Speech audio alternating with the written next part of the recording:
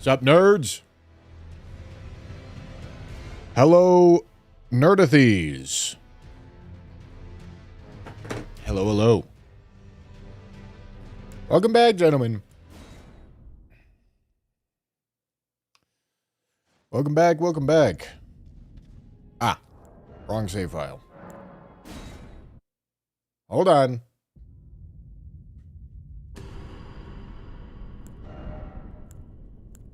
We need this one.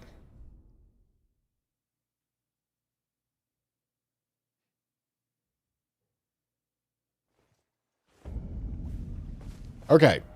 So, I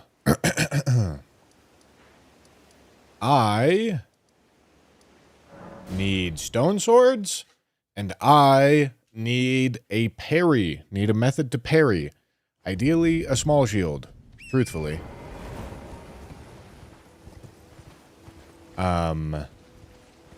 Because there's an aging untouchable that's in my way that I'm pretty sure I have to kill.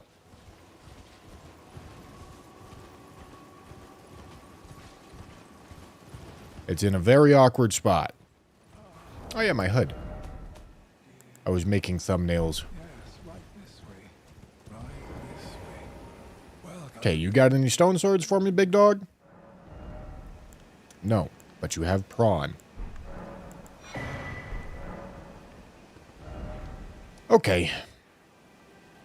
So, now starts the process of scouring through, graveyards. Because I really do need a method to parry, along with 2 stone swords. Although, I guess if I don't find 2 stone swords, I'm good to just go to the next area. I guess. And go back whenever I get stone swords. Like, that is what the rules of the challenge say. But also, I don't get to do that until I get past the, I don't get to do that until I get past the, aging untouchable that I need to in the hero's grave.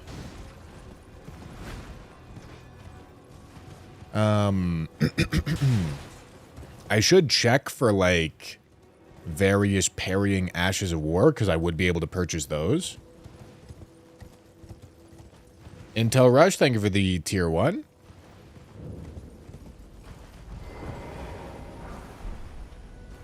Thank you, thank you. Okay. Barbaric Roar. Okay, that's not the one that gives defense and... that's the one that comes on the iron balls.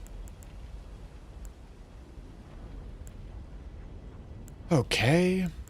Yeah, I mean, nothing that matters.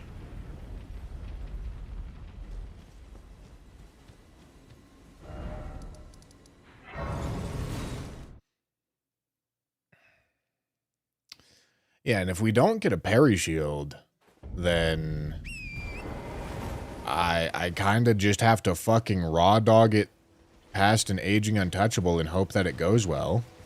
But, like, it's just gonna be so awkward.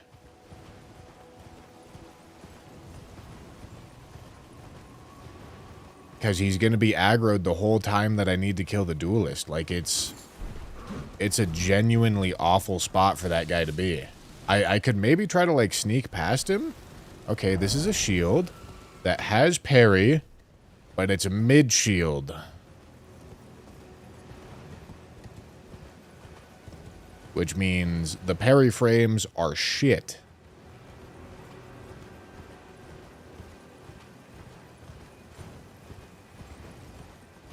I think I can still try to sneak past him.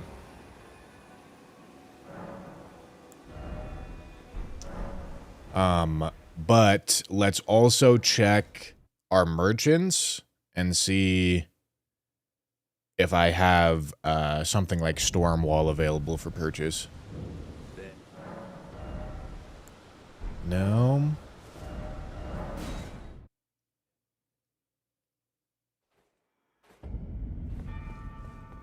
I've decided I'm often we may not if there's A small shield would be ideal, but realistically, this mid shield's probably the best I can ask for.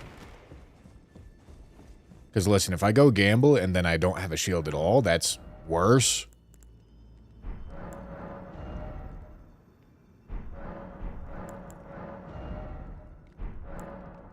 Stormwall would go so huge.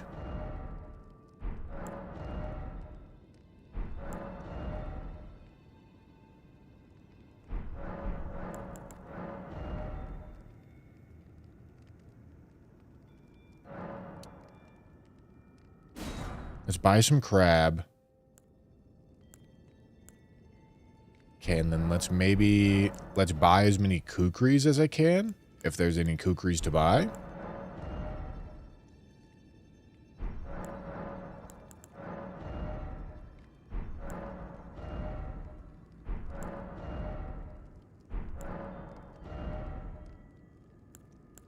Infinite throwing daggers are nice, but... Okay. Not that good. Ashes of War. Yep. No parry.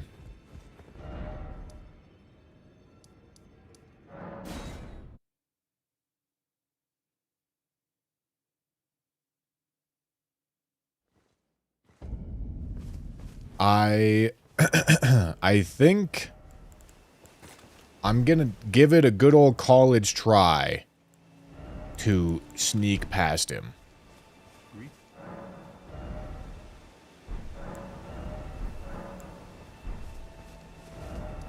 And if I can't, then I'm gonna have to go for the parry. This is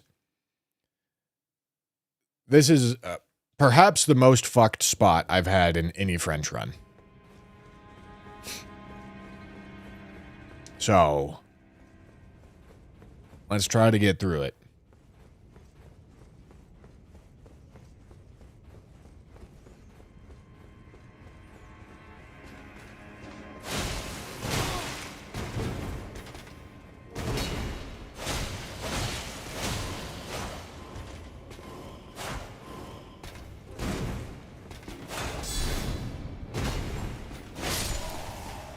Okay, I'm just going to be really thorough through here. I mean, I guess I can... Anybody that chases me down there, I can just kill in the light down there.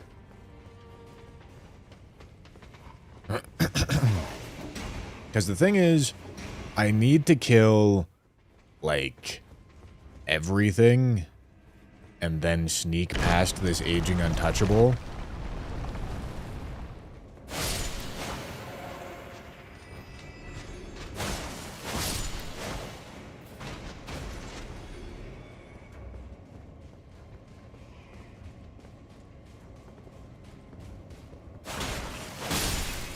Because if that aging untouchable is aggroed while I'm trying to kill this duelist, it's just gonna be hell.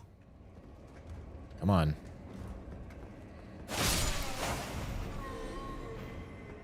Okay.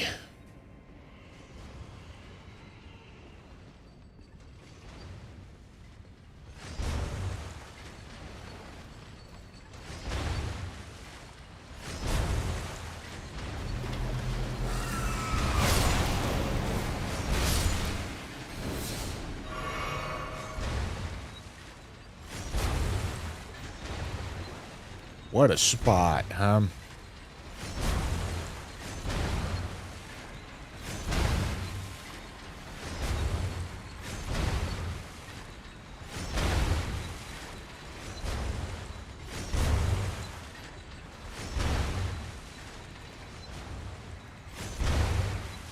I mean, maybe I can throw a kukri and then distract everything into the corner. It looks like this flower sees me.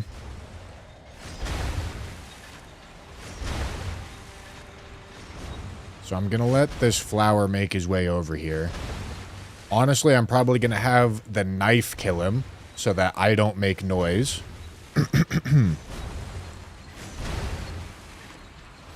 Oh.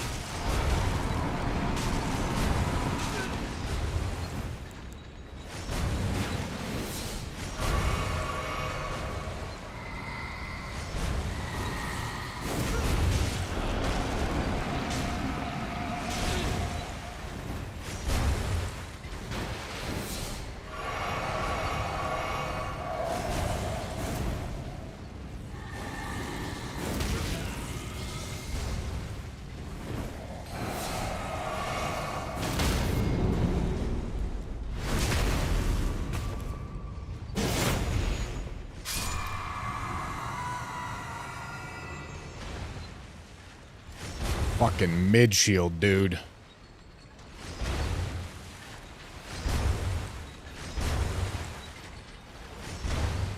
Okay, that's the hard part. But the thing is, I need to fight this boss with whatever resources I can manage to scrounge together. I don't want to do that again. I think for understandable reasons.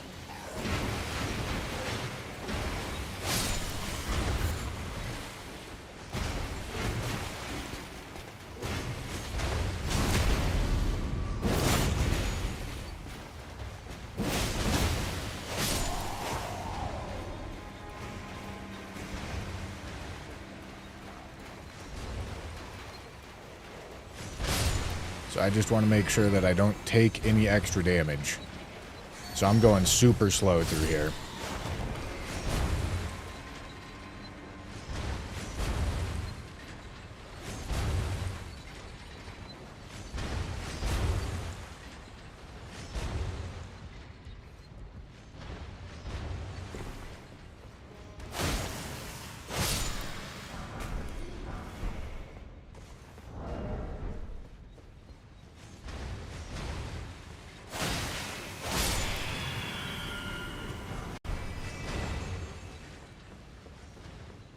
Okay.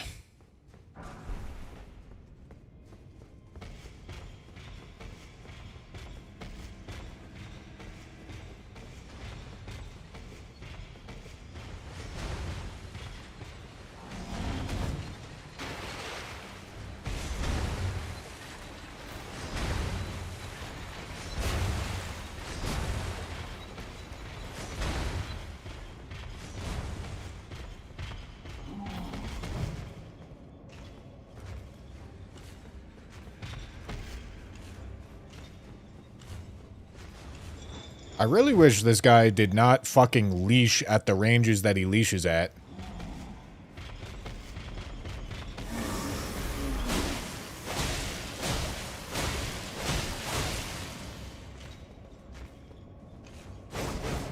Oops.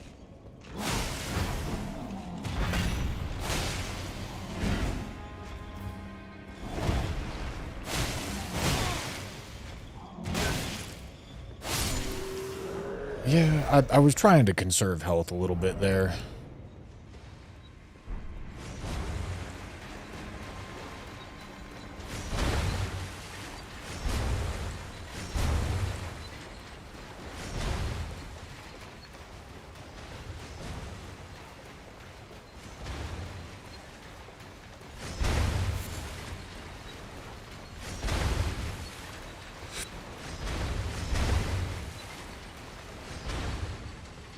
Okay. I would prefer if this is not a super hard boss, because I need to send it with this amount of stuff, because if I don't, then I have to kill the aging untouchable again, and that's not good. I mean, I guess it's going to be open at this point, so I could go back and I could run past, and I might have more red flasks, or I might die. So, not going to do that.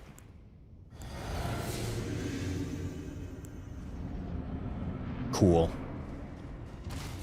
Great spot to have a Knight's Cav.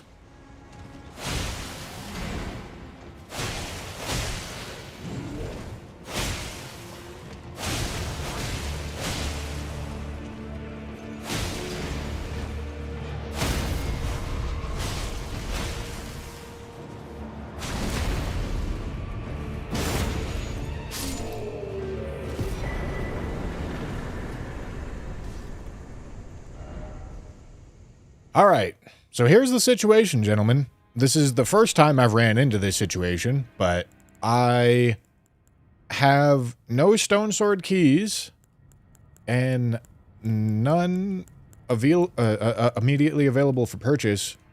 So, just like with the imbued sword key situation,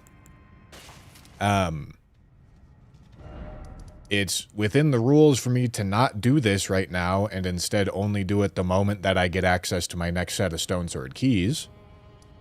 So, yeah, I can go capital outskirts now. I just need to go back the moment I get 2 stone swords.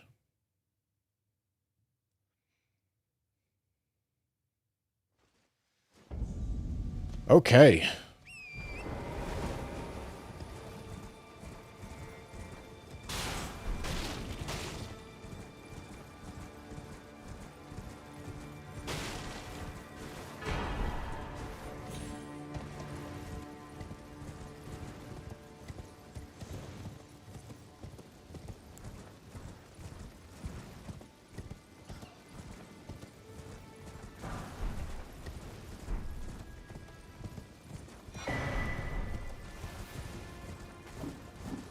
What stats does the ooh.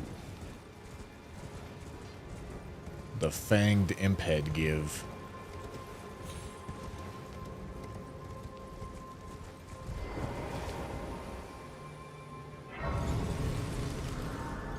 Yep, we're still on 1 tally pouch.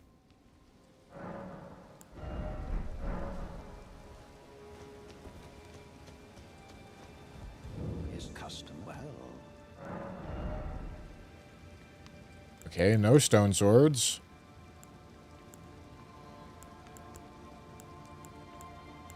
Okay, nothing that matters.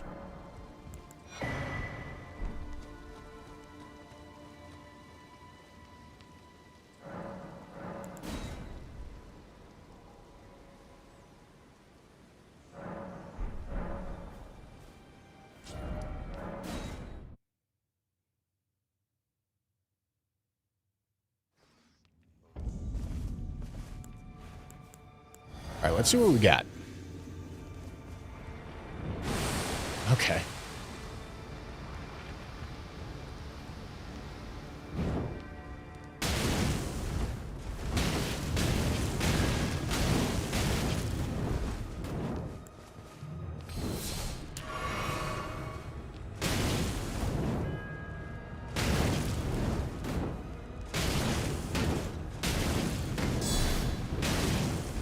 Did I just get guard countered with a fucking torch?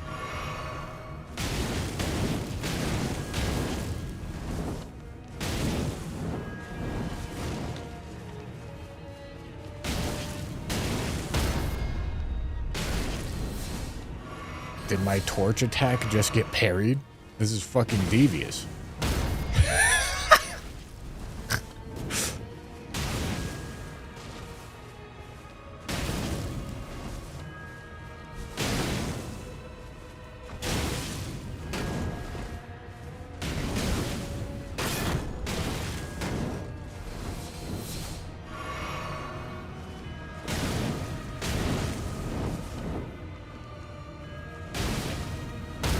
Okay, dude.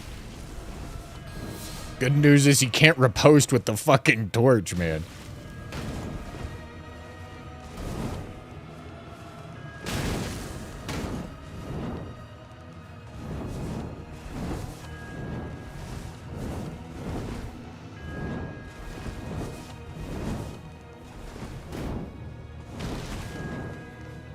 Fucking goofy goober ass fucking fight right here, dude.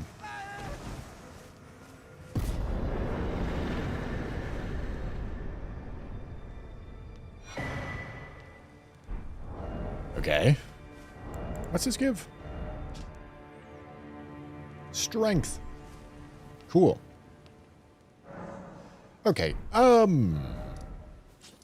this is probably worth digging through another graveyard.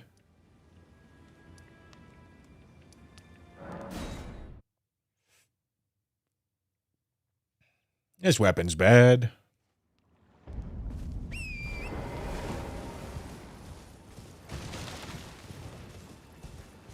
Looks like mid-shield parry is OP. I'm really happy that I managed to kill that aging untouchable. Because mid-shield parry is hard. There's not a lot of frames to it. I realistically only had like 2 more chances to hit it before I ran out of healing. Okay, Celebrant's Cleaver. Oh, fuck. Okay, no, I'm stuck. Okay, I'm leaving.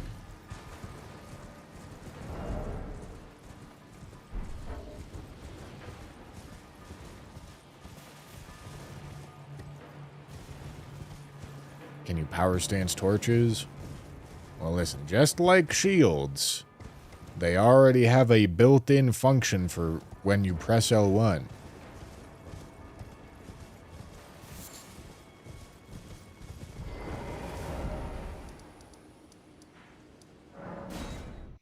Alright, this is, again, another goofy goober-ass weapon.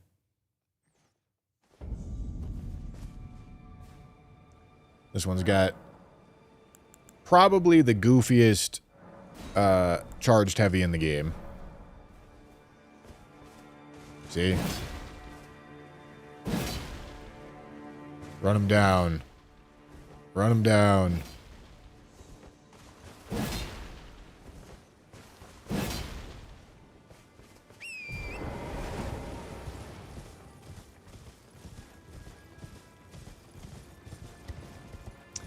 Durgan.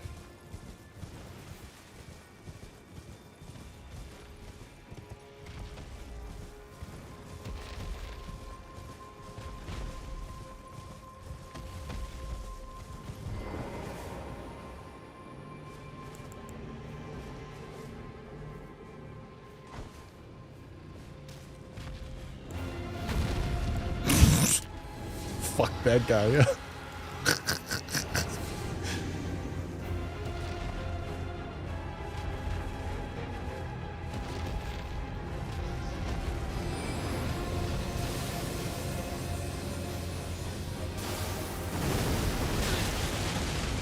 Come on, come over here.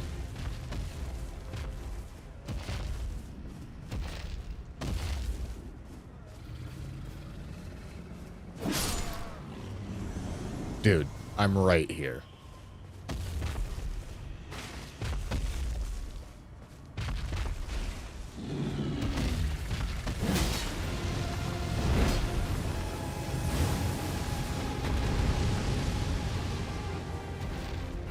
Can you stop going back towards all these fucking ads, man? Thank you.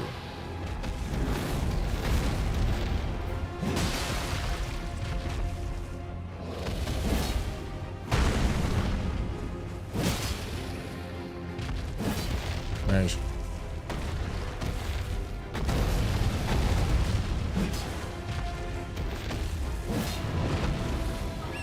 Oh boy.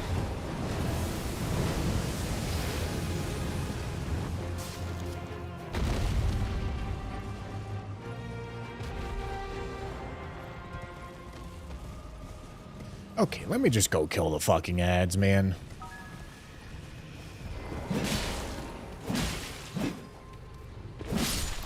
It's gonna be easier if I just kill these guys. Cool.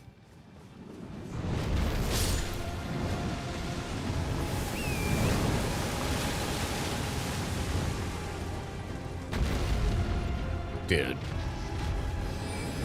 Homie.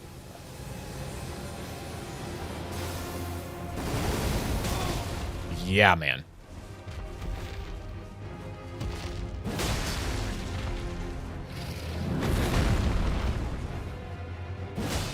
All right, let's get some staggers in here, huh?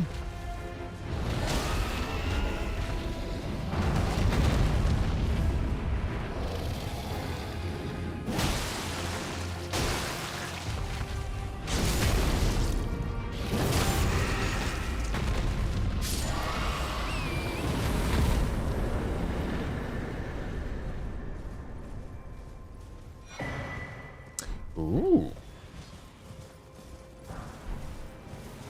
I think it's a little late for it. Probably. Because I'm already at 27 strength. Yeah. Yeah, that's pretty much, like, exactly perfectly late. If I got it any earlier, I would probably use it.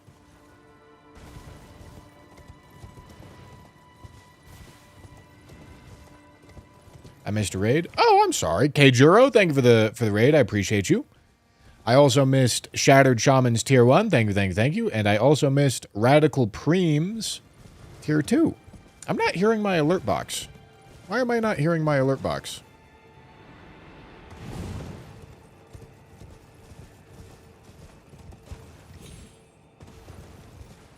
Is Banished Knights any good? I can't remember. Well, it's a smithing greatsword. So, yeah, I mean, that's pretty good.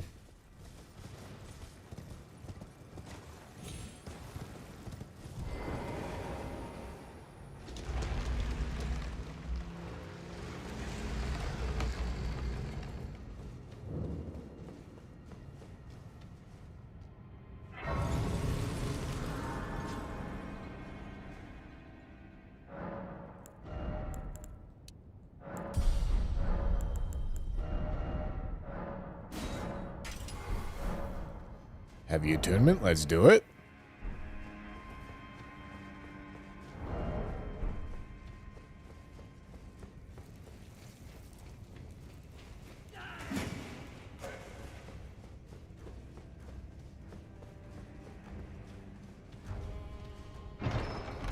It's also got the fancy move set. Oh, does it have the weird one that kind of looks like you're doing like square off in the middle of the R1 chain? Oh yeah, it does. Doesn't matter because you use the charged R2s on this weapon class. This is the same moveset that Inseparable Sword has. But you don't use the R1 chain on this weapon type anyway, so...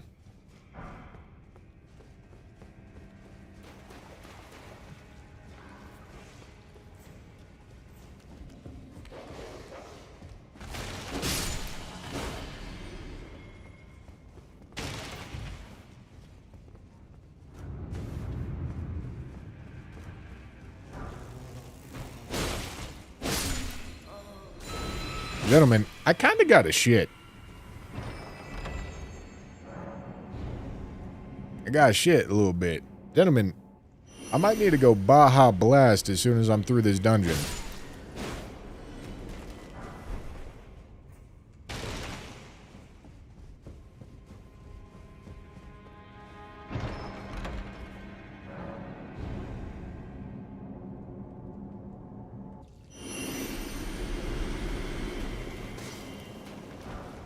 Going.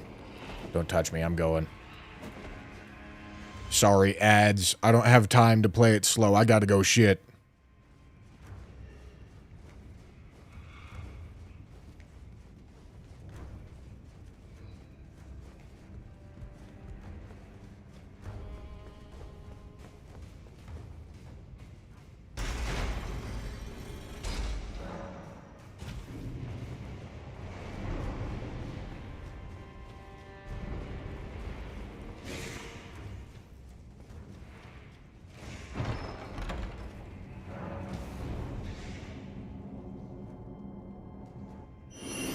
Nah, I ain't killing the boss. I'm just getting back to the grace. Because, gentlemen, I got a shit.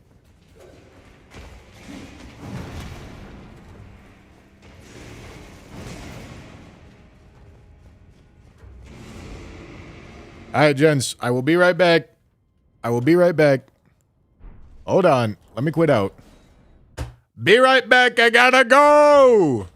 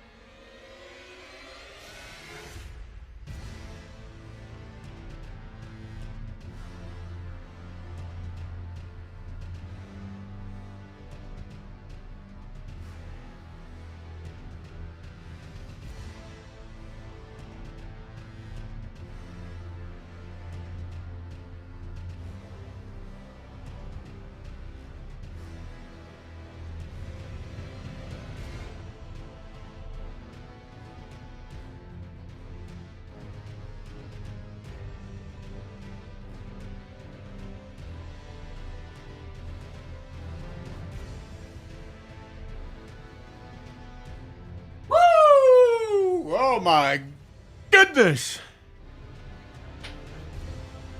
Gentlemen, Lord knows I needed that fucking bidet up there, gentlemen. Lord knows. Holy.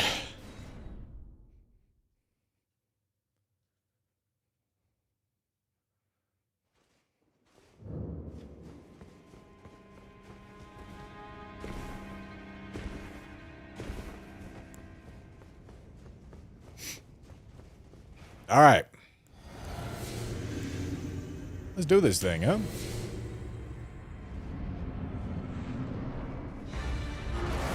Hello, Maggie.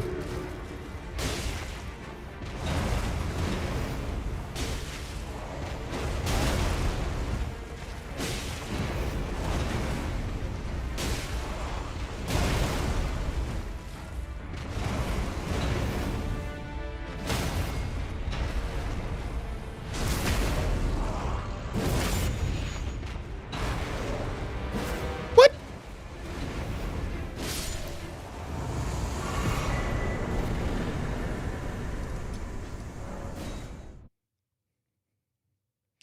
Do you dry yourself after using the bidet, or do you go around with the soggy ass? Well, of course you gotta dry yourself, home dog. Listen, the toilet paper's still there.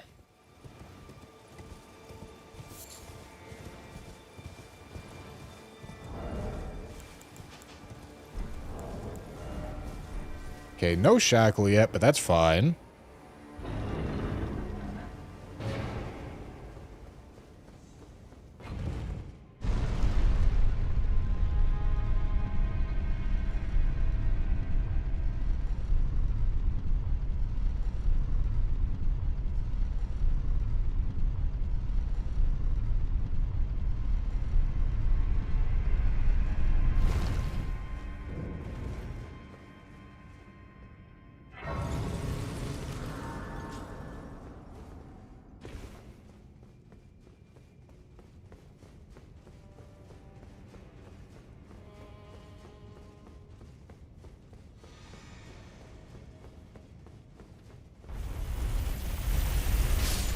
Stupid.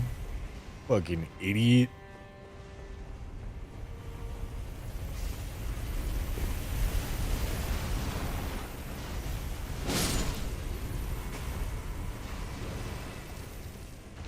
Big dum-dum. Oh! Okay, Clyde decided it was time. Clyde wanted to fucking fall on me. Holy shit.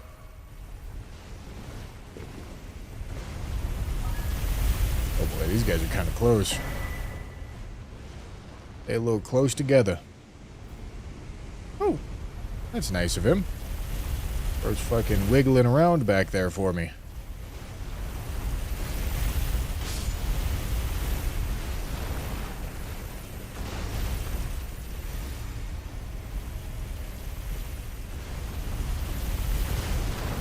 Falls, thank you for the 300 bits.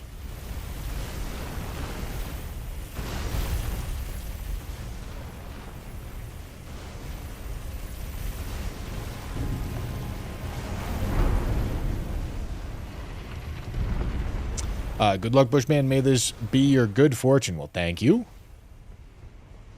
Thank you, thank you.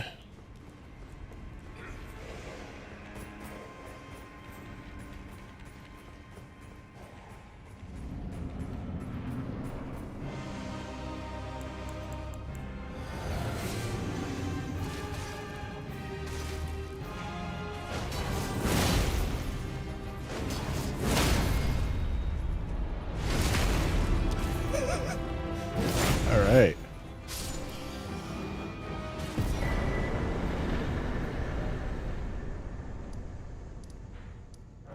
Okay, let's go do Onyx Lord. Bush, can you give a comment on what you think about Elden Ring coming to the Nintendo Switch? This is an odd thing to insist a comment upon. You think you're like a member of the media or something? You're gonna go write a fucking article about this?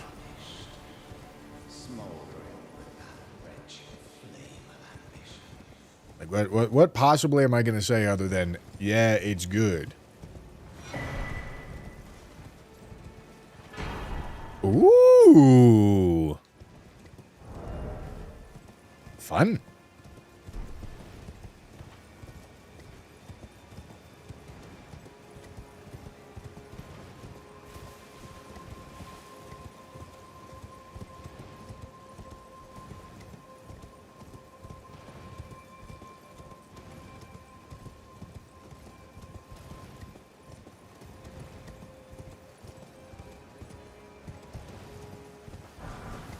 Damn it.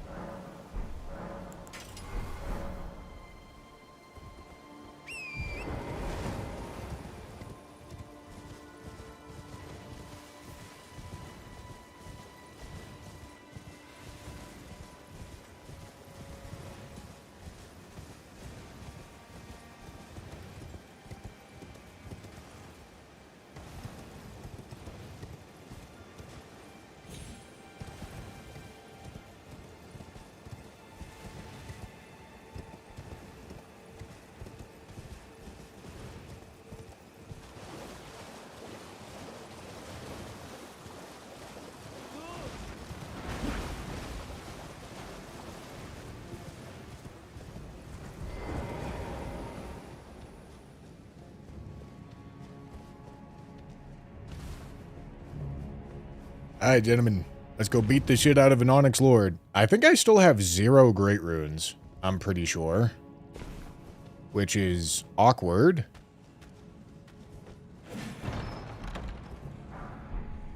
Kind of means that I gotta go. I mean, I guess I'll go Gelmir once I'm done with Capital. That makes sense to me. Yeah, I mean, no Great Runes. And then after that, we can go underground. Hope that it doesn't force me into weeping.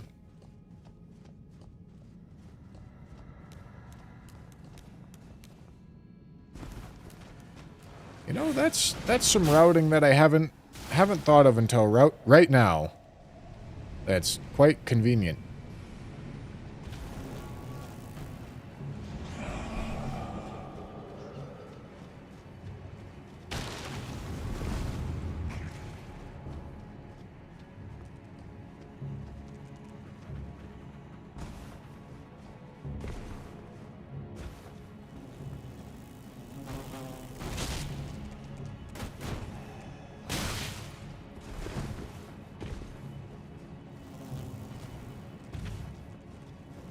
All right.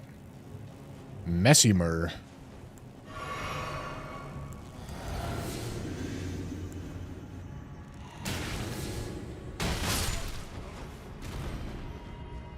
All right, Mesmer, let's do it.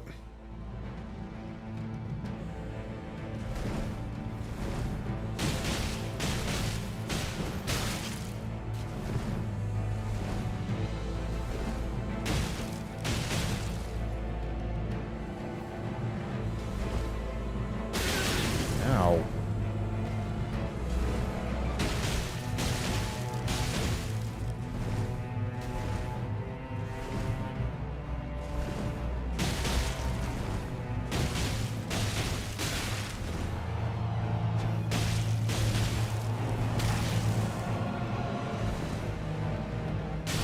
Ow. Now let me heal.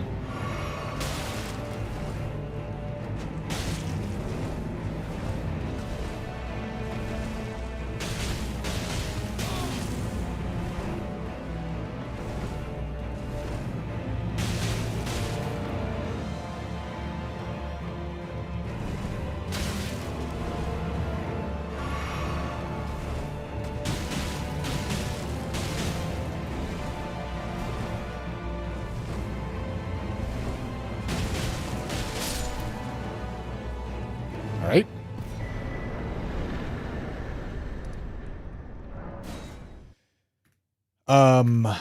Still no stone swords, right? I mean, shit, dude. Gelmir requires a bunch of stone swords, too. Well, Gelmir requires 1 stone sword. 2? I don't know how many that cave takes.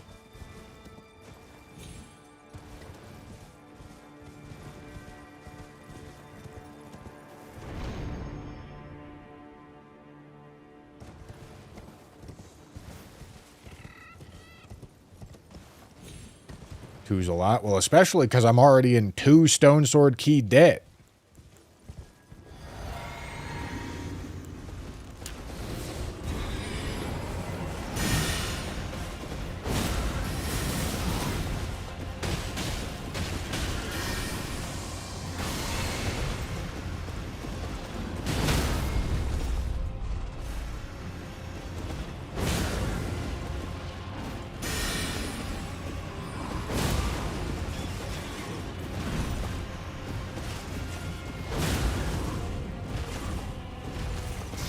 Oh boy. Fucking palm blast, man.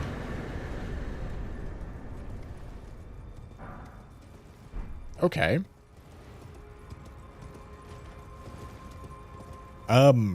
Have I, like, forgotten merchants somewhere? I don't think so. I'm just really not getting any stone swords.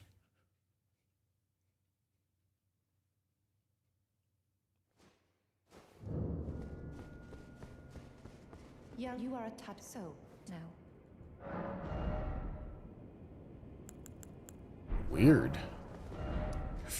Okay, let's do Gelmir. I guess I'm just gonna start building more fucking stone sword key debt, dude.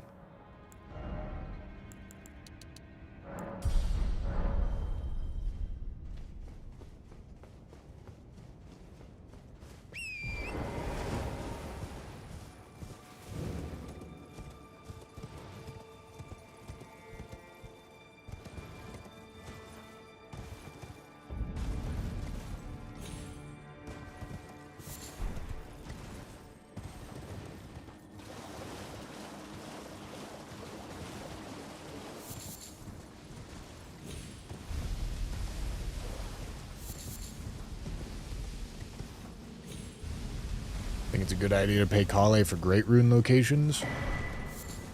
Can you pay him for Great Rune locations? Is that... I don't think that's a thing. Am I crazy? Is that a required item? Maybe it is. Because I normally only look at the upgrade item menu. I guess that probably wouldn't go in the upgrade item menu.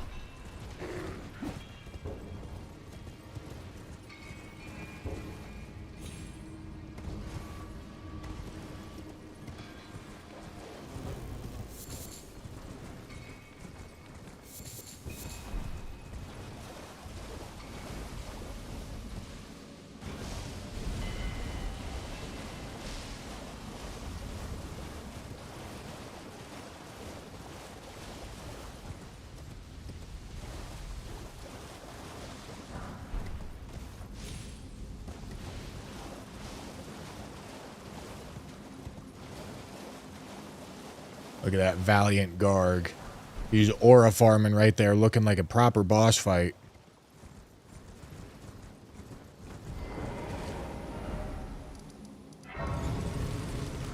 Let me go see.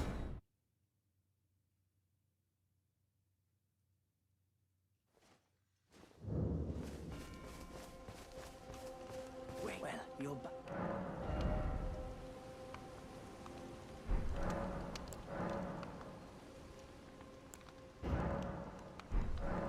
Purchase a required item marker. Okay, so you don't...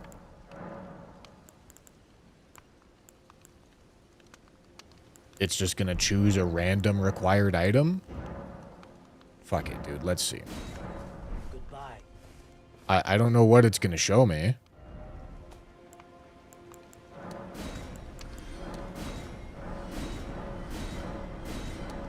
I'm assuming Great Runes must be a part of that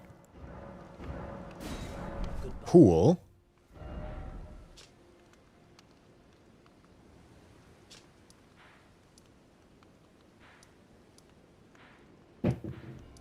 Okay, so a required item is at Rusted Key.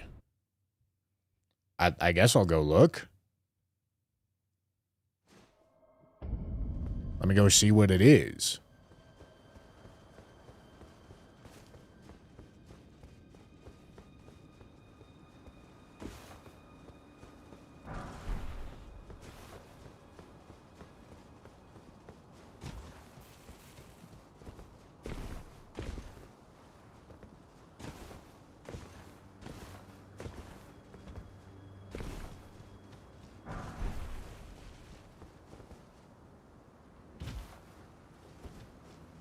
Rusted Key at Rusted Key.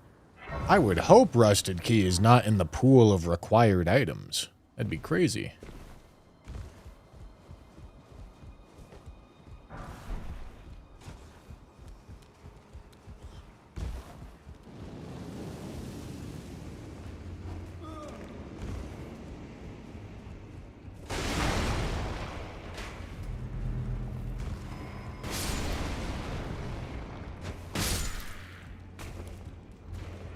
Deathblight. Oh, joy.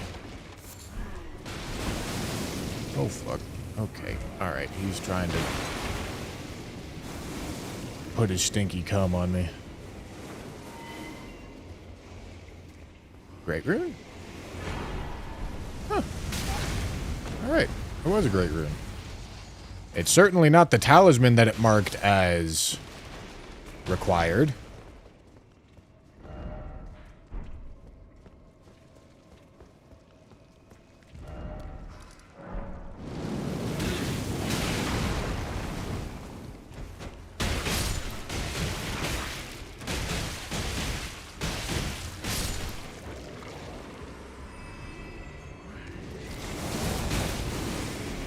Oh boy.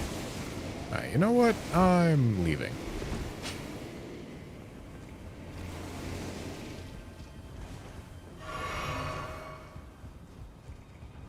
Okay. I don't know exactly what required items would be considered. It's probably like medallions and great runes apparently.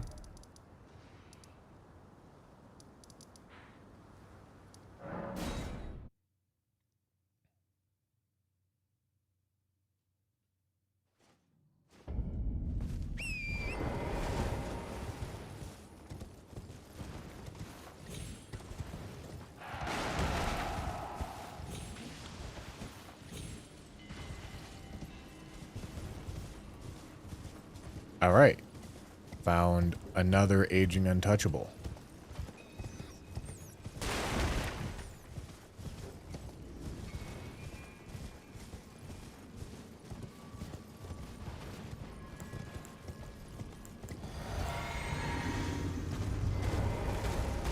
Putrid avatar that's immune to fire damage.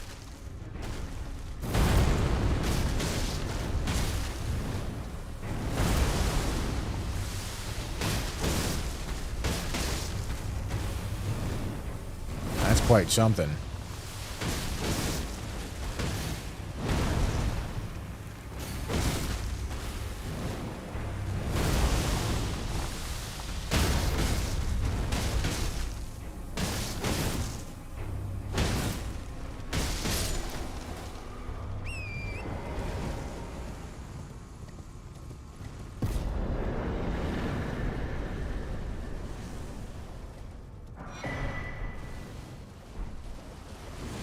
Sanctified Whetblade.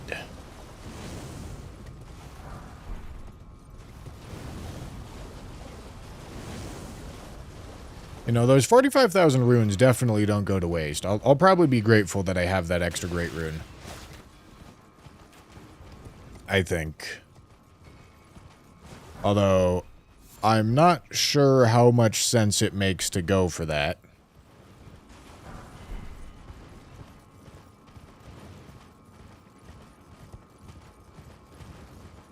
Because listen, getting Morgoths or Radons would be great. But most of the time, if you hit Great Rune of the Unborn, you're going to be pretty unhappy. Or Godric's, or Reichard's, or Melania's. Or whatever the last one is that I'm forgetting. Moog's.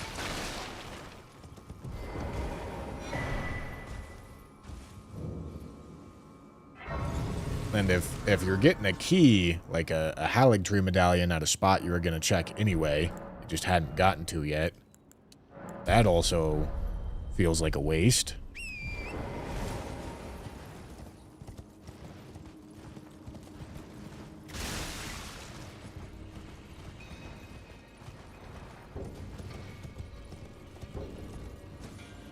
So I'm not sure how worth that is. I mean, there's got to be a point... Okay, it's a red wolf.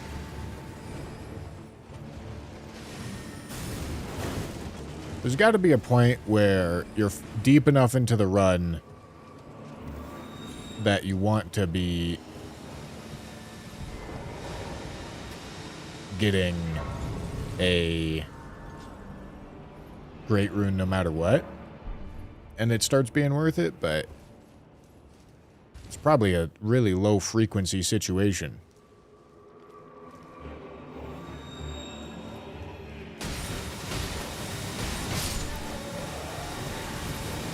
Okay, this is going to be awkward.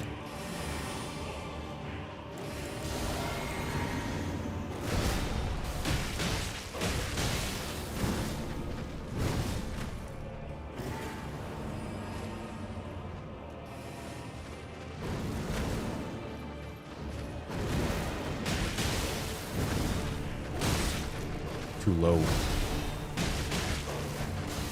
You know what? Why don't I just hyper armor this shit? I don't need to listen to his nonsense.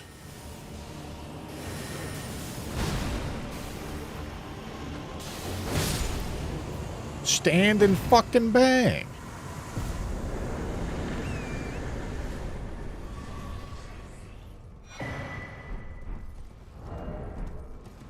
Okay, Claw Talisman stayed. Forked Tongue Hatchet.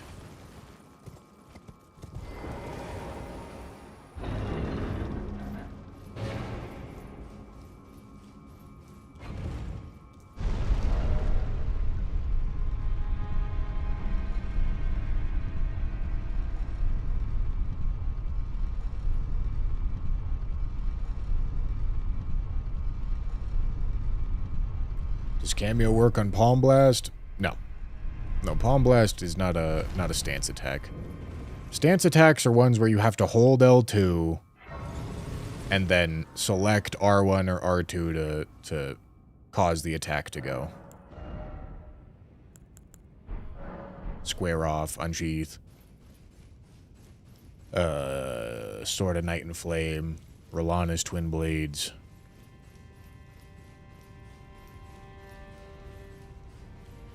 Stamp is a stance too?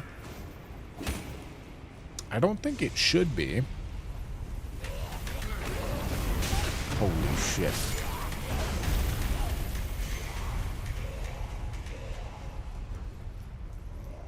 Because Stamp should be like Death's Poker.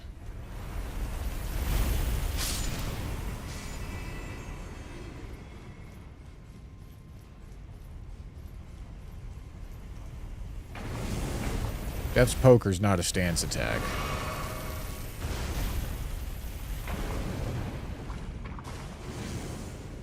Because you press L2 and then there's a follow-up. You aren't stancing up. You've got an attack and you've got an optional follow-up. That's not the same thing as a stance. Square off ain't doing shit if you just press L2, you know?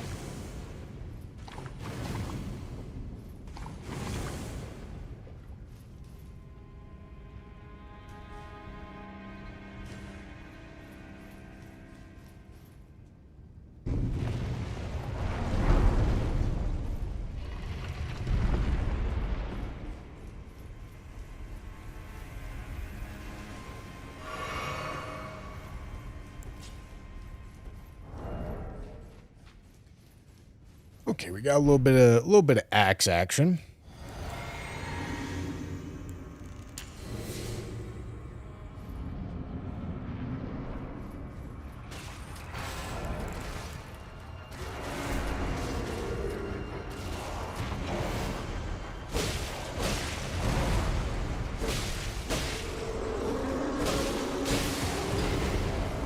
Wait, this thing bleeds? Huh. I didn't know that.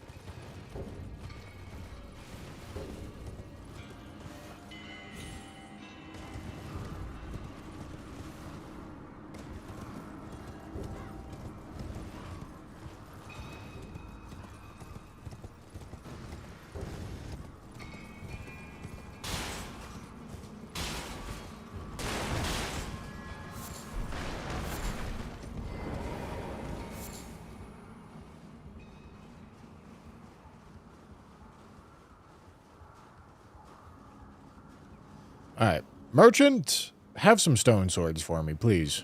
I'm begging.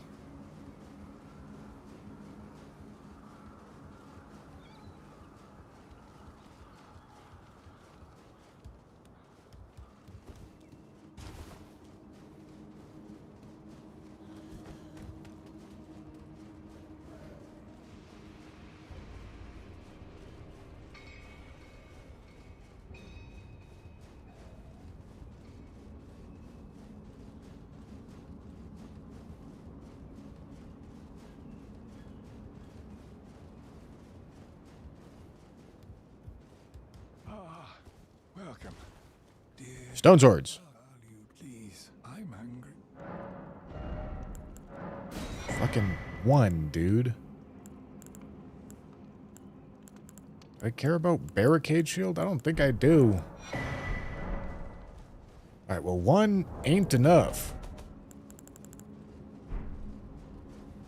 I'm still in 3 stone sword key debt.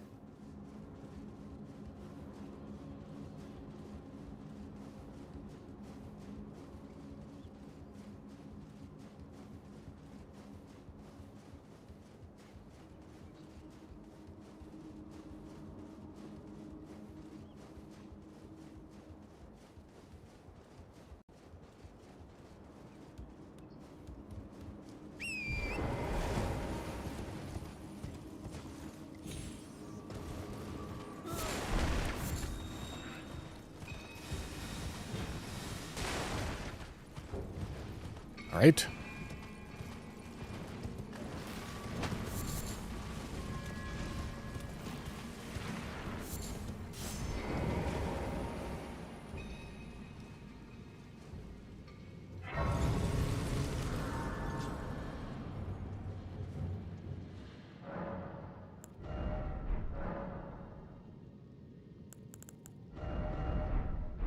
Okay, can't change Ash of War on this thing, unfortunately.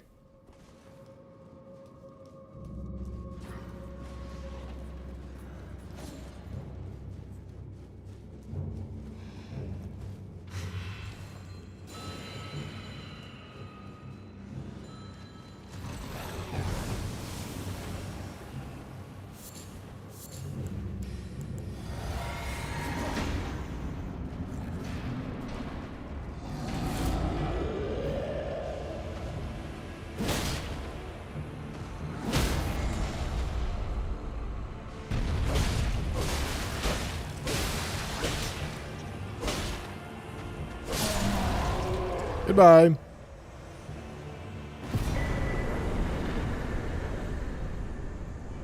I will absolutely take a sacred tear.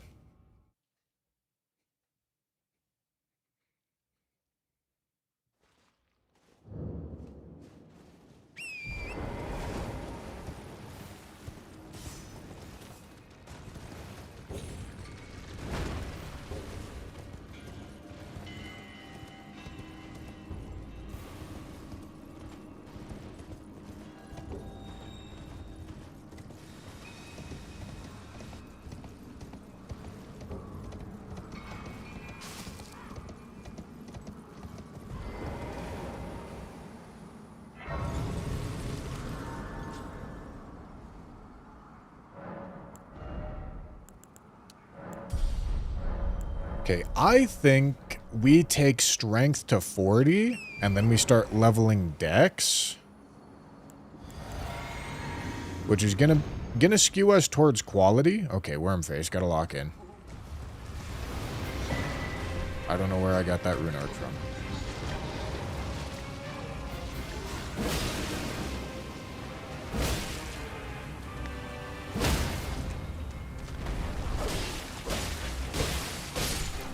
Whoa.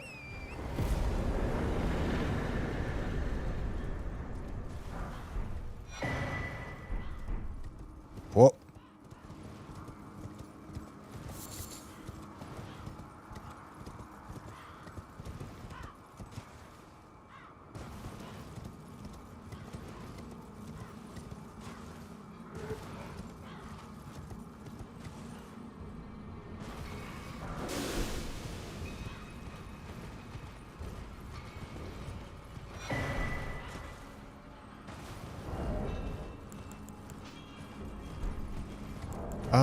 Do I have drawing room key? I sure do. So if I want to do Volcano Manor, I totally can. It maybe feels a tad bit early for it, but it's between that or burning underground stuff. I guess I can keep lower Shifra.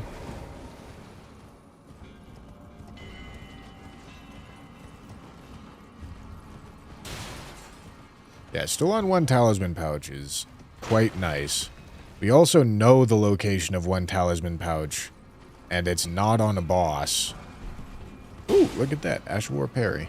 So that's also quite huge. Okay. This is a problematic boss either way, but it could be... let me go... I didn't sit. Let me go back here. Could be Deathblight Dancing Lion, which is... very problematic boss.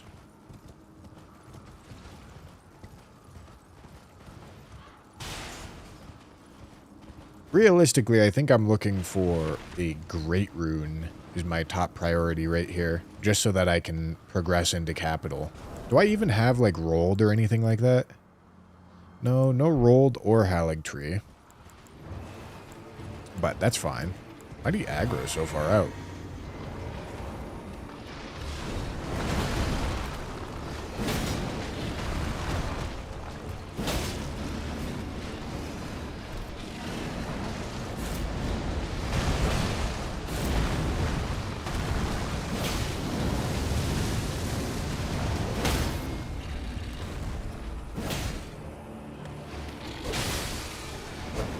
Okay, let's see. Deathblight.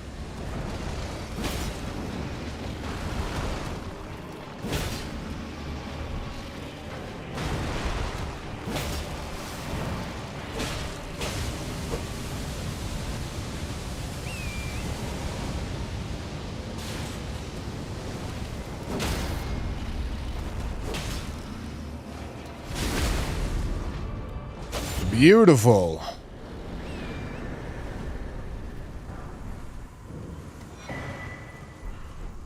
Spiked crack tier. Excellent.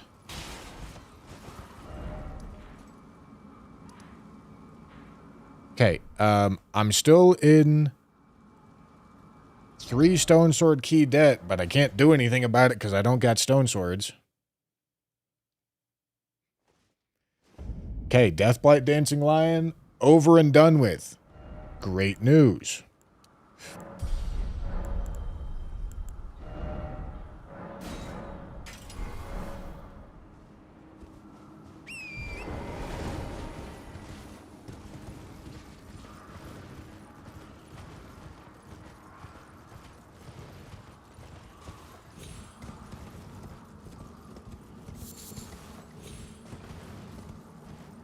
Stone sword?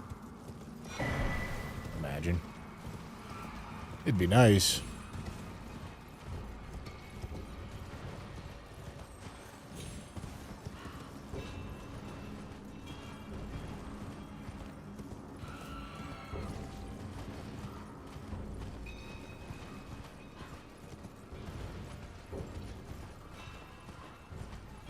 Tanith could also drop me a great rune here. Very possible.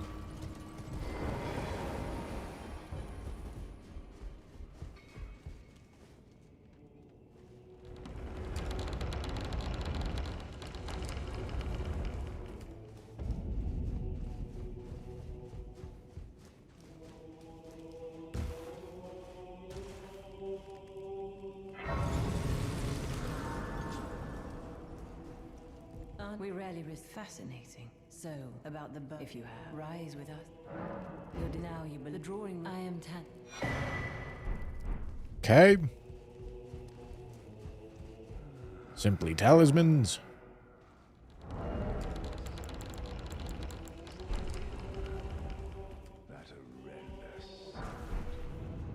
All right.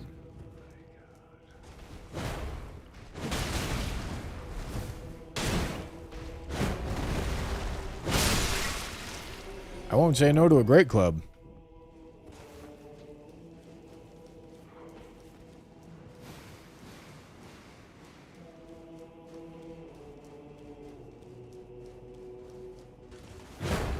Whoops. Oh boy. All right. Oh boy. Oh boy.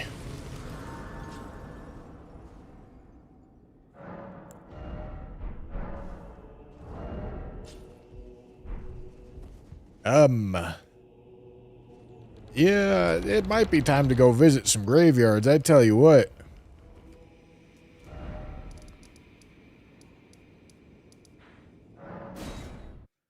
Cause this is a little chunky.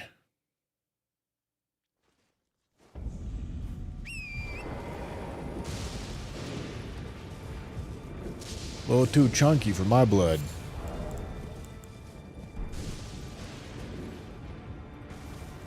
I'll get knocked off the horse quickly since I'm fat, so I just gotta be aware.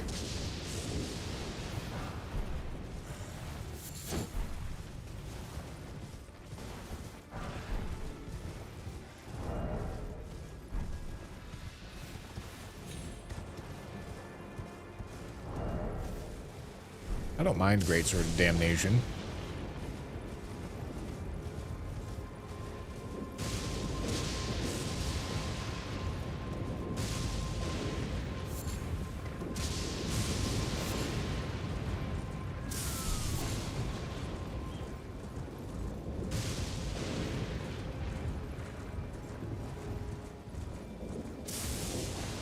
Something big's in that church, I tell you what.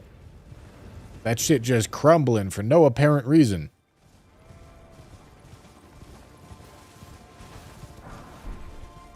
Order's Blade.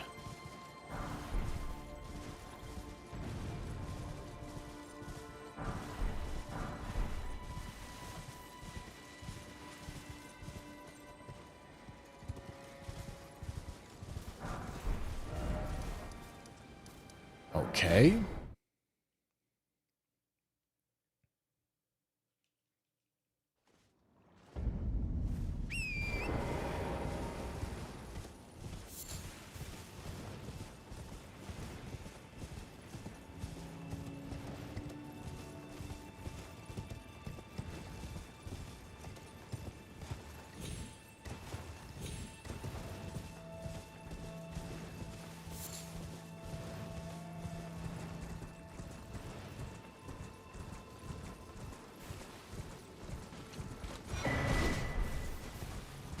Okay.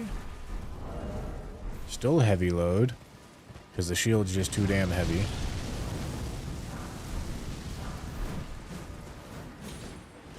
Need to get rid of this shield, man.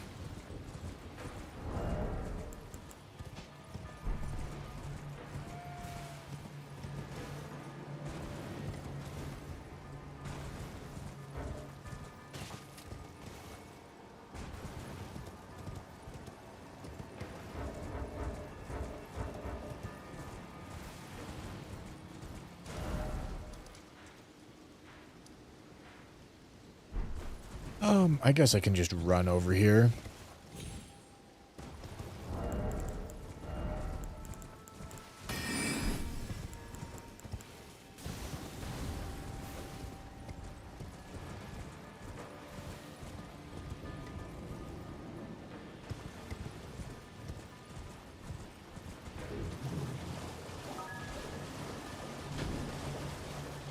Jack Hinkson.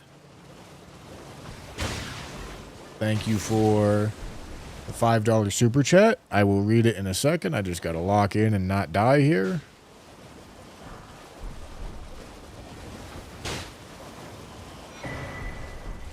Means footwork. Love the streams. Me and my brother watch your stuff all the time. What headphones do you use? Need ones that aren't over ear. I use Moondrop Blessing 3s. These are expensive IEMs. You really don't need them to be this expensive. The reason why I like them is because they're small bore. My ear holes hurt too much if I put shit that's too big in them. Got a cute little flower. Wow. Come on, please let me keep this weapon. Get me mid-load while I get to keep great stars, please. I'm begging. Give me a really lightweight offhand weapon, please.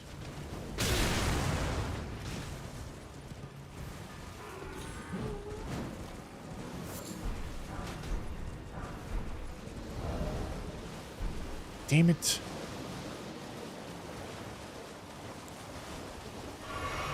Really want to keep this thing. If you do want to see the gear that I use, I'm trying to think where I have. I've been making Amazon affiliate lists of all my stream gear. It's below my videos, which means it should be below the live stream. But I should probably make it more readily accessible. I should also probably work on it a little bit more because it's not exhaustive.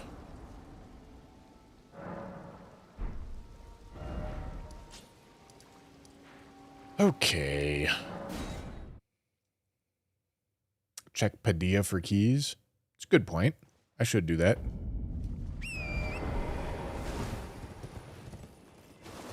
Can I alter garments? Good question. Let's see if it makes a difference.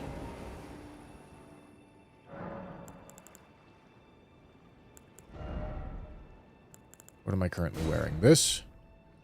12.5. Remove the cape. It makes it lighter, but not light enough.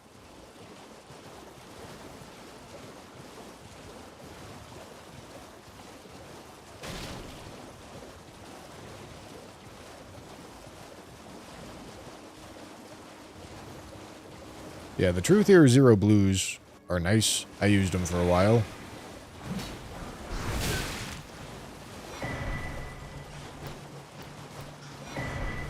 Nice. Huge. Excellent, gentlemen. And shit, if I wanted to, I could cast Order's Blade on my shit. Shit, I might. I just might. Wait, is this the one that does both? No, that's the other one that does incants. Damn it. Okay, that's fine.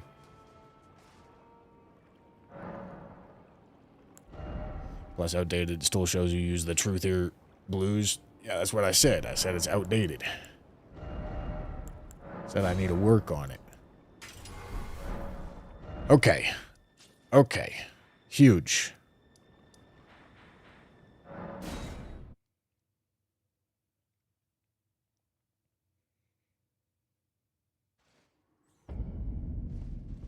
Huge, huge, huge.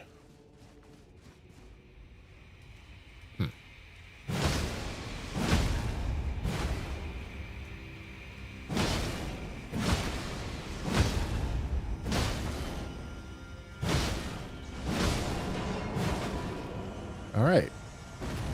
It's a convenient spot for that guy to be hanging out.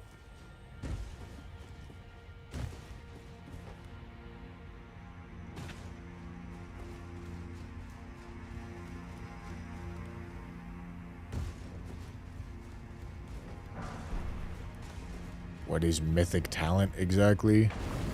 They are a talent agency.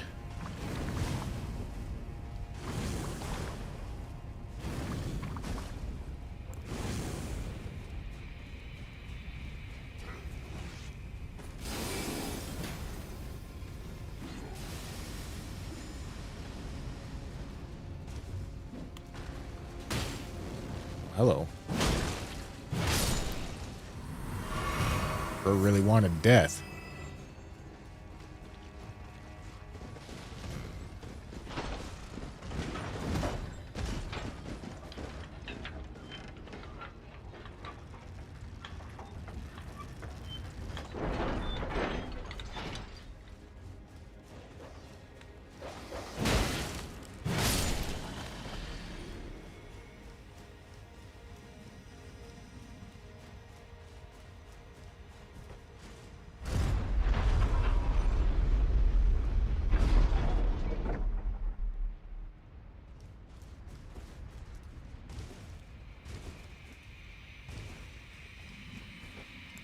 Okay.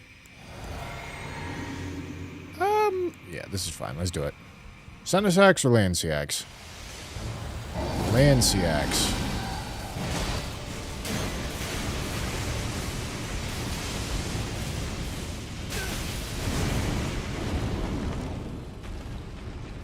Oh boy. This is a spot.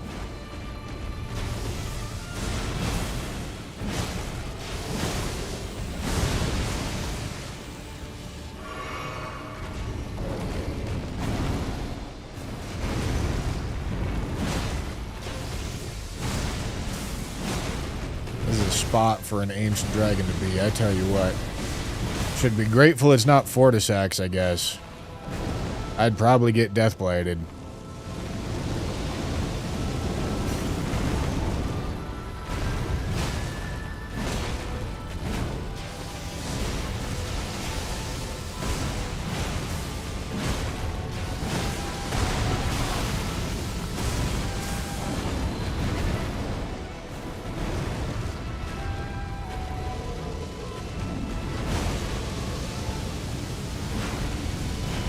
Dude, come here.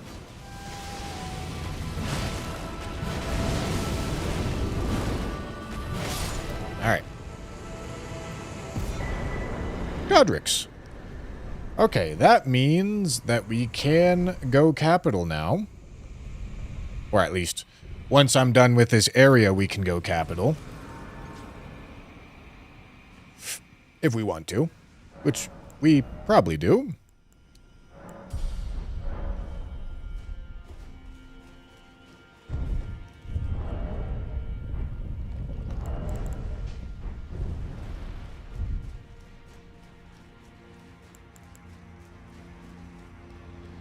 Lightning ball.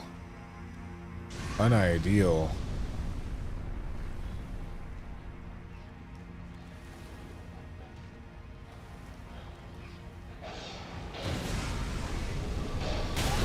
Oh, he saw me.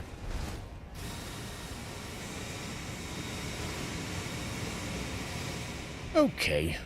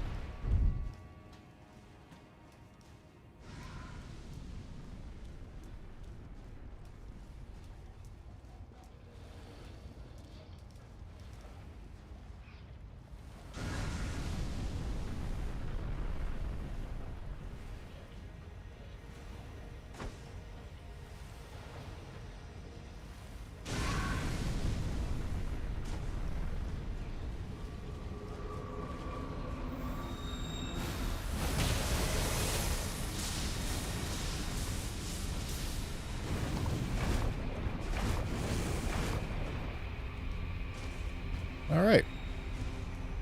That went smoothly.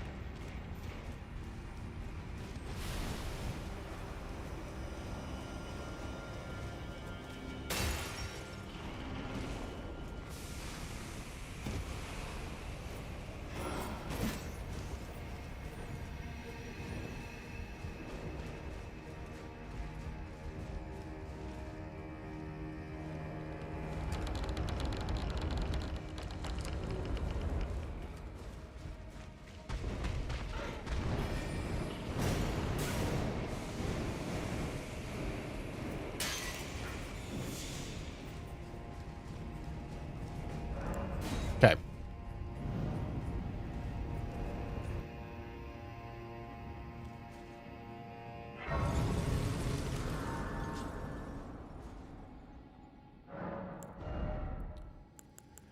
Oh, I did forget that this arena does make you pick up Serpent Hunter. So I'm not actually going in there right now. We're going to go, we're going to savor our great stars and go go down first.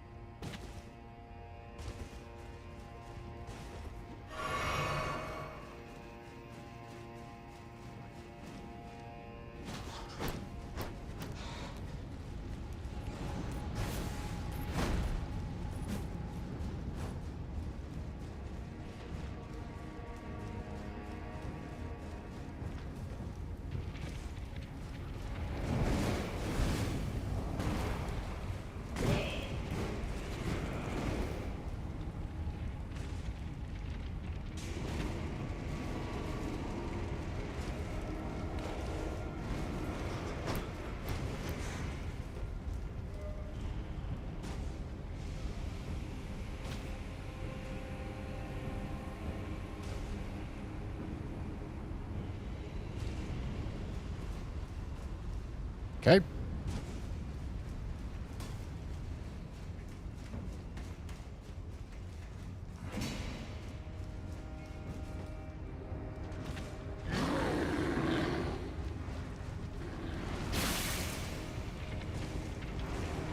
Mr. Hand, if you could please get the fuck out of my way.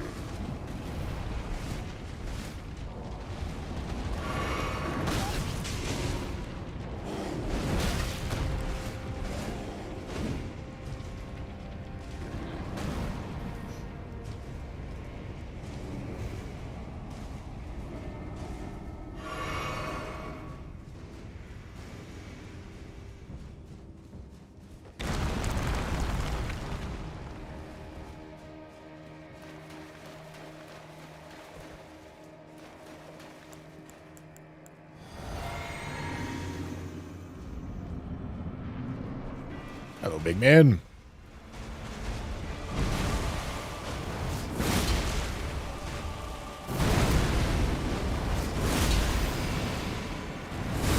You know, I hope I got the upgrade mats for the Serpent Hunter.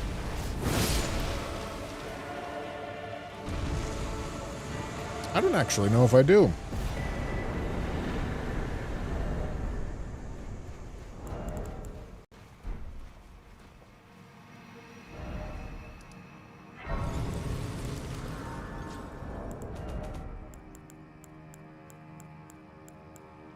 Okay, I'm missing a 9 and a 10. Maybe I have them available for purchase? If I don't, +8 Serpent Hunter's probably fine.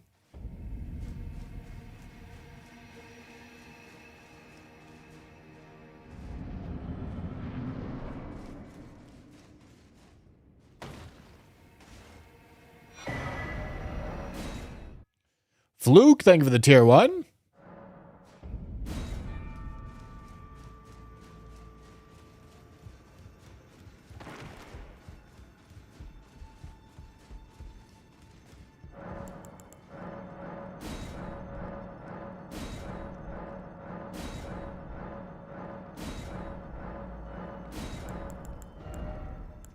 Okay, Somber 9, Somber 10.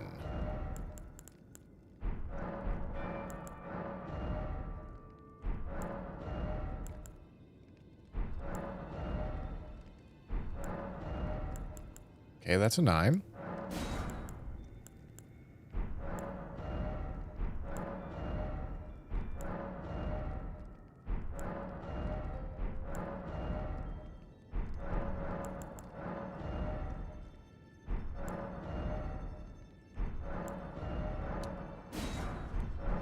just going to buy a few more crab.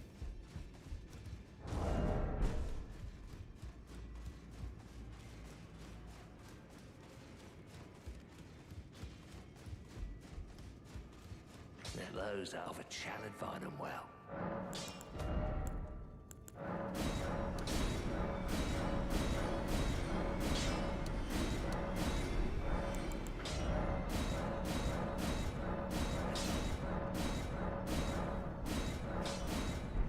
Beautiful.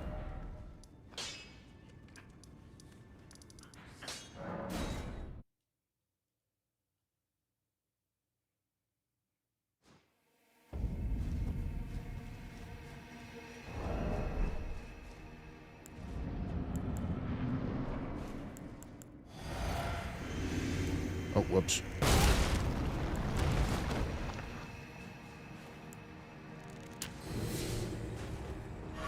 I do want to drink the physic because it gives me a charge attack buff, and I will be using plenty of charge attacks here.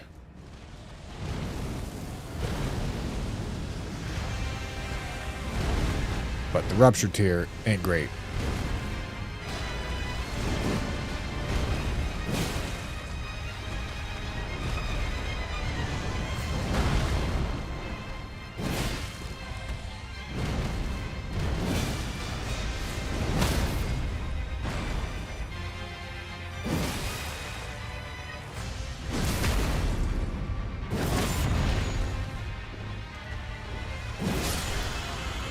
All right.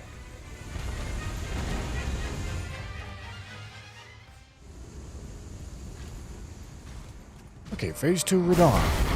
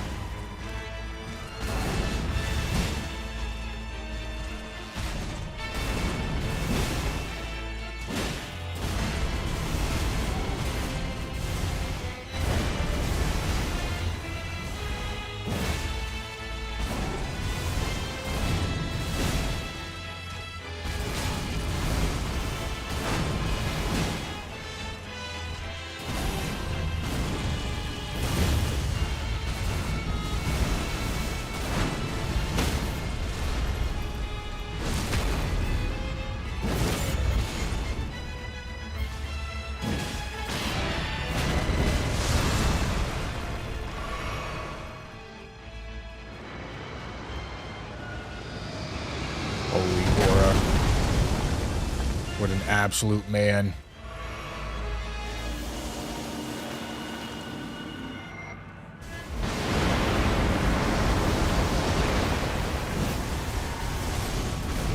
Do you have iframes there? That was crazy.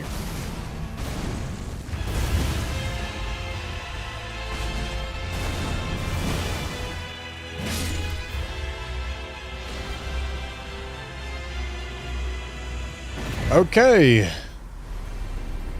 PCR phase 2 gone as well.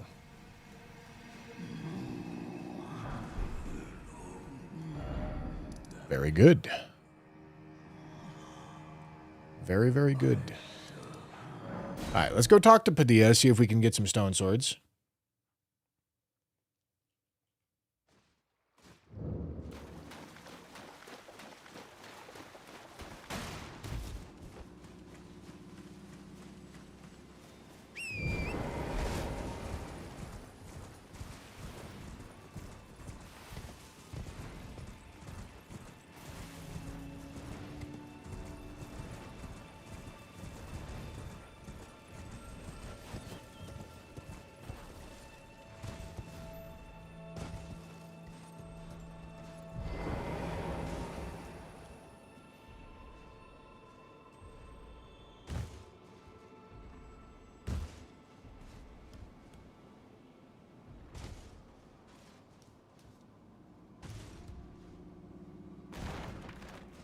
Alright, Padilla, have some stone swords for me, please.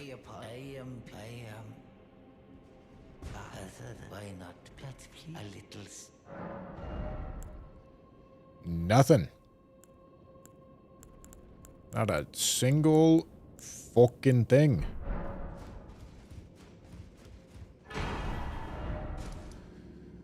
Okay. Crazy, crazy lack of stone swords on this seed, man. But okay. Did I not? I didn't light this grace? Shit. Okay. Well, listen, my options are Capital or Dragon Barrow or Underground. But given the context of our build, I think we probably want to go Capital.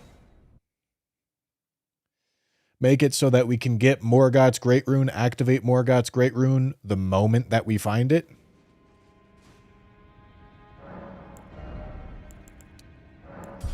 And then if I find into Radon's, then we can just go to Dragon Barrow as our next area. We'll be choosing to go Dragon Barrow regardless of that eventually.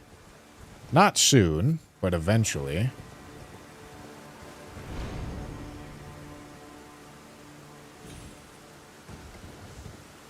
No, activating Godric's is definitely not worth it. I sacrifice health to get a couple damage levels, and those damage levels at this point are not very useful. Yeah, I've got capital access. I got 3 Great Runes now.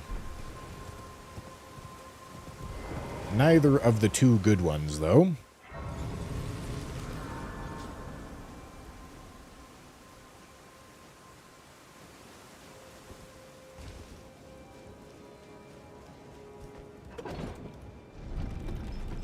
Dragon Barrow can be shitty talisman place.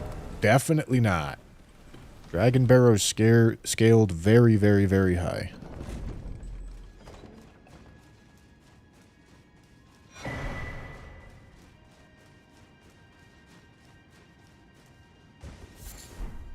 Very high.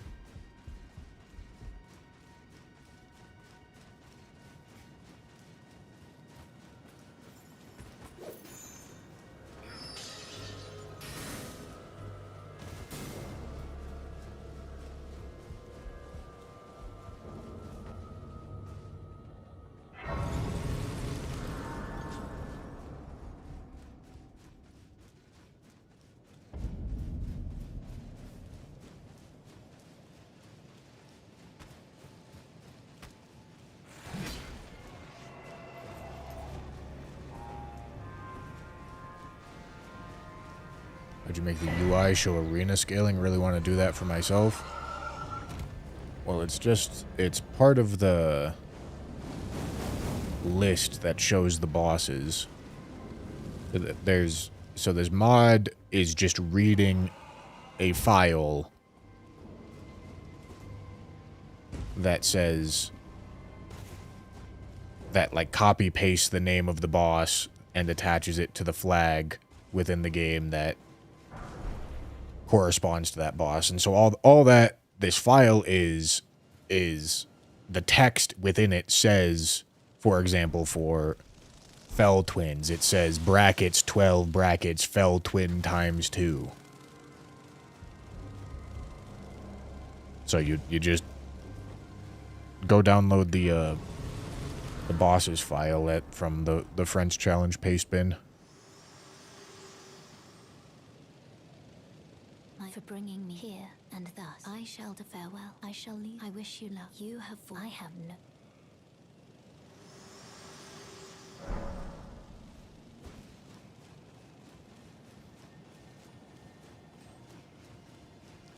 Alright, +9 Serpent Hunter's still realistically a pretty good weapon for me.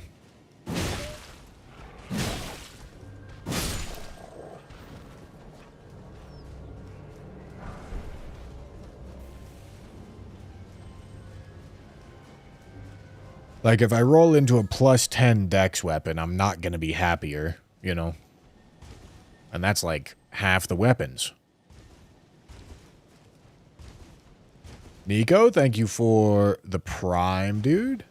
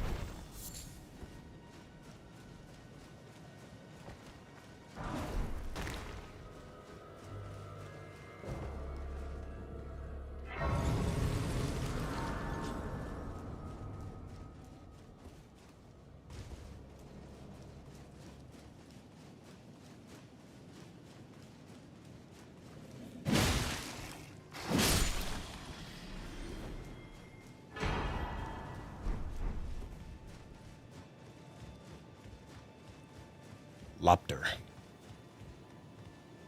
Big lobster. Might be worth drinking this right now. Oh, shit.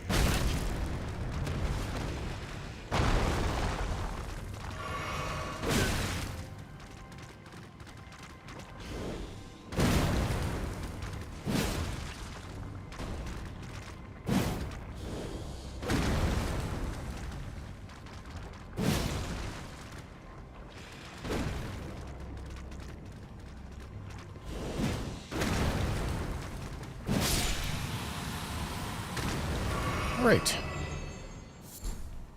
Lobster.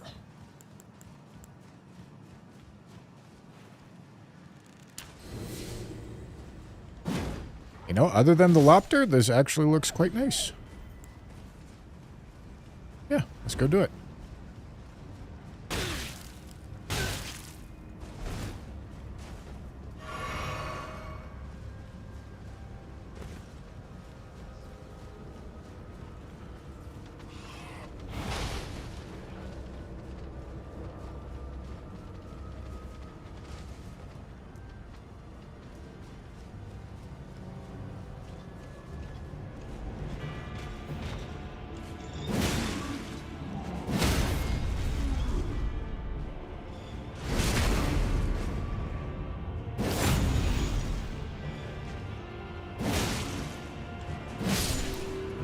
All right.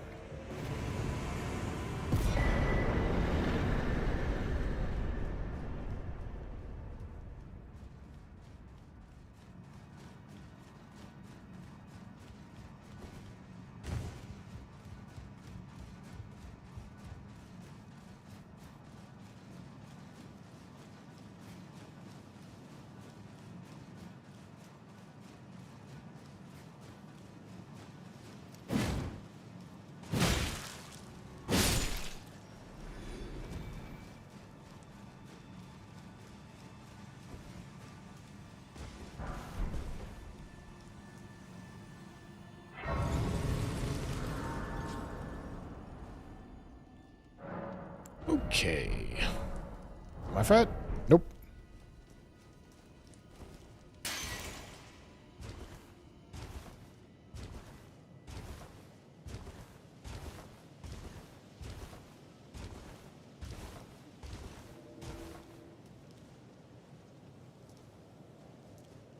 Spawner of some kind. Shit. Keep forgetting about this fucking tier in here, man.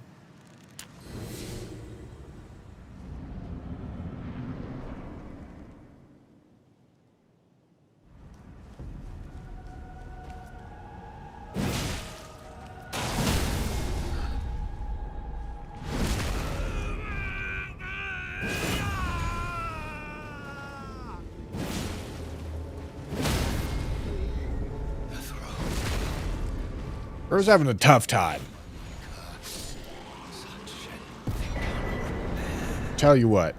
Part in this shall not be forgiven.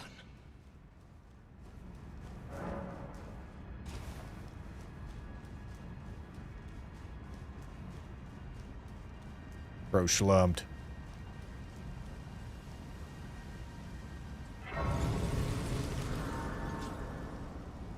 Turbo schlumped. Allow me, you are prevented the thorns, a husk, the only way, and become my purpose. So I'd like to the flame then and guide you. Okay. No. Not gonna activate Godrix. Godrix is bad for us. I answered that earlier. It takes away health. There's no reason to do that.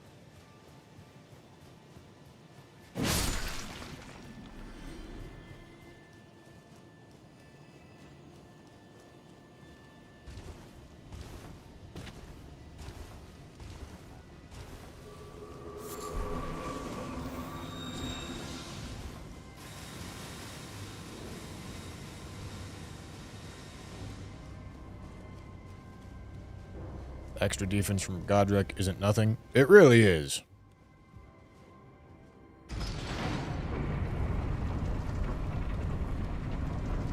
It genuinely is.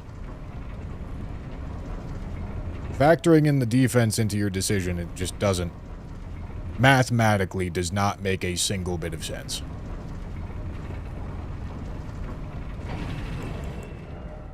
It'll add 5 to these flat defenses, which are already 130. So it changes your flat defense number by 3%, 4%, which, to be clear, is not your percentage defense number. That's your flat defense number. So, against anything that might kill you, your flat defense is accounting for, I don't know, like, maybe generously 10% of your actual defense. Generously. Which means your Godric's, against anything that might actually kill you, the flat defense generously is going to be giving you 0.3% more effective HP. It's nothing. It's genuinely nothing. It's never going to change hits to kill. It's not something to think about.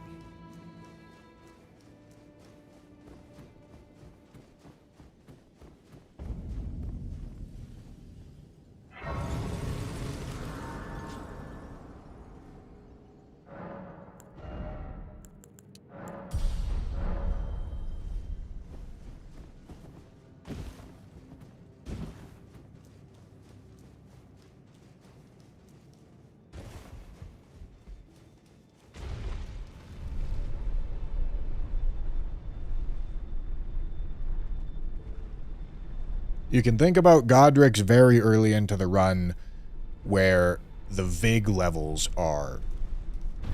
Where the Vig levels matter. Pretty much, like, anything after, like, boss 30, you're probably going to be losing HP with Godric's, but the amount that you're losing can be worth the amount of damage that you're gaining until, like, boss probably like 60. But this is way too late for it. Way too late.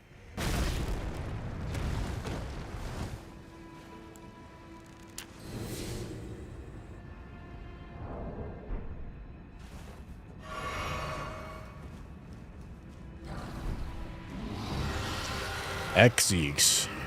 Oh boy.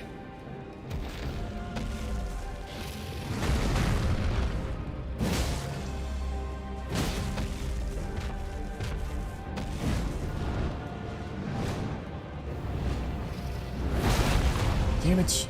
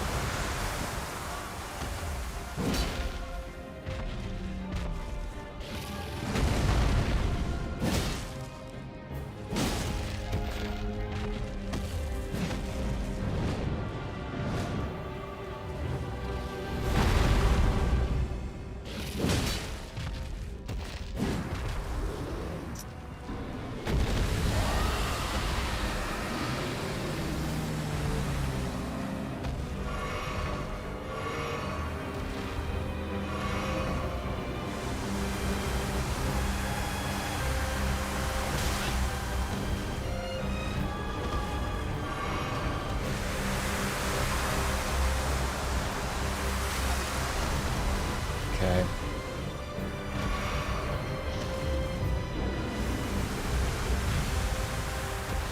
I'm at the edge of the arena here.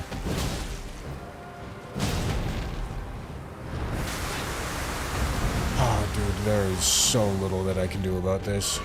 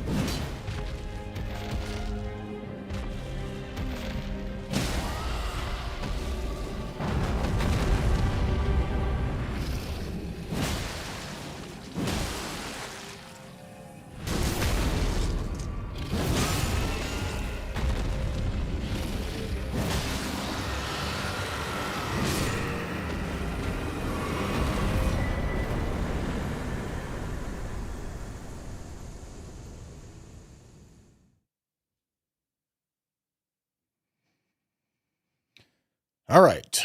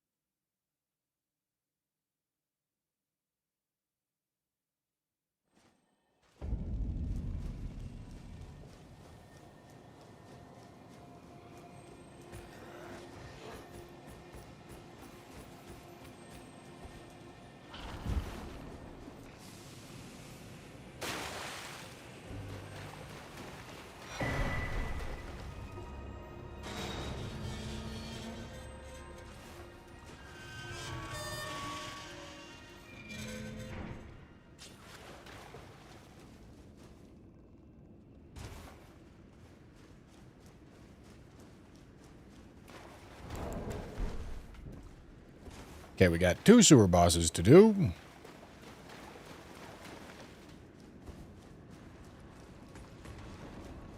And then we can do Forbidden Lands, just so that we're ready to go with Haligtree Medallion or Rolled whenever we find it.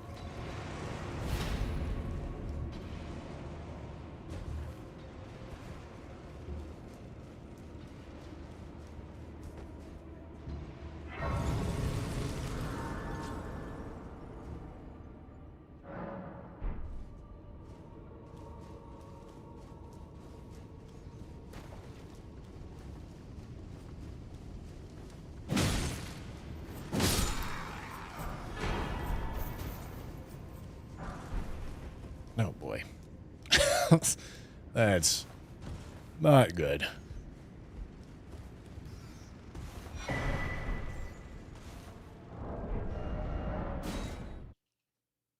I think I died.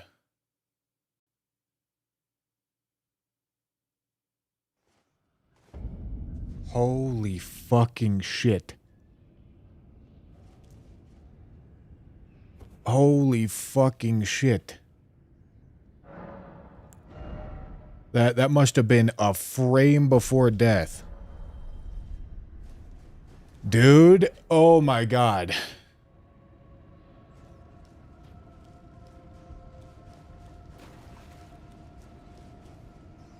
I un-two-handed.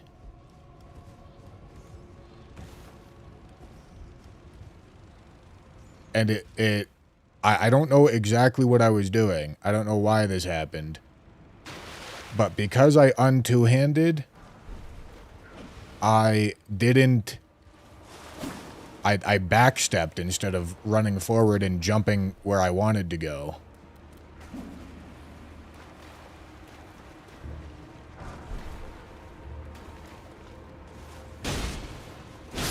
Oh my goodness. And I was about to quit out, but then I remembered I'm not allowed to quit out. And so I ported. Oh my goodness. I did also get a stone sword.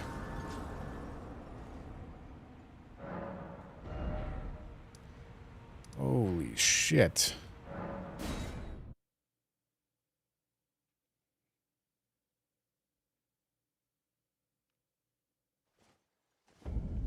Holy shit.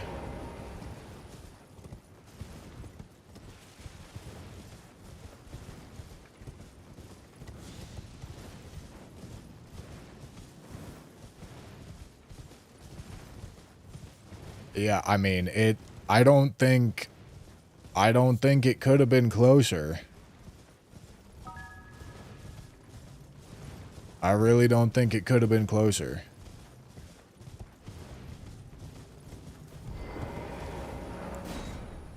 Snagged Kitten, thank you for the prime.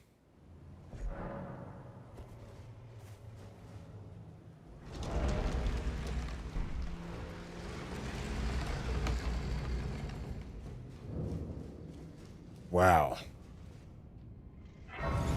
Oh my god.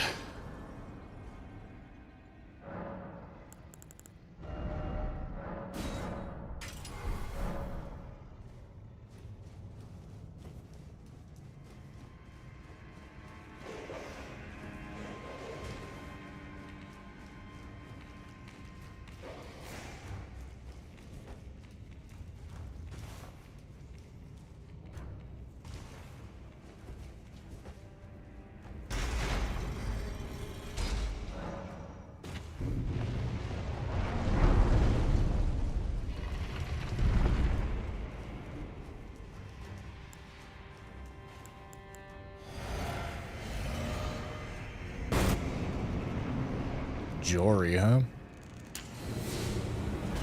Does he get flattened by Lion's Claw? No.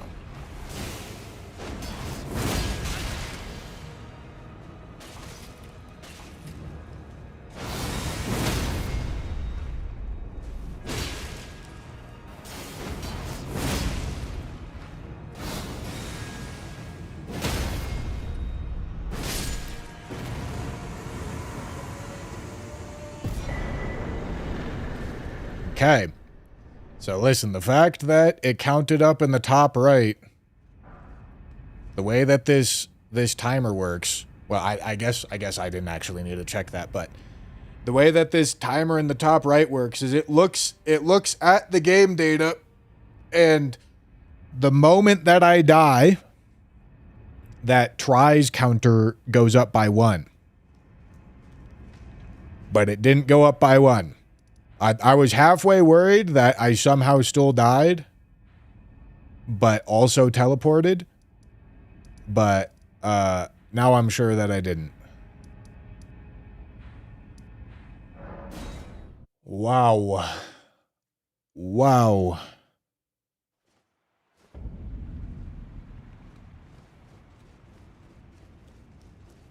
Wow.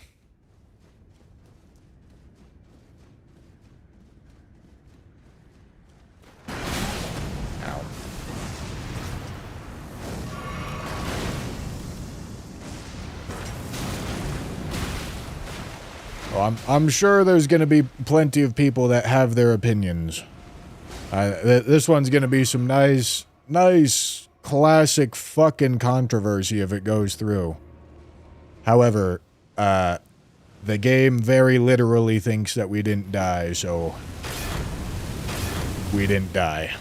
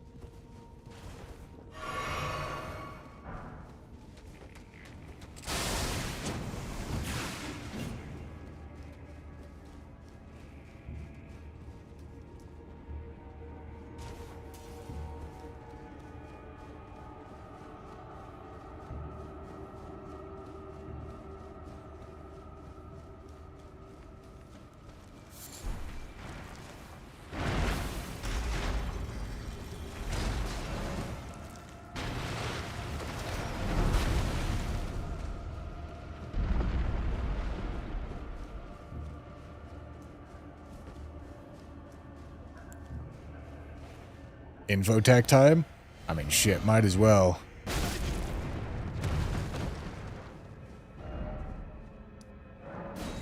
Might as well take advantage of what I got, know what I'm saying? I didn't see who it was. I don't need to do it. I can... you're welcome. I can stop fucking around and just do this.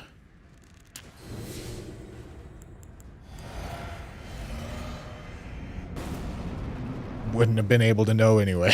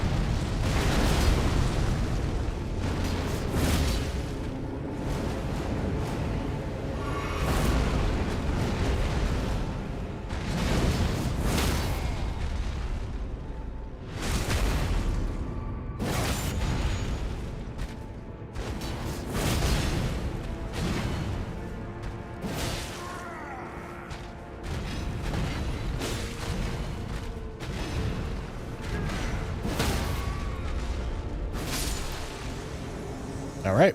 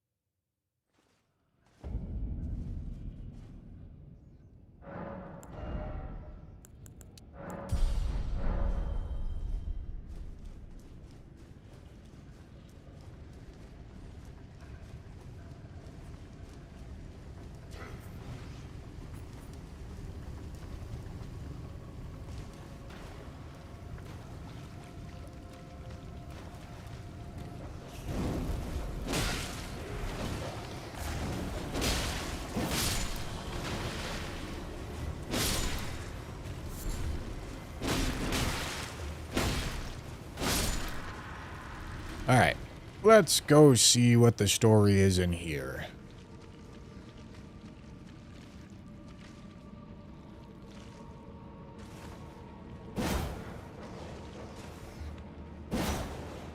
Hello?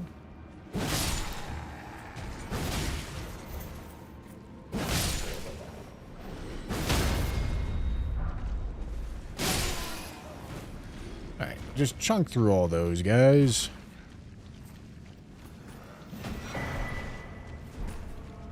So that I can safely walk through.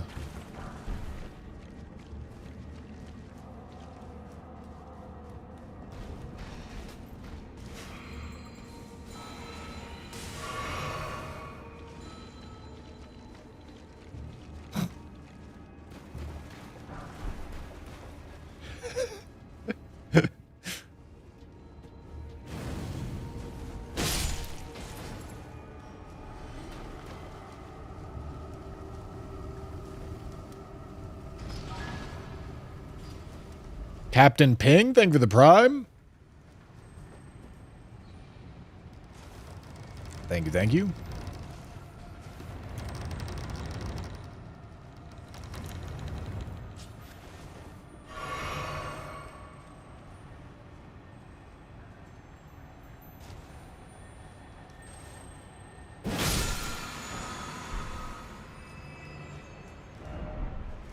Okay, I can open my map. That's great news.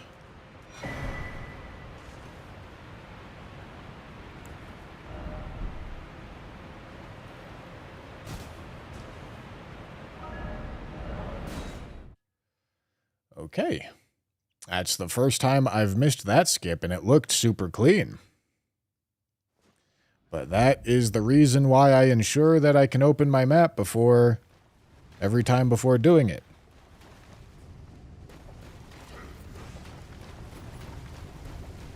It looked really good. I don't really know why I slipped.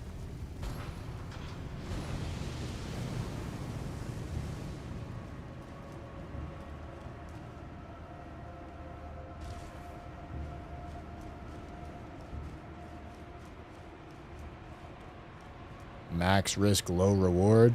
It's not. This is the correct thing to be doing here. The sewers are incredibly dangerous.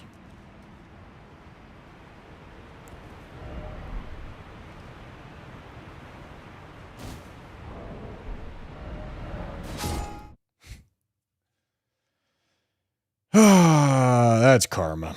But my fucking...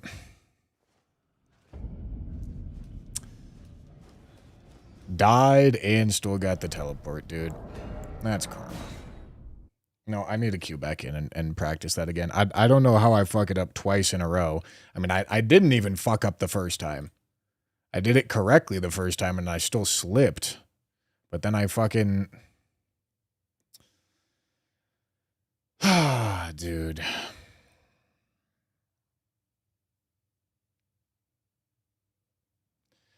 Then I still have the instinct to quit out instead of port. It makes me go too slow. Hello?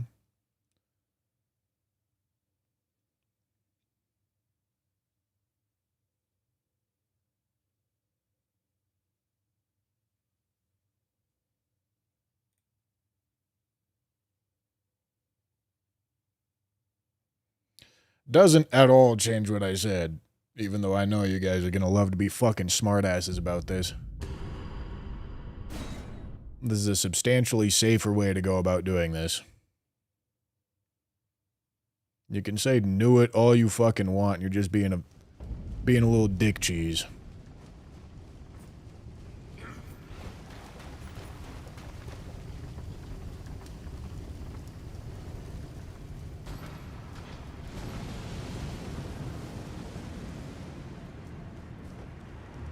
Chat, listen, I'm gonna be 100% candid with you. If you decide to be a fucking smartass about this, I'm tilted for a very good reason.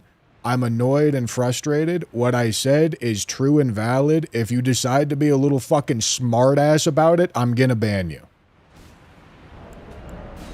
Okay? I just don't want to deal with it. You're gonna fucking piss me off.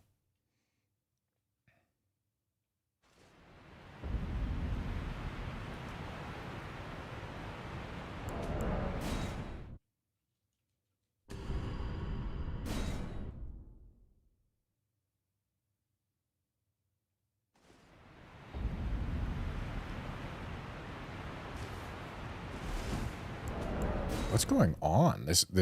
I don't struggle with this skip at all.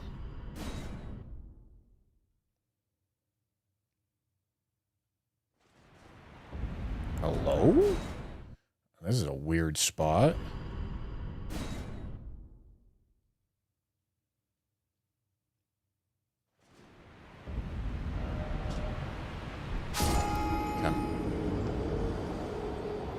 Okay, I died. The tries counter went up again. It's not supposed to do that, but I need to go manually set that back down to 68. It's not supposed to go up twice in one save file.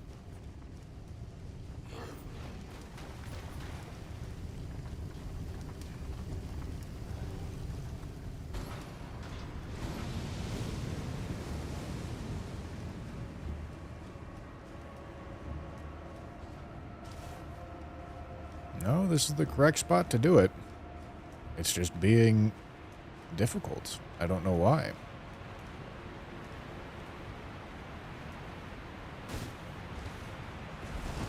Yeah. I mean, that's how that's supposed to go.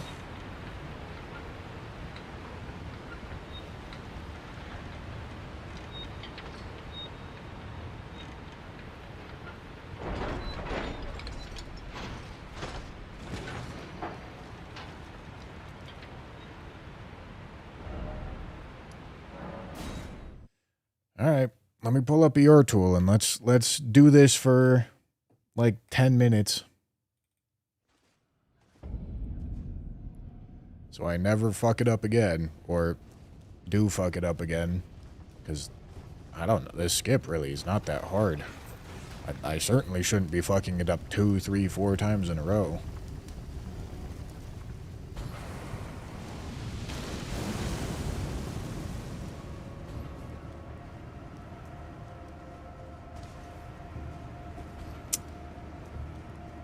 Damn.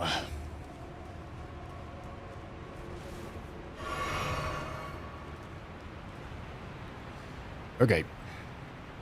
Let's see here. We are going to save. And then I think I have a reset button on my controller. I do. That looks like it worked. That one didn't, though.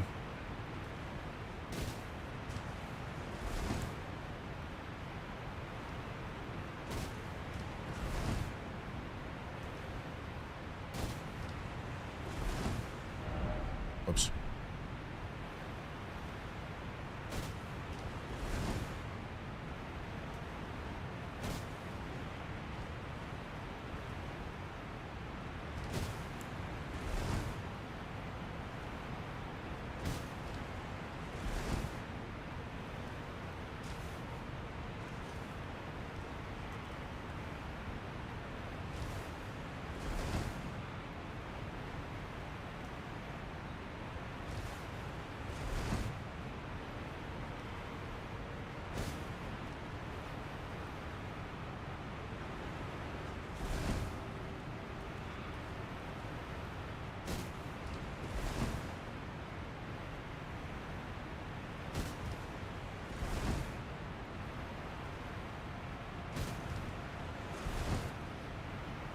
Yeah, I mean...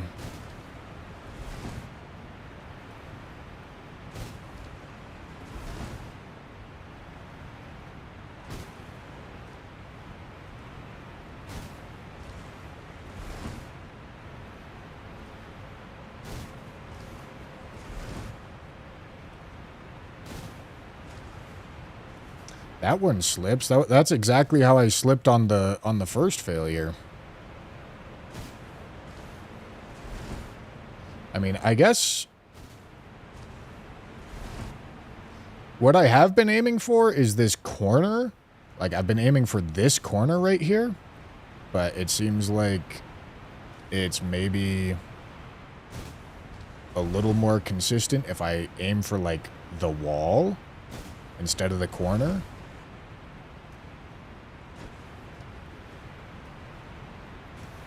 It's a very small adjustment.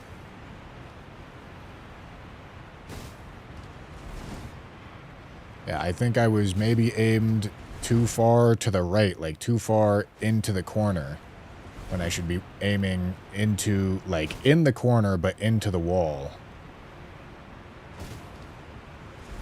If I come up short, it's fine.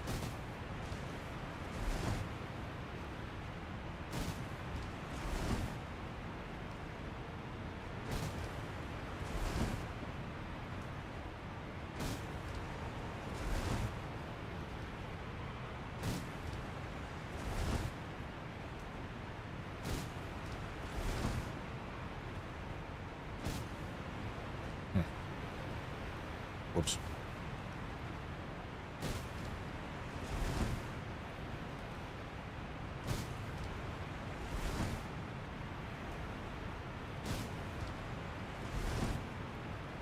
Yeah, I mean, it's a pretty generous skip.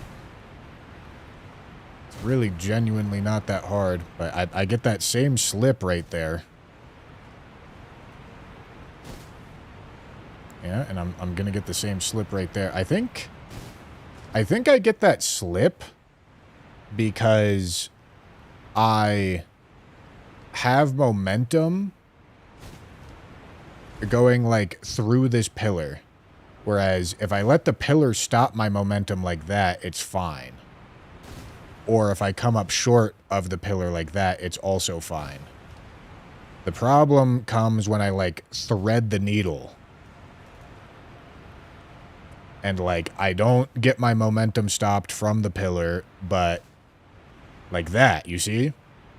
I threaded the needle. I didn't get stopped by the pillar, but I still went deep. Oops.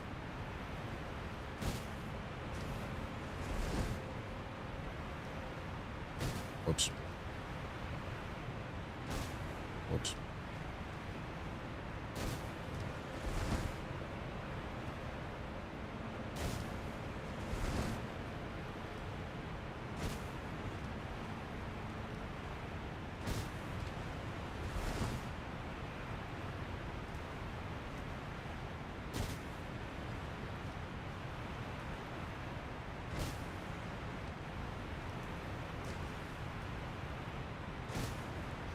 Trying to see if there's, like, an even easier way to set it up.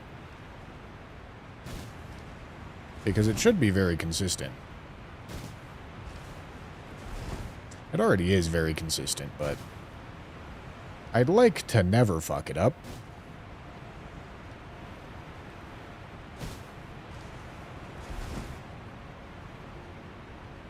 But also, even when I do occasionally fuck it up, it shouldn't actually lose the run, because I should teleport out. Like, fucking up the skip is not actually that much of an issue. Shouldn't be that much of an issue. Because that's why I open the door and make sure that I can open my menu. My map menu before I take the jump.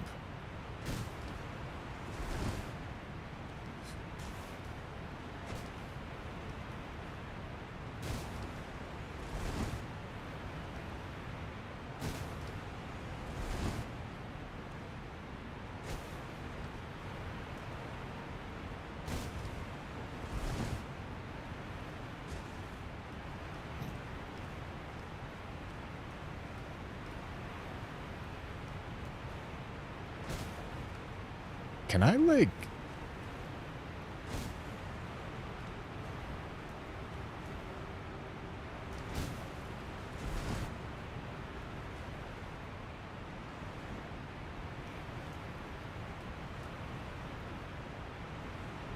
Trying to see if there's, like, a setup like this. No, it's not easier. But right there, I, like, thread the needle. You see, that's the issue. Okay.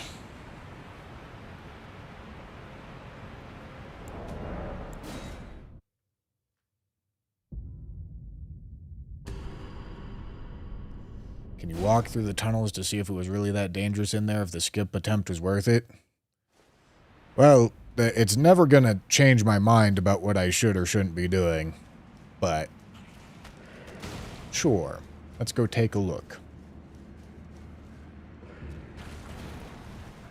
If these tunnels happen to be easy, then cool.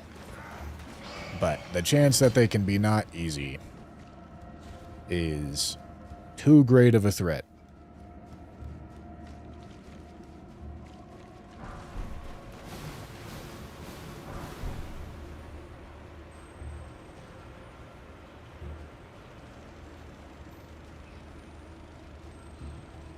No, for skips you want to one-hand fists. That's what causes your foot to step out further. The one-hand fist swing is the whole point. Your foot has a collision box that gets extended out in front of you if you do that.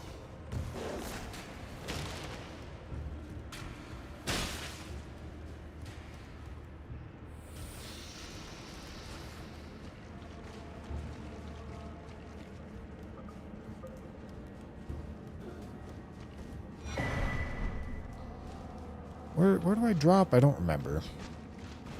I dropped somewhere. Is it here? I don't know.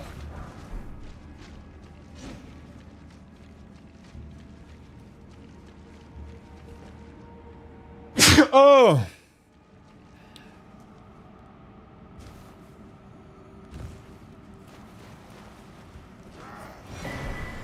Alright. This attempt, the tunnels were kind, and we would have been able to run through them. At least on this run of this attempt. Who knows, maybe that dog gets pissed off one time and decides to knock me off the ledge. Like I said, it's never going to change my mind. The skip is the right thing to do there.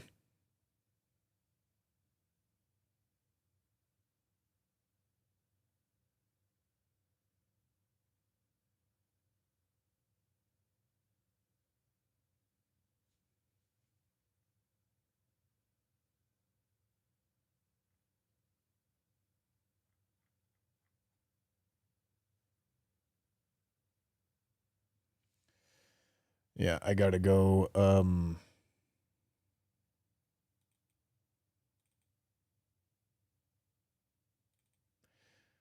no, that's not what I want. I want this.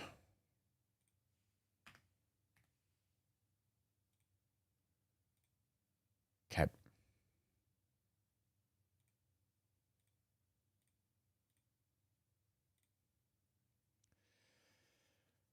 God, do I want to do more French challenge? Or do I want to do something else? Because I'm not streaming... Is today Saturday? Yeah, today's Saturday. I'm not streaming tomorrow or the day after.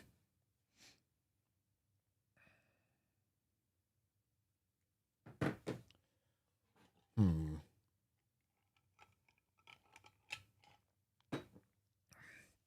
not sure I do want to do French challenge. Because, like, if I get one started, I'm going to have to jump back into it at the beginning of next week. That's an awkward spot to find myself. Yeah, this could be a little all weapons action.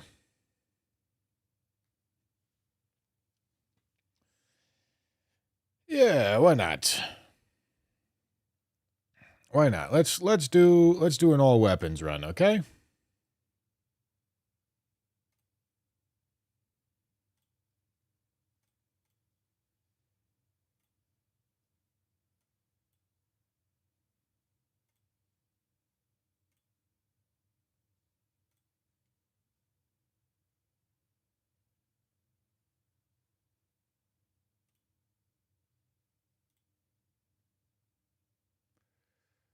All right. Let me pull the title.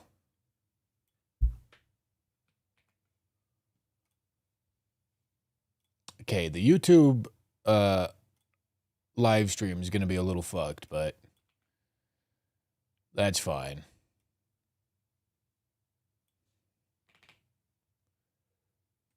Because I'm not changing the thumbnail. But I will change the title.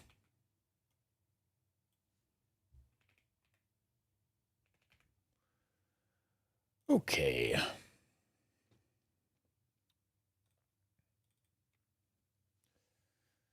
Okay.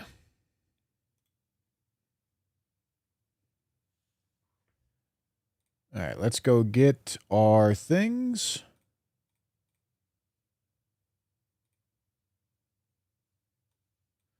Spin the wheel. Make a tier list. Weapon stats. All right.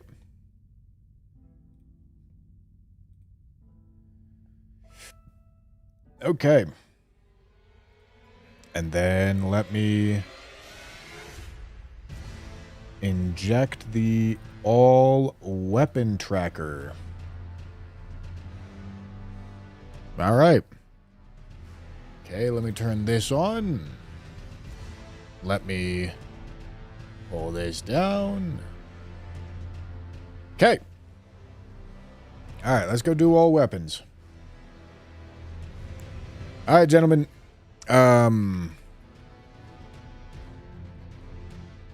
Giant's Red Braid is the last one that we rolled, so we can take it off of the list. Okay. Let's go see what we get.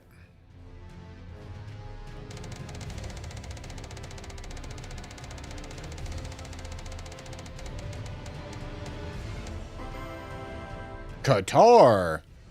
Oh boy. Gentlemen, I just realized I messed up. Gentlemen, I'm still on the same recording as what the French challenge was. And I don't want to make David download this file just to get this one wheel spin. Gentlemen, I have a proposition. Let me restart my recording so that I'm on a new one, and then we spin the wheel again, okay?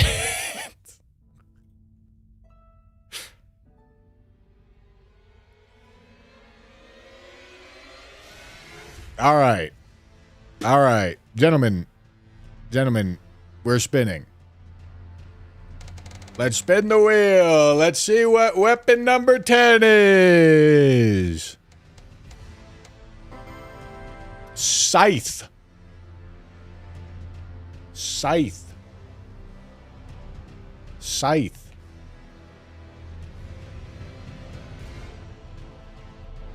All right. This doesn't seem to be very centered, does it? Center yourself.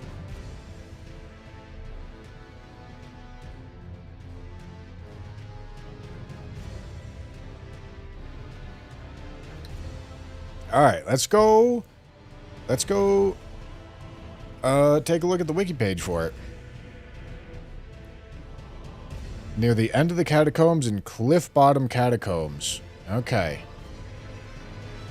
Anything interesting? Light attacks ignore 50% damage negation from blocks.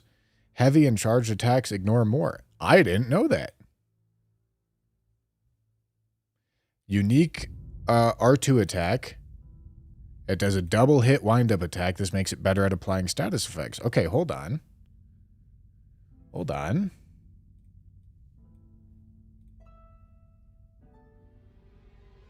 Let me look at this right quick. Let's go pull some nerd shit.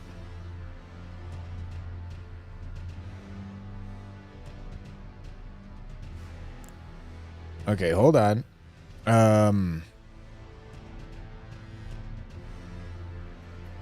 Scythe. Scythe R2. We want the two-hand R2.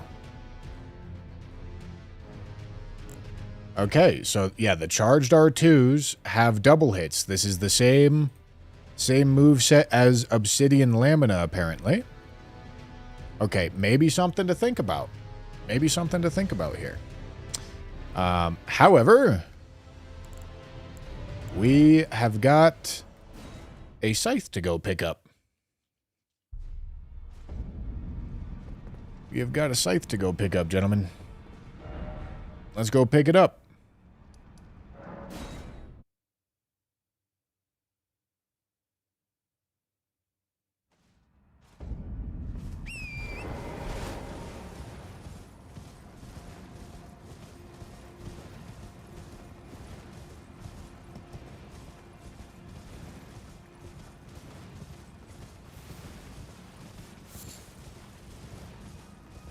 Okay, it's towards the end of Cliff Bottom Catacombs, apparently.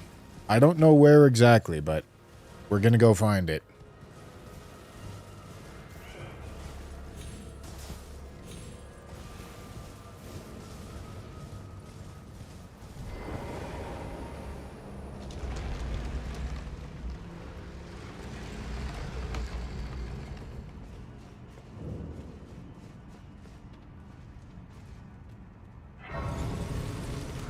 We're gonna go find it.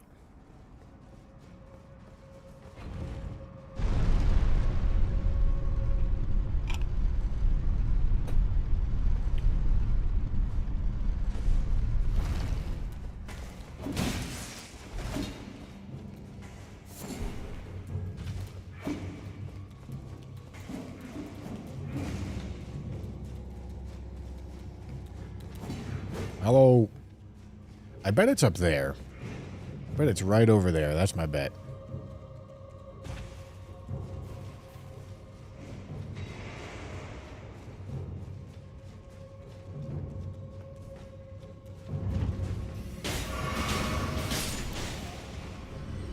Stupid.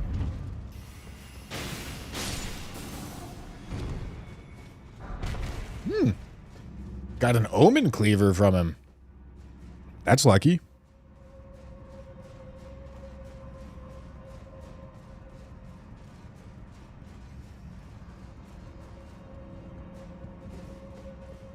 Scythe? No.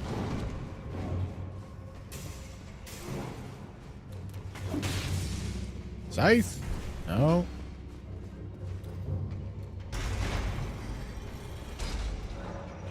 Okay, is it over here somewhere? Let's keep on exploring.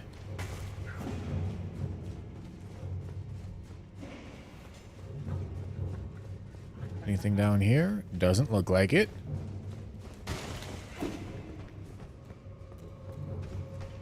I don't think it's in here, but we'll find out.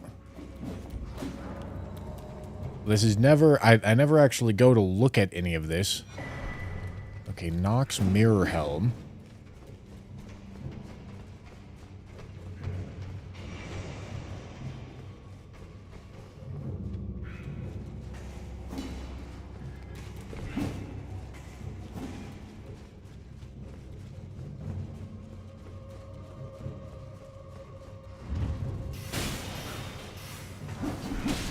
Alright, found the Scythe. Found the Scythe, gentlemen.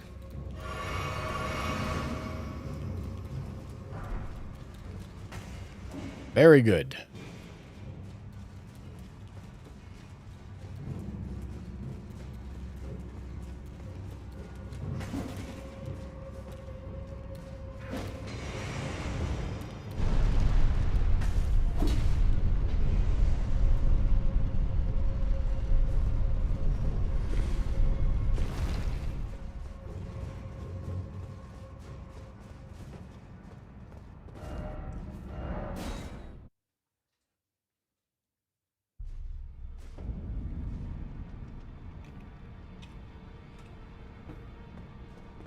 All right.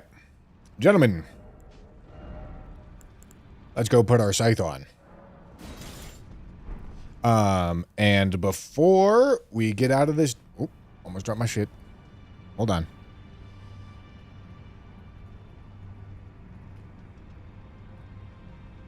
Before we get out of here, let's take a look at...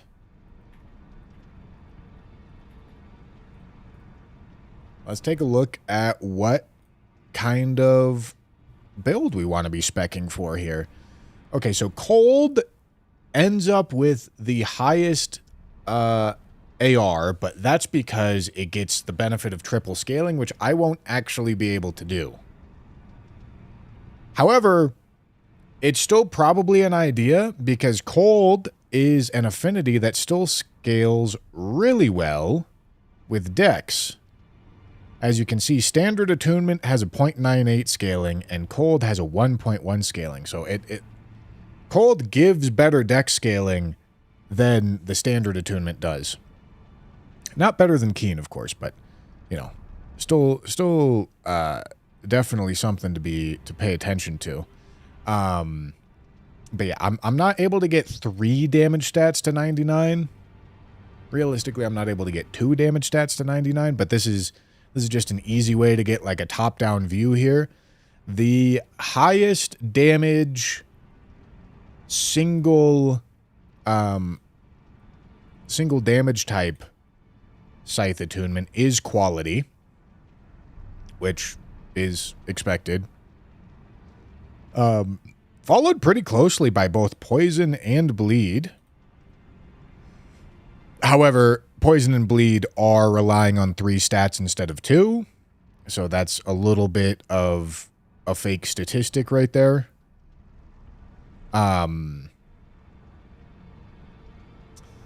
Okay. I mean, truthfully, I'm looking pretty close at this Cold idea. And if I end up not liking the Cold idea, then we'll start looking at quality most likely. But I'm liking the idea of a Cold build here. I'm trying to... It gives 2 status effects, and I think we could certainly spec into status effects here. Cold is a good status effect. So, let's do this, huh? I want max HP, because shit, we're new game +7. So I'm just going to do max HP. Dex is the most important damage stat here. So important that I think it deserves 99. Endurance, we probably want to take that to like 40. This isn't the heaviest thing in the world, but it's also not exactly light.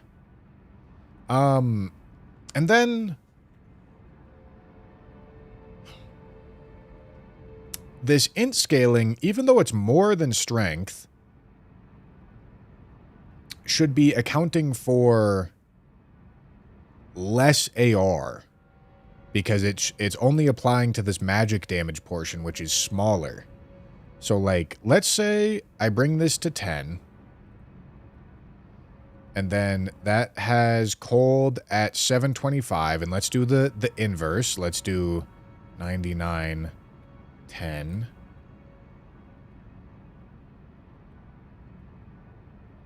That's at 735. All right. All right. I stand corrected. Okay. It still likes Cold, but there's going to be a little bit of a split here, I think. It's going to be a little bit of a split. I think maybe going 27... so that we have two-handed 40, and then the rest going int. Make sense? I think this is how we max out AR here.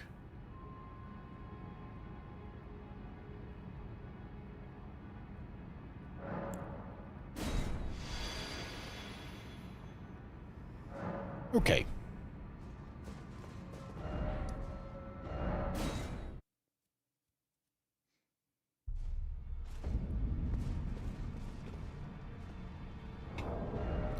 I'm fat. Whoops. Okay. Next playthrough. Journey 10. Let's do it.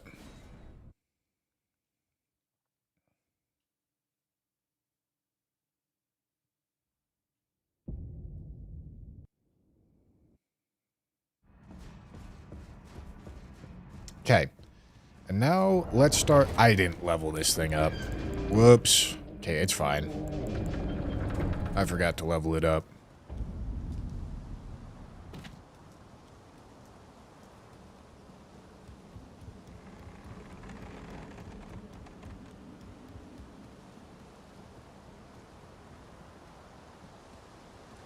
Let's think about the build that we're going for here. So it has bleed buildup.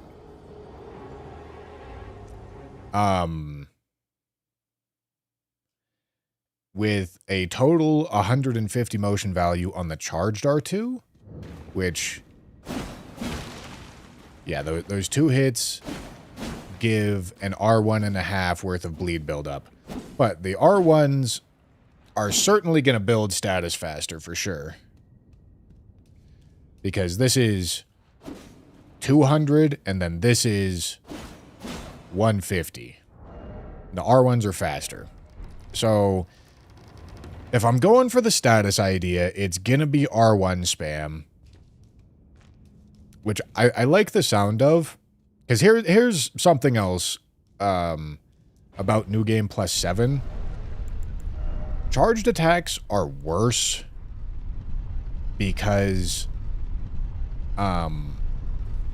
stance damage ends up being less relevant. Charge attacks feel stronger on New Game 0 than they do on New Game 7 because poise is a bigger deal on New Game 7.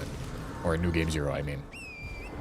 So it makes me skew towards multi-hit by default anyway. But we're going to start with White Mask here. We're going to start with White Mask and Lord of Bloods. That's where we're going to start. And then we're planning on giving it a cold attunement because the AR from the cold attunement looked pretty nice. And then I'm thinking speccing towards multi-hit. It's obviously not exactly going to be the fastest thing in the world, but I think that looks more tempting. Although granted, if there was a time for like a status charged R2 kind of build for Scythes, it would be this moveset because of the R2 that it has.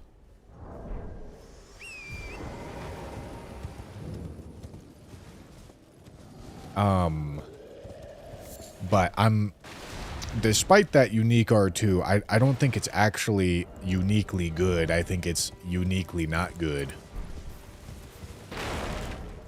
So, two-hand sword talisman is going to buff all of our damage. So that's nice. Who doesn't like buffing all of our damage? And then I think we should go multi-hit as opposed to doing ritual sword. I've started to like ritual sword less and less because staying at full HP ends up being quite the chore. So I'm thinking we start out with multi-hit, two-hand sword, Lord of Bloods, White Mask, and then the heaviest armor I can get on past that. Now, I want a cold attunement on the weapon, which is going to limit what kind of weapon buffs we can put on. But immediately, Chilling Mist makes sense to me. Now, here's my concern.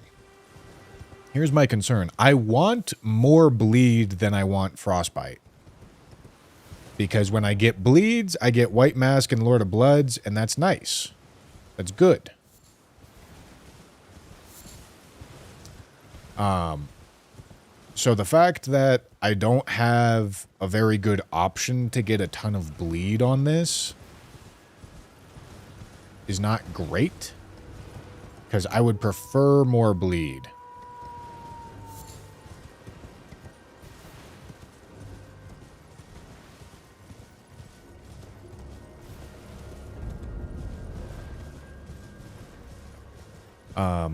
But let's go level it.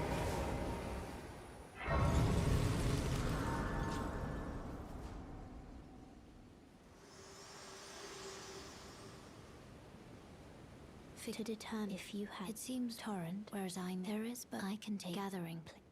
Very let my hand. Does power stance work on this? Let's take a look at the power stance motion values. Why not?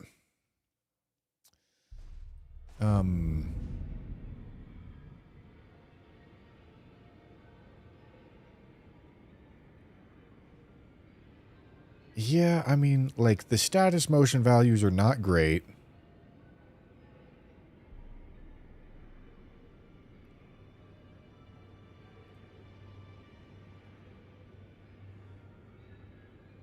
Whoa.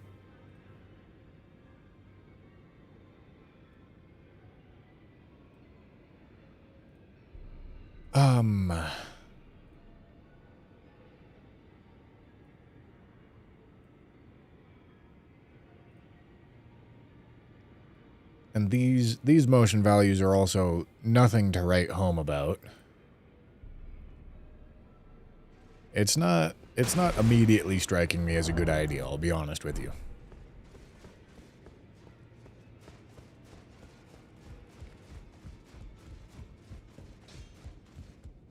You're nomad loud, you're...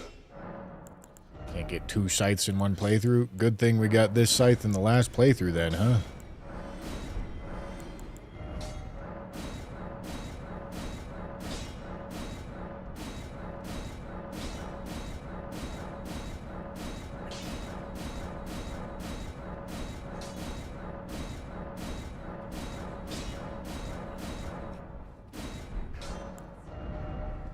Okay, so, like I said, the idea that's immediately striking me here is Chilling Mist, Cold Attunement, 2-hand Scythe.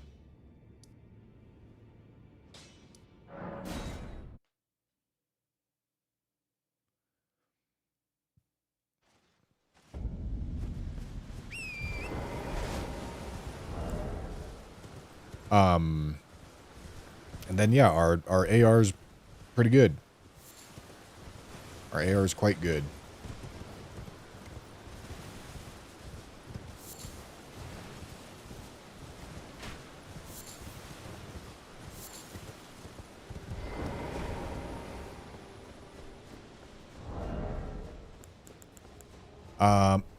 Physic. Physic is the last thing that we need to worry about here. So, Physic, we're going to want multi-hit. We're going for a multi-hit idea here. And then, Magic Shroud and Cracked here is effectively, like, 7% buff. It's not bad. It does more than nothing. It doesn't feel great, but it does more than nothing.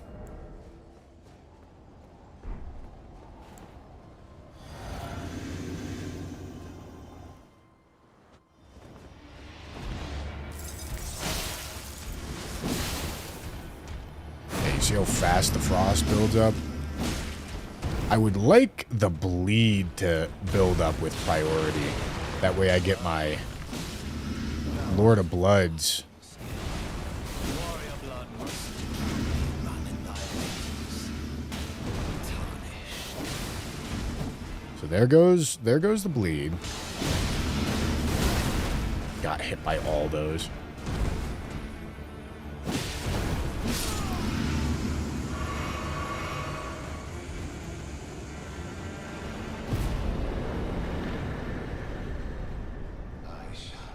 And listen, the frost is a debuff on the enemy, so it's helpful.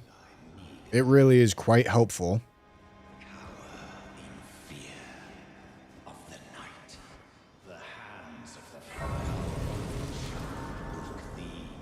I do just wish I had more bleed buildup so that I could get the white mask and exaltation buffs faster.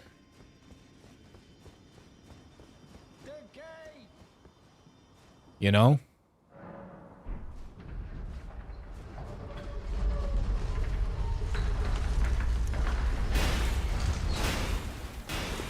My ear itches.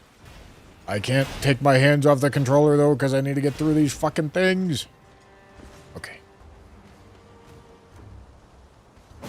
I don't believe seppuku can go on scythes, and if it can't have the cold attunement. The cold attunement is really nice for us. Having frost on the weapon is good.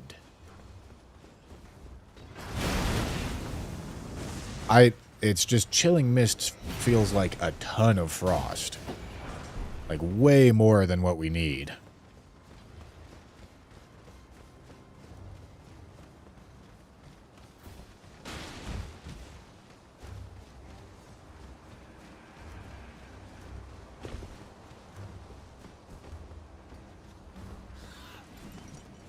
We have Chilling Mist and more AR from a physical attunement be better. I'm not sure it actually translates to a damage buff. If we go quality Chilling Mist. Because the split magic damage is allowing us to run magic tier.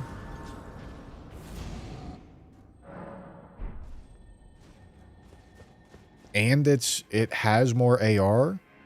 Cold has more AR than quality does. So I don't know. It's kind of close, I think.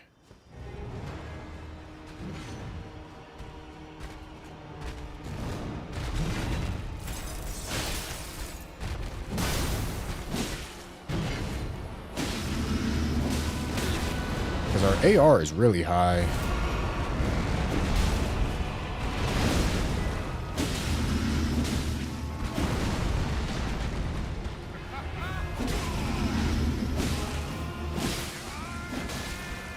Alright, there's that bleed buff. Which is beautiful. Gonna crank our damage even more. I am the Lord Nice. of all that is Title/thumbnail is wrong. one day. We'll return together. Okay. Average YouTube chatter not refreshing the video. Love to see it. I'm not changing the thumbnail. But you guys just simply are not refreshing the video and then telling me it's my fault.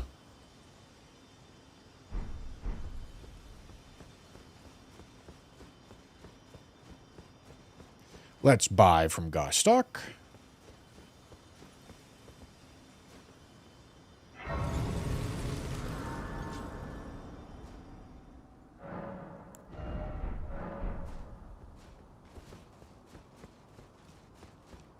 Frozen Armament spell on Blood Attunement. You can't put weapon buffs on elementally attuned weapons. So no.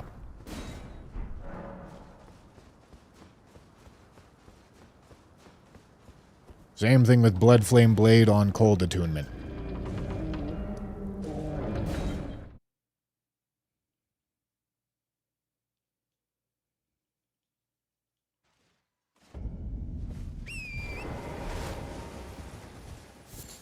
Yeah, I mean, so here's the thing. The multi-hit on this is not the fastest building up thing, but it definitely builds up.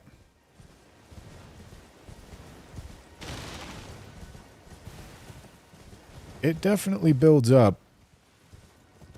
And then multi-hit status buildup is a very nice combo. Having access to cold is also quite nice because it makes us do more damage when they're frostbitten.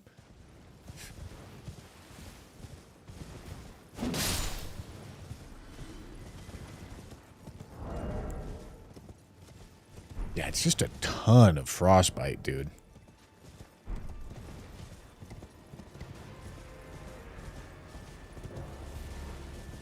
Absolute ton of frostbite. Which means frostbite essentially happens instantly. And then they're debuffed for the rest of the fight. And then usually at some point I get a bleed, and then that ramps my damage for not a huge portion of the fight. It's making me not love Lord of Blood's Exaltation.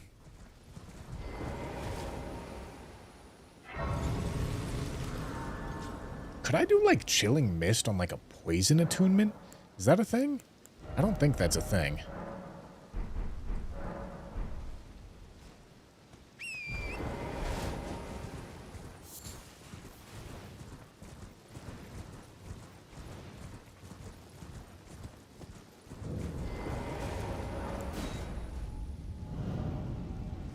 I think a cult might even out both buildups. Shouldn't be able to do a cult.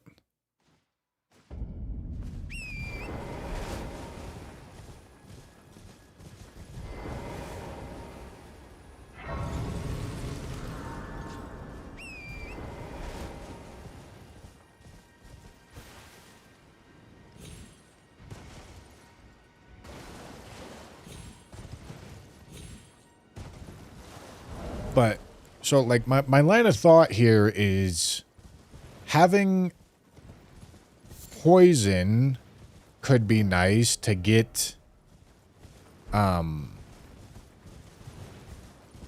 Kindred of Rots and Mushroom Crown going. Because with Bleed, it takes a long time to build it up. If I had poison, it would build a lot faster. However, I don't think I have any way to do both poison and frost on this weapon.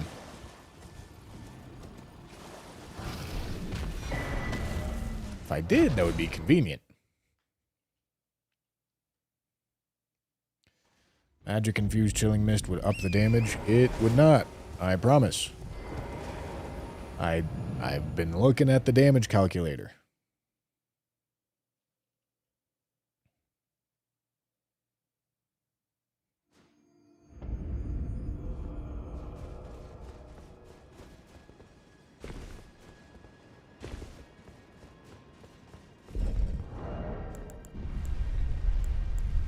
I suppose, like, Poison Bleed is also kind of an idea.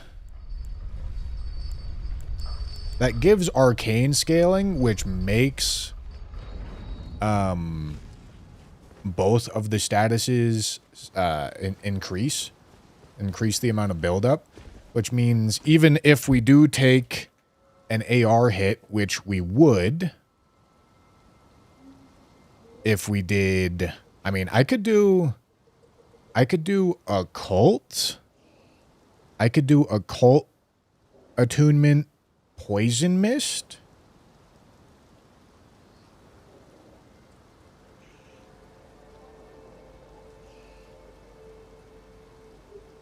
I could do a cult attunement poison mist. That's an idea.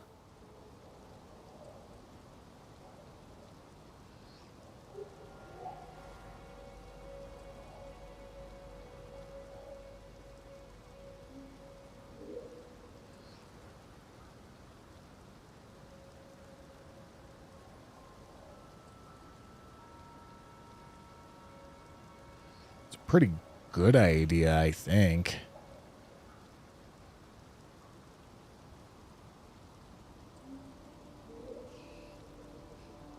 Yeah, I might actually like that idea better.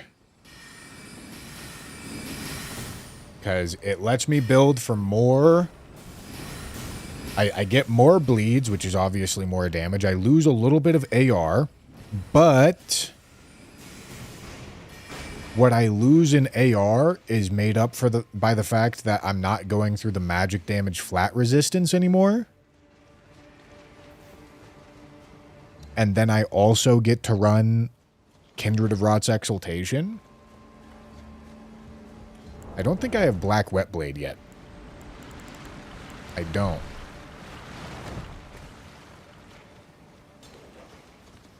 But I think that's a pretty good idea.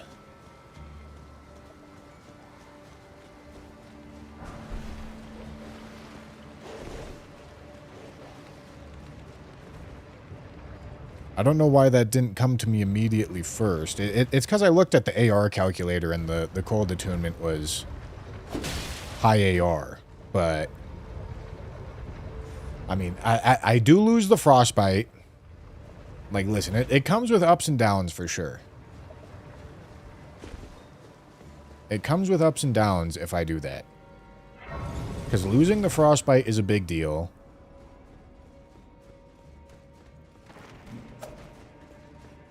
But gaining the extra bleed buildup, gaining the Kindred of Rot's exaltation, that's quite nice.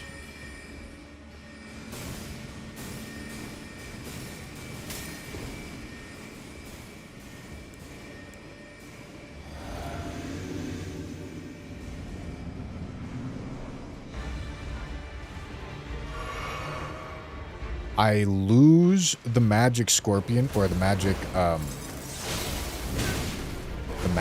tier.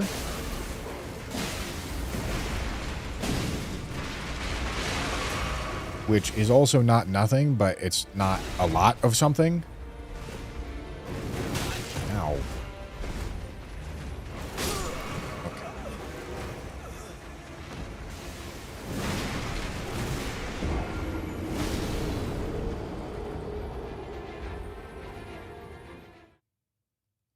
Oh, we also get Poison Hand. That's true. Poison Hand is nice. Yeah, I do think Occult Poison Mist is a better idea here. Occult Poison Mist multi-hit kind of plan. Requires a respec, but that's fine.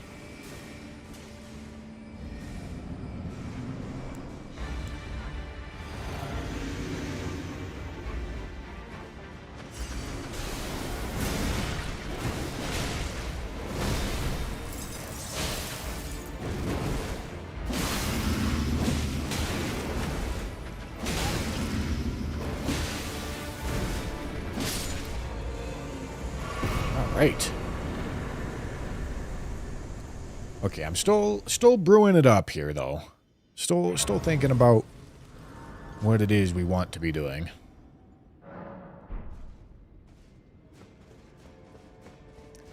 Leveling Arcane on this setup won't do anything. So the way that Arcane scaling works for status effects, if it won't add any blood loss to the weapon the way that we currently have it.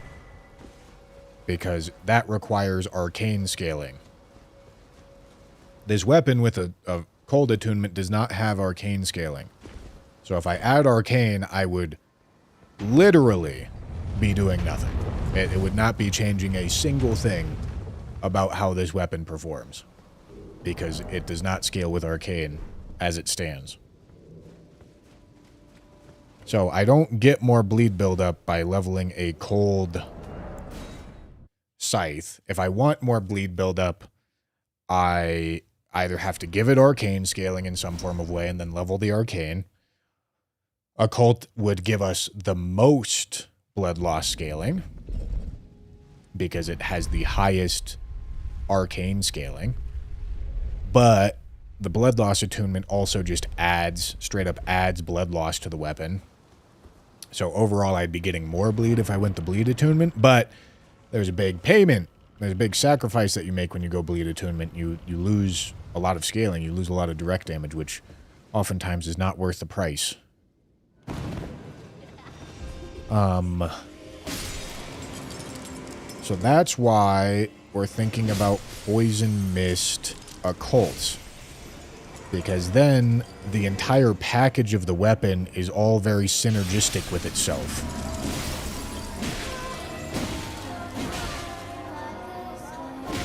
The occult adds poison, the occult adds bleed. They both trigger buffs on my character. They both care about the same stat. The occult adds direct damage.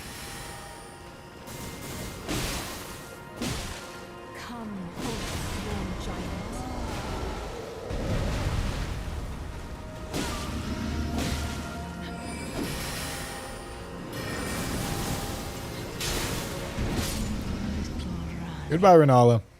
My dear daughter, weave thy night into being.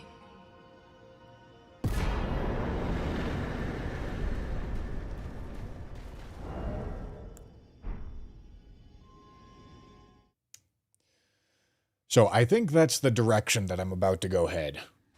We gotta kill Radon for that. Did ye flee, my sweetings? Come out from whence you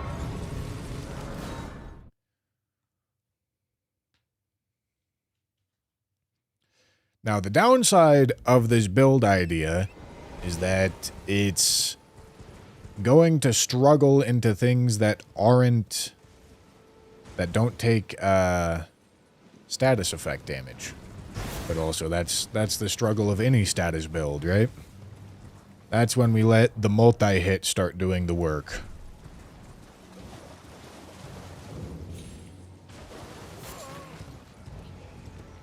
But yeah, I'm excited about this. This is going to be the first proper occult weapon. And it's a good candidate for it. I don't know why I didn't think of it immediately, but anything that has innate blood or poison, or like sleep, I guess, is a candidate for occult. But realistically, blood or poison.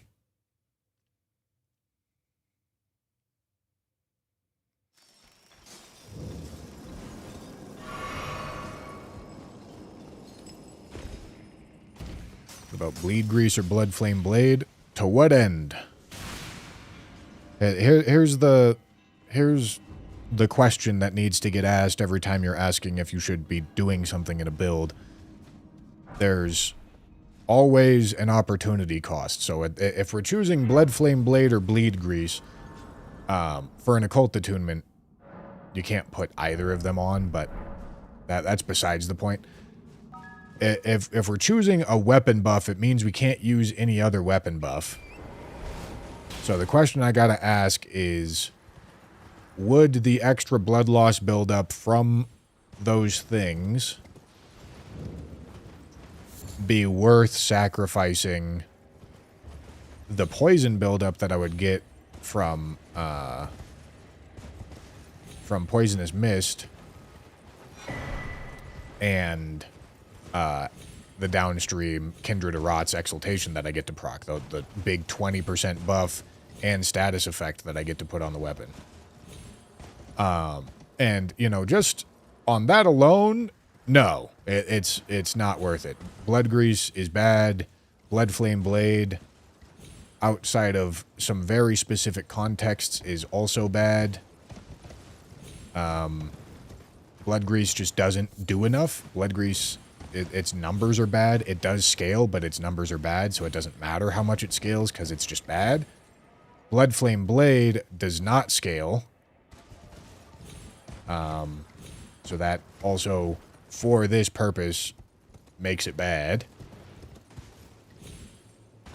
And then the biggest, largest problem of either of those two ideas is that it would restrict my attunement choice. I can't use Blood Flame Blade or Bleed Grease on a bleed attunement or a poison attunement or an occult attunement or a cold attunement. I can't use them on anything other than... Too far to the left? Okay, no, we're good. I can't use them on anything other than standard, keen, quality, or heavy. So... how much value do I lose from the weapon if I have to use standard, keen, quality, or heavy? A lot. I lose a whole lot if I have to restrict my attunements like that. So it's not worth it. It's certainly not worth it. Well far out of the question.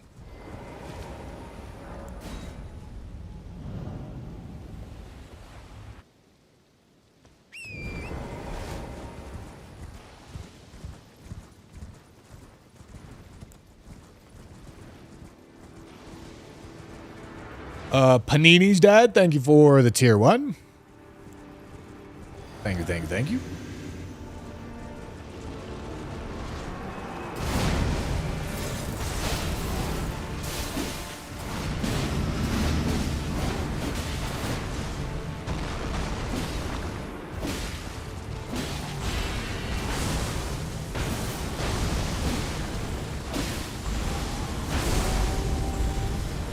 Okay, there goes our blood loss. So our damage is officially ramped. All right. That looks pretty good, don't it?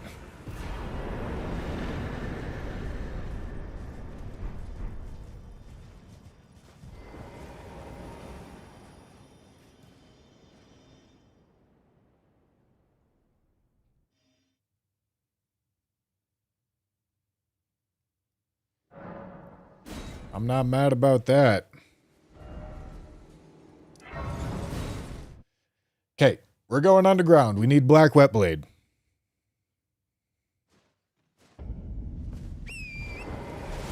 And the larval tears that come from down here, too.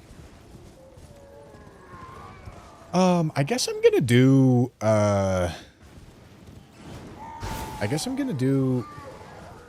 what am I trying to say here?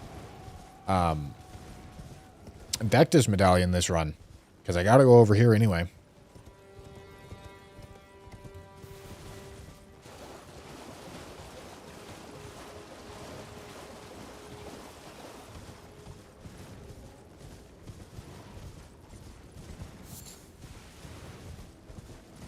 Are scythes as a whole a good weapon class? I don't think I've actually used them in a playthrough before. They seem pretty good. They seem decent. I mean, they're not excelling at any one specific thing, but they're synergistic with a good amount of stuff.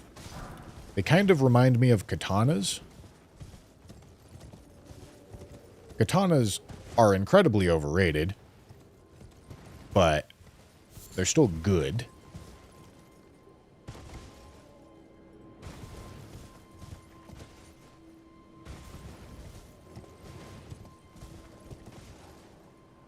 Because I think I would probably build katanas in a similar way.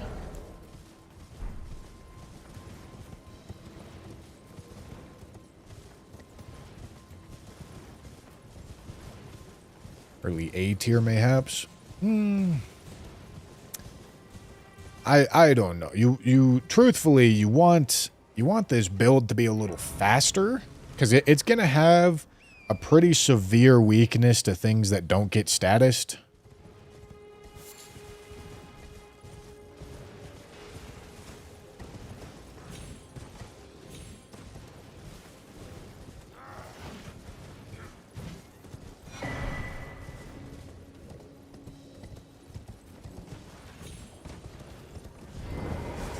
I mean, we've been on a streak of kind of shit weapons. And this thing is not kind of shit. It's pretty decent. But my immediate intuition is, like, placing it around B. Could go plus or minus a tier.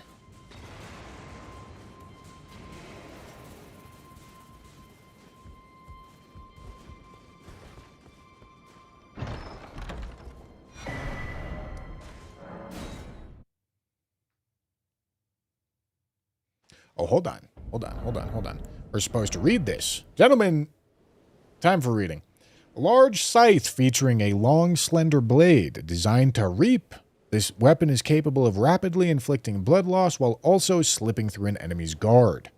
In the hands of a highly dexterous wielder, it is capable of striking fear into the heart of any foe. Gentlemen, I feel more knowledgeable. Do you feel more knowledgeable?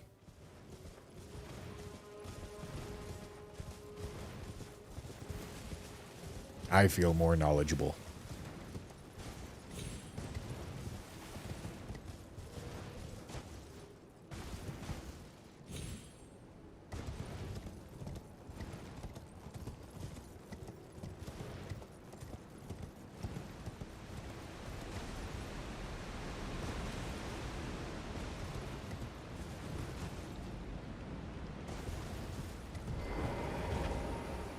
I use 2 scythes or it's not allowed. I'm allowed to power stance if I want. Power stancing is just generally not very good.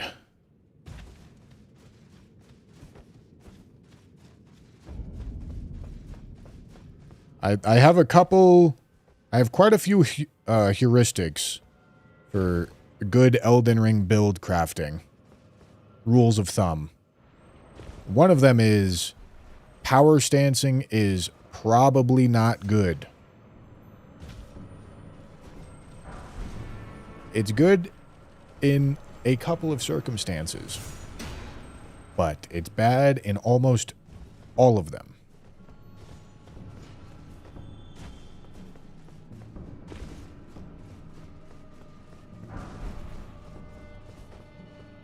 Now listen, I'm of course doing this run. I'm doing this run with the intention of testing my own beliefs about what is and isn't good and whether or not the heuristics I have for build crafting are actually true.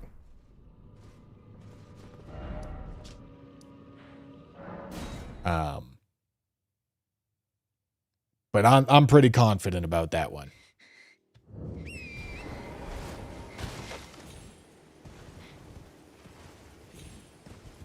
Power stancing is usually a net negative on any build it's used in.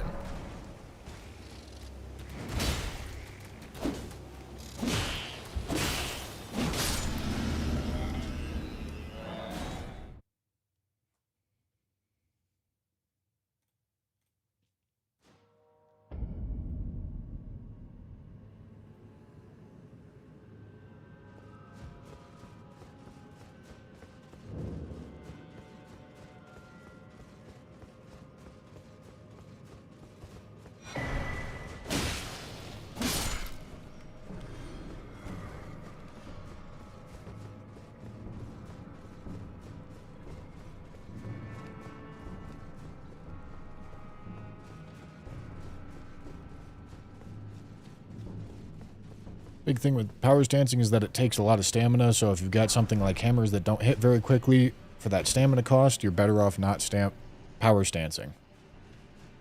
Oh, there's quite a few problems with power stancing. The stamina consumption is definitely one of them, but the other much larger problem is that it does terrible damage for how long it takes for the animation to complete.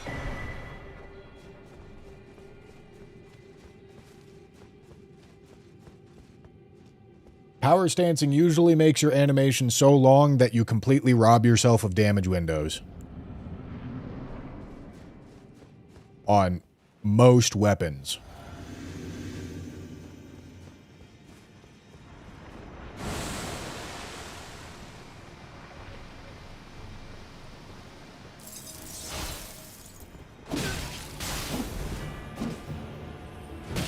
Oh, he's a tanky bitch now.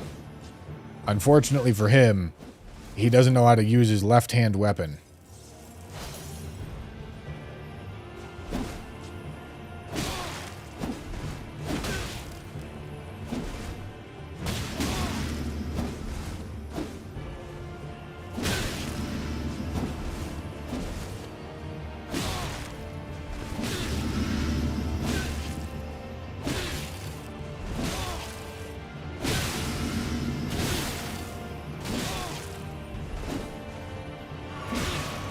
Here we go again.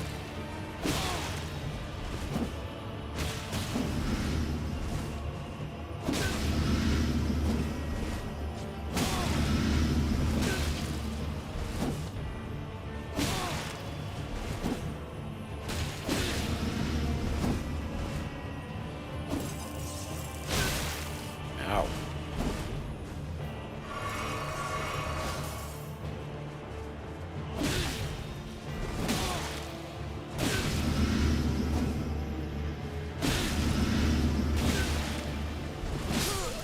All right, there we go.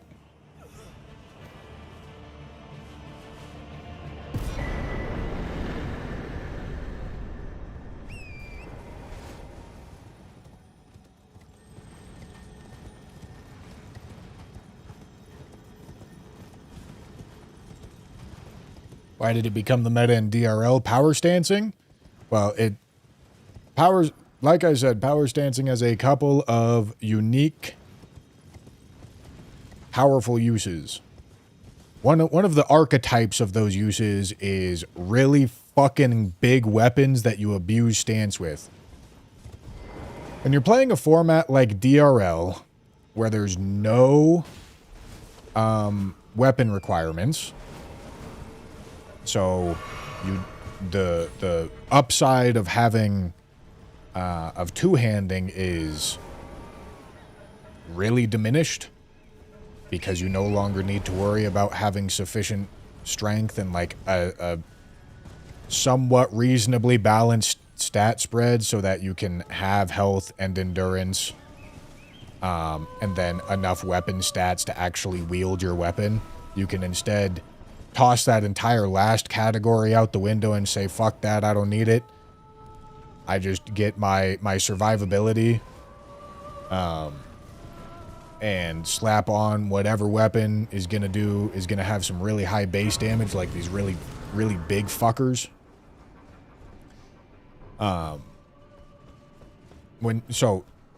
One big upside is stat requirements being removed makes big weapons more viable because one of their downsides is their stat requirements.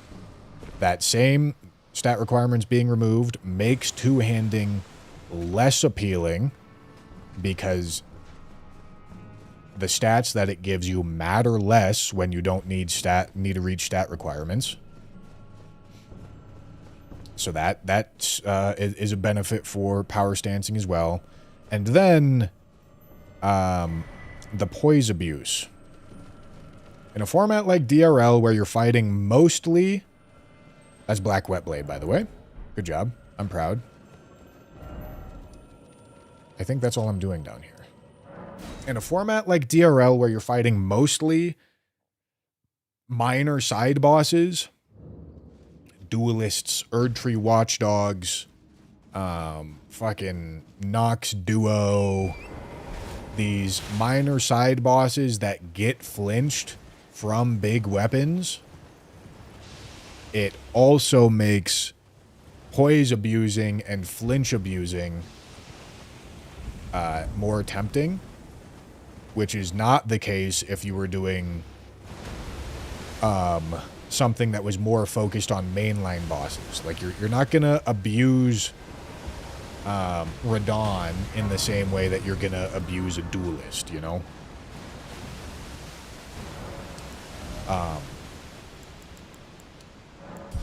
So in short, these like competitive formats, quote unquote competitive formats, have changed a couple of rules that make power stancing great hammers, colossal hammers, great axes, these big weapons. It's made power stancing them a lot better by changing the rules that are part of vanilla.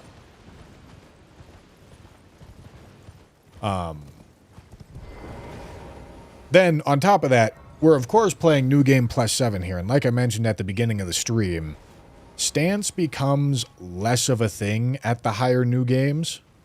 On New Game 0, which I think vanilla New Game 0 is the gold standard.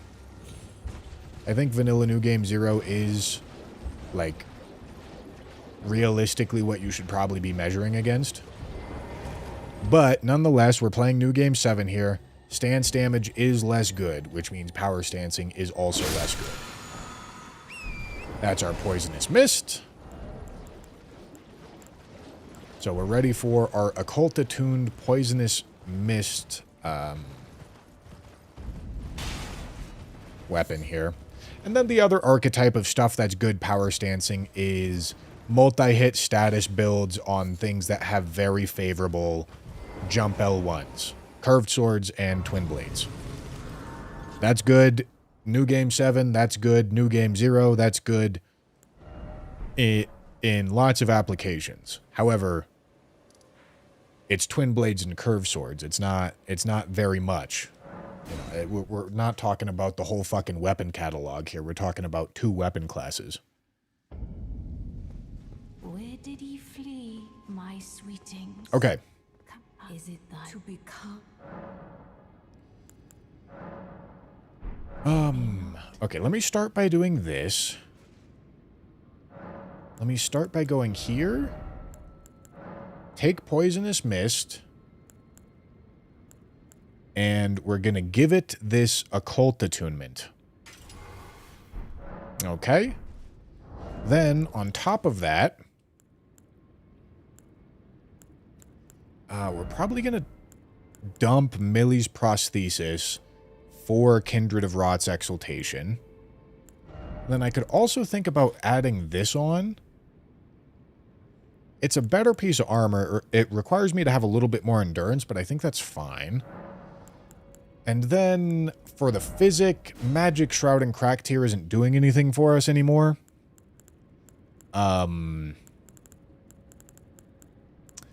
So I think something like Opaline could actually make sense here. Okay, now let's take a peek at the weapon calculator. We're going for Occult here, which likes... We're doing 99 Arcane. We're just absolutely doing 99 Arcane because it leads to more status effects, both bleed and poison, which is important for the weapon buffs that we're trying to give to ourselves. And the damage output that we're trying to do here.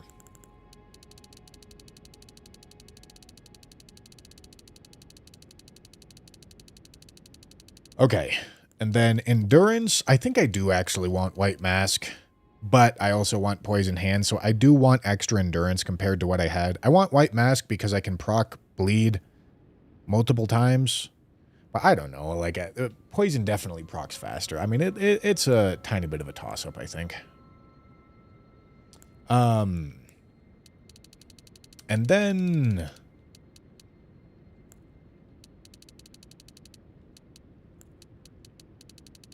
Maybe I should go 50 here. Oh, not that. All right, we go 27 strength so that we're at 40 strength, and then now we're leveling dex. Probably into like 80, but we're not going to get that far. I think this is the stat spread that I like. So we have enough endurance to equip the shit we want. We have max health, we have max arcane, and then level dex to 40. Then strength to 27, which is 40 when two-handing, and then level dex more after that. That's the stat spread that I like here based off the scalings that we got.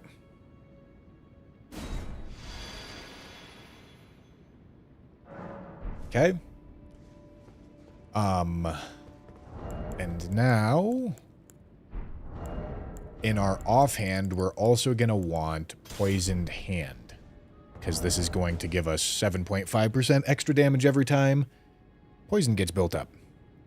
So, 116 blood loss buildup. When the poison mist gets applied, I don't know how much poison it's going to build, but it's going to be plenty because there's going to be mist, and it's going to be on the weapon that has B scaling and arcane. So it's going to be good. This White Mask can get re-triggered more often. Mushroom Crown gets triggered faster. So Mushroom Crown is better for the moment, but it might... White Mask might become better when things are tankier and we're in fights for longer.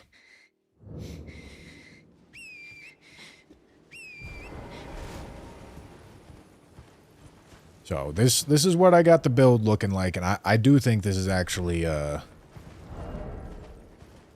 pretty big improvement.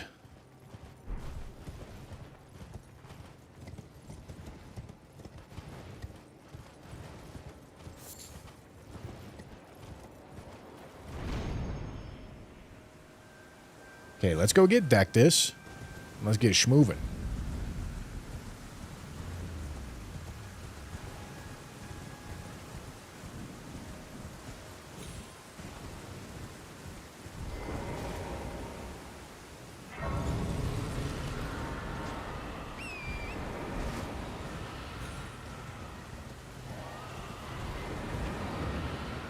And I have over double the blood loss buildup of what I had before. And realistically, my damage is not lowered. I'd probably have comparable damage, if not more damage, than what I had before. And I'm doing twice the bleed.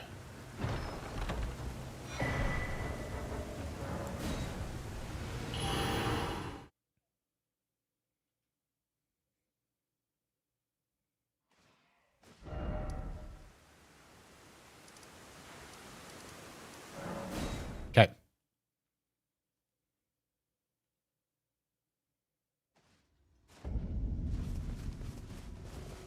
I'm excited about this, dude.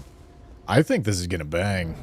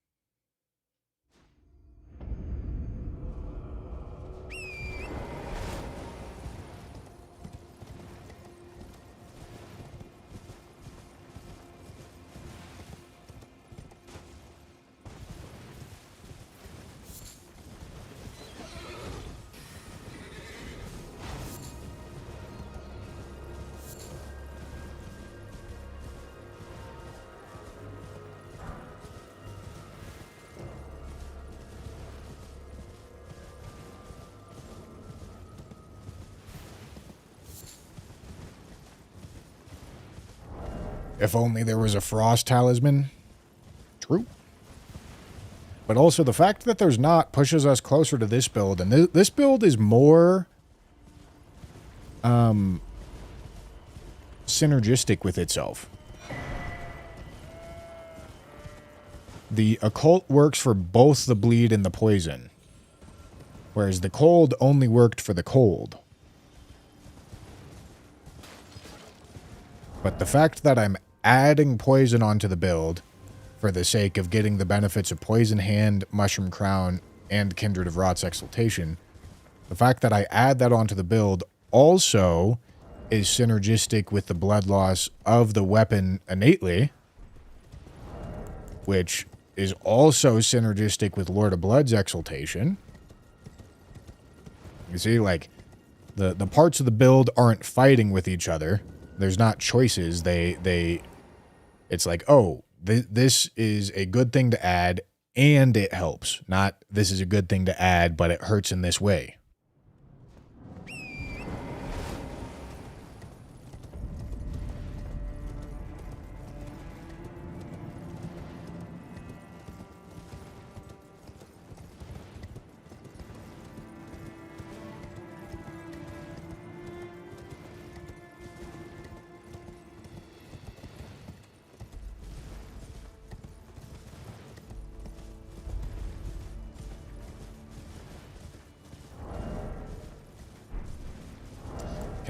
Do I have enough? Nice, mid-load. Mid-load with the Verdigris Greaves.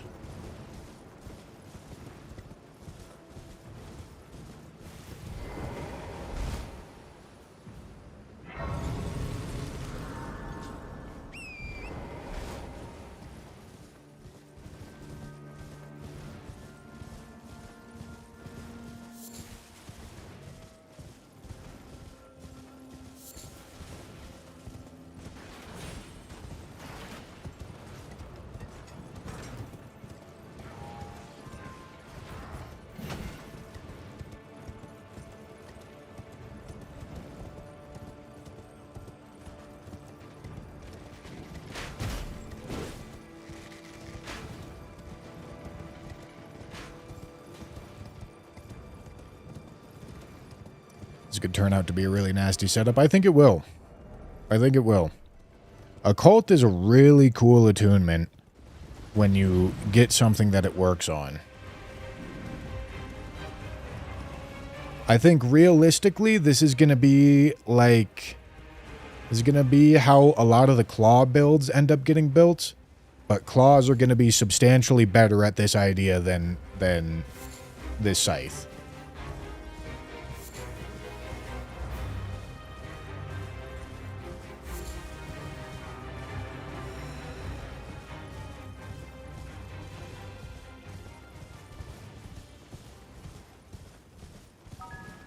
Court, thank you for the prime.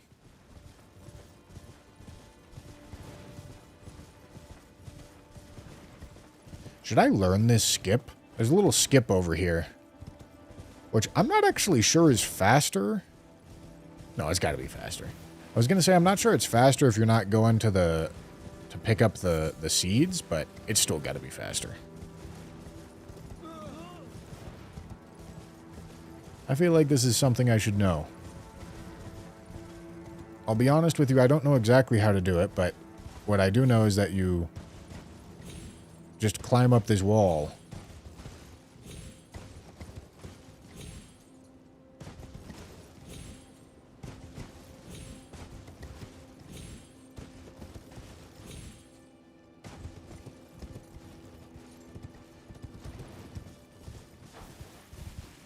Maybe to the left.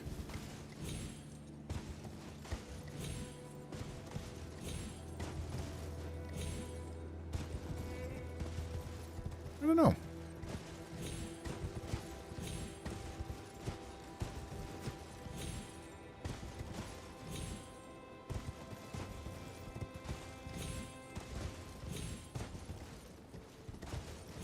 Jump to the right. Like right there? I don't actually know.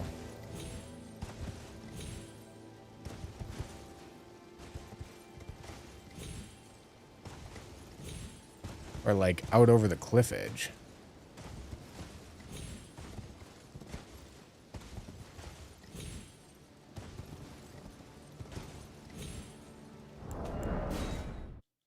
I don't know. Couldn't tell you.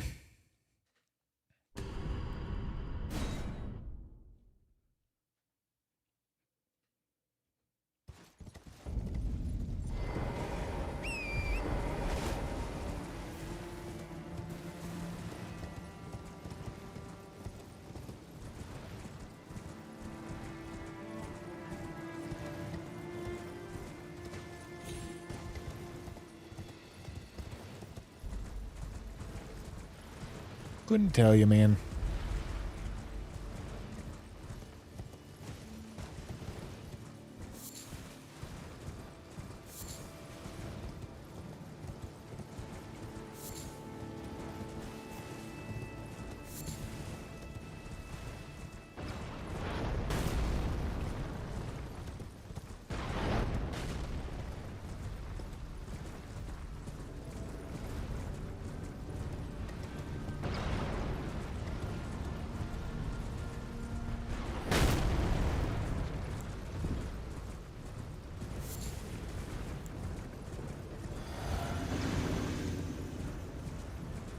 Alright, let's see. Occult Poisonous Mist. How's it do? Multi-hit.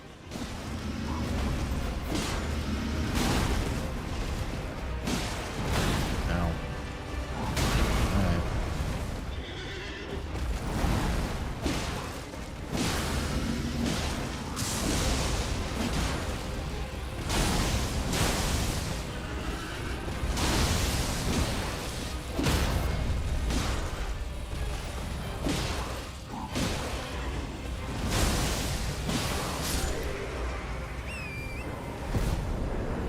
That seemed pretty good.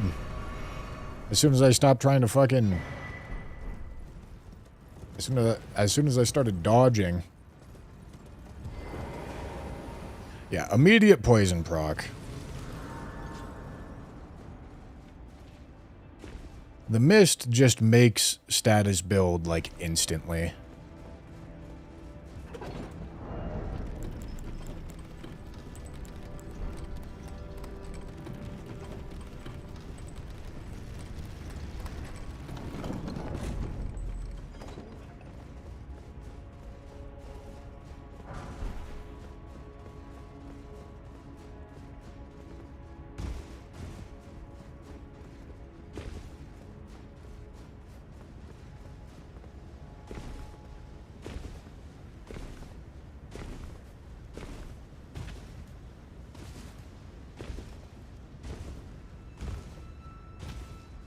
Yeah, I don't give a shit about rune optimization anymore.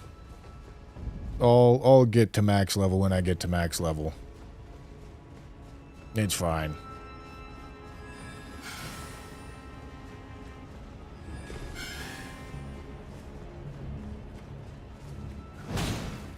Ow.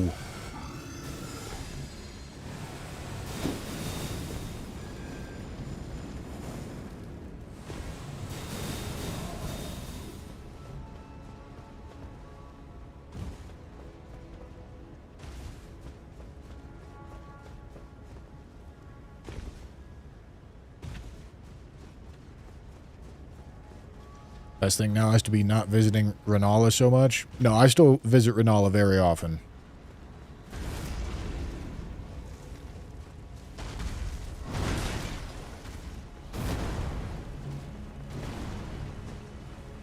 There hasn't been, for the last several runs, there hasn't been a run without visiting Renala.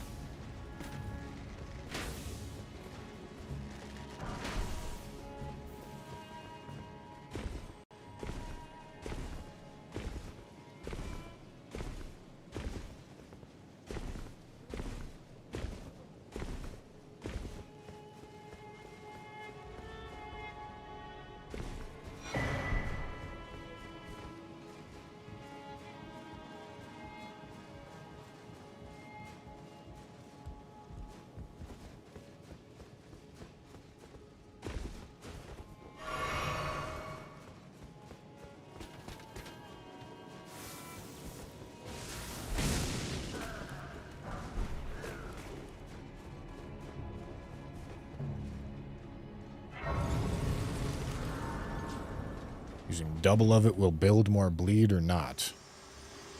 No. My utmost thanks. For here and thus I shall depart. Farewell. I shall leave. I wish You know, if I was truly genuinely max level, if I was level 714 or whatever it is, I think power stancing with a cold attunement and an occult attunement starts to become an idea. Because you no longer have to make choices with your levels anymore. You just can have everything all the time.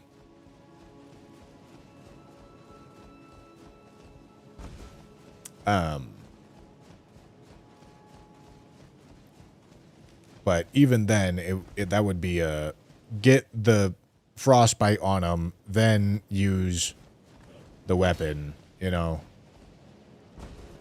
Frostbite would more or less just be like a formality. It'd be like, all right, let's give him frostbite so that we do more damage and then use the actual weapon that we want to use.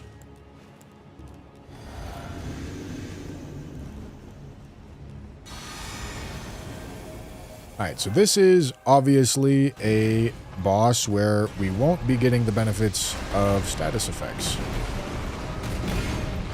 So this is where we're going to see how the weapon does, crouching on just, multi-hit, and base damage.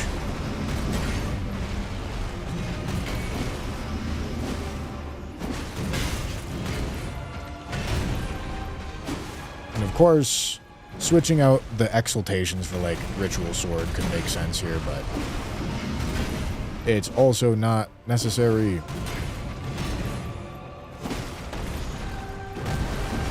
Oops, out of stam.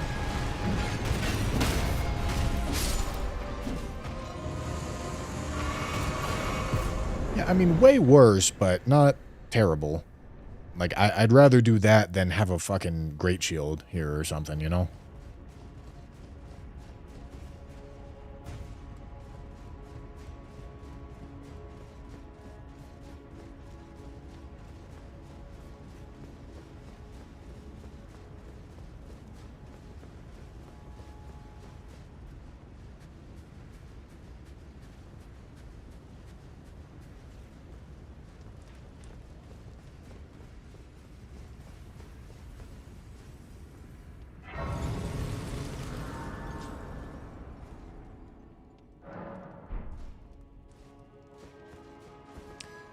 Thank you for the 750 jewels, Dero. Thank you, thank you, thank you.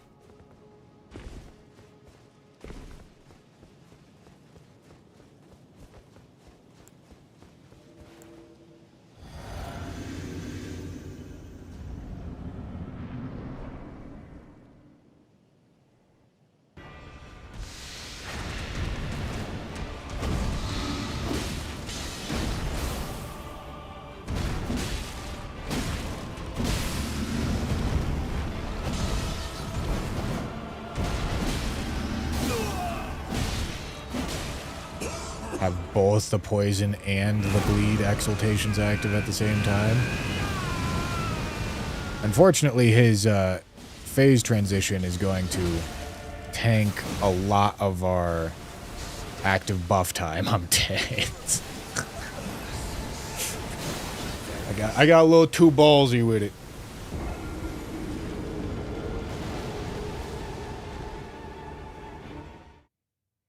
It almost worked, though.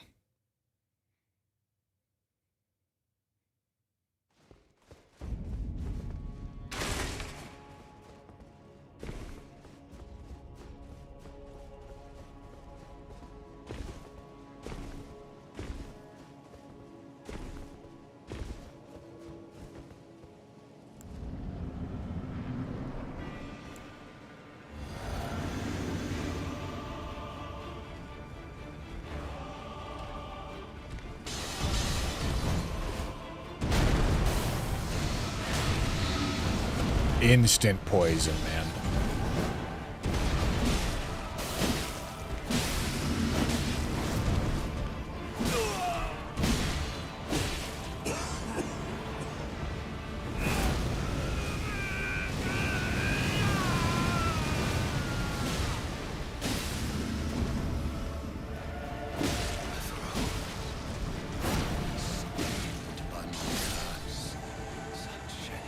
Yeah, dude. This is a good weapon.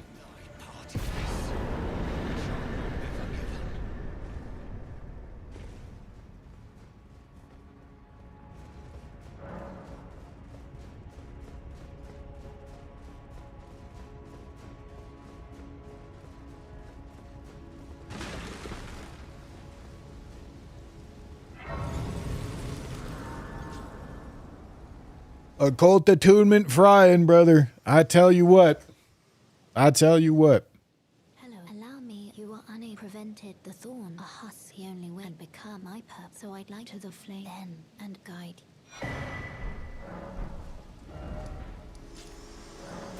Hey, can I read the rules for the runs in any place? Sorry for my bad English. Holy shit. Dude.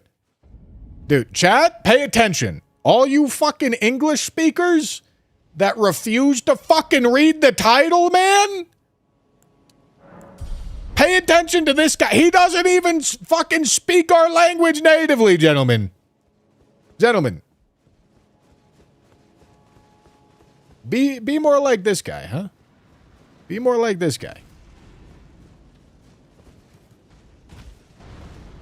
No. No, there's not a place you can read the rules.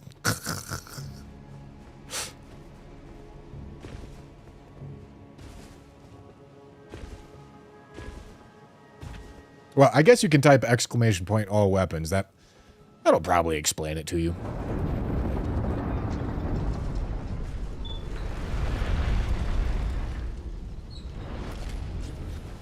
Or no, there is a command, isn't there? Is the command exclamation point all weapons? What's the command? Gentlemen, what the fuck's the command? All right, what's the one? What's the run? Or what's the command that leads to the spreadsheet? There's a command that leads to the spreadsheet. Exclamation point weapon list. I see. I see. That's the one. Thank you.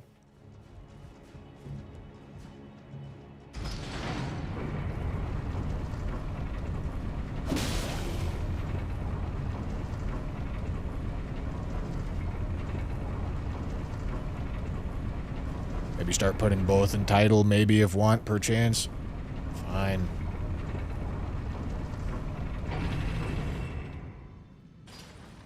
Whoops.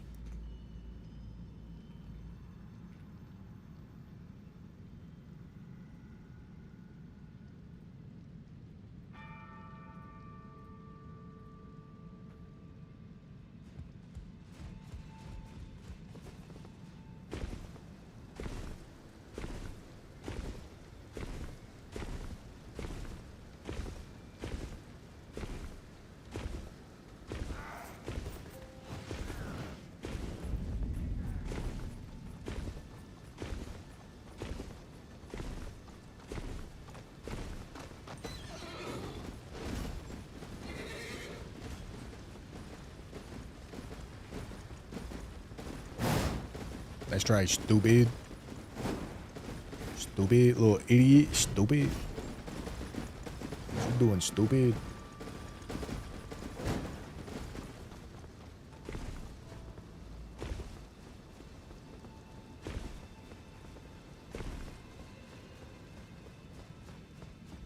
For vibes, I'd simply collect 447 copies of Ritual Sword.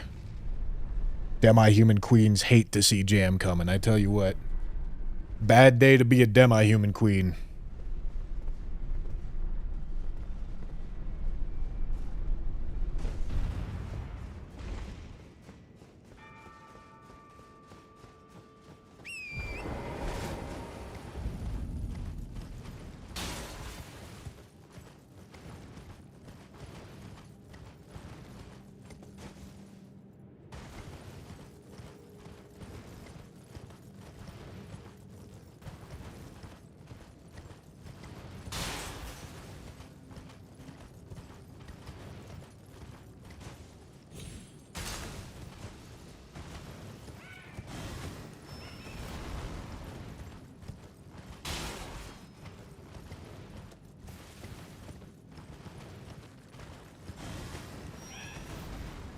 The 447 DTS shields will look funny. Listen, the inventory management, the process of changing weapon in between each run is going to become such a long fucking task. I'm gonna have to delete some of that shit, man.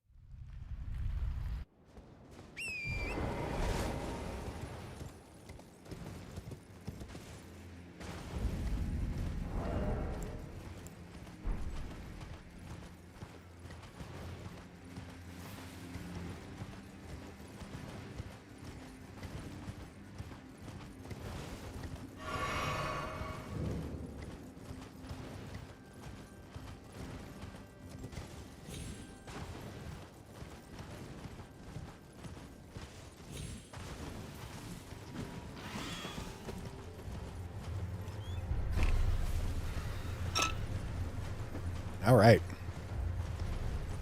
Gentlemen, last night I started the process of brewing up the thumbnail format that I'm going to have for the second channel videos of this challenge. And I'm pretty happy with what I came up with. I like what I made.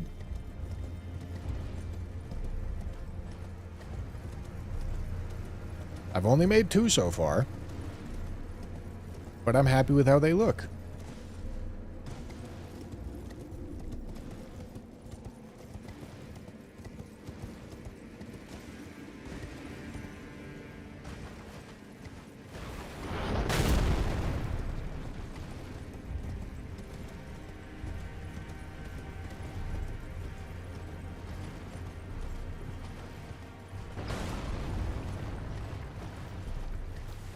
I like judging thumbnails, ask Tanner and Ryan. How's that, Jam? What's the reason for that?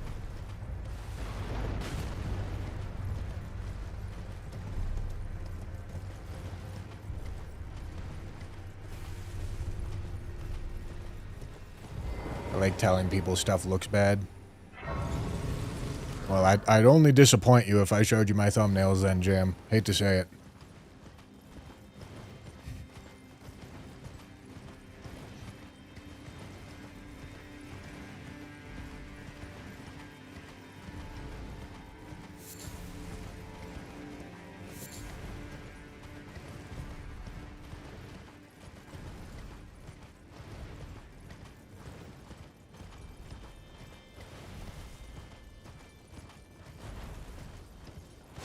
Holy shit, look at the wind up on that shit. God damn. Look at that.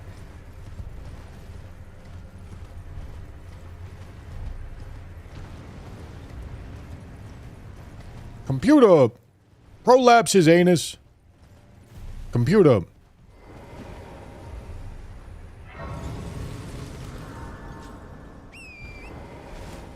Thank you, computer.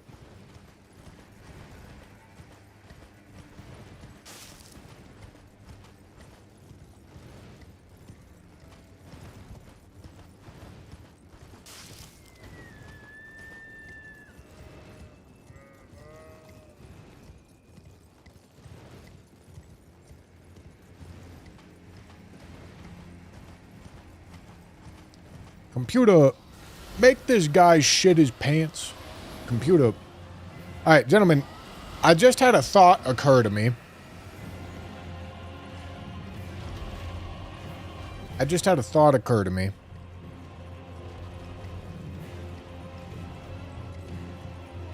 I'm kind of disappointed that this thought occurred to me right now instead of 10 weapon runs ago. But it did just occur to me.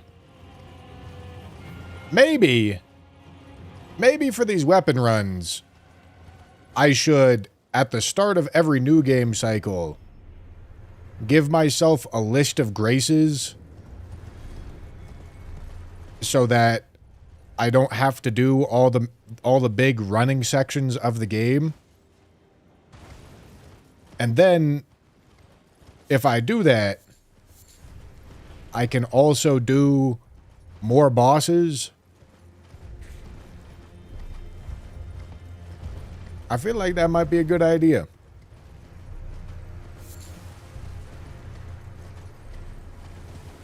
Got me thinking.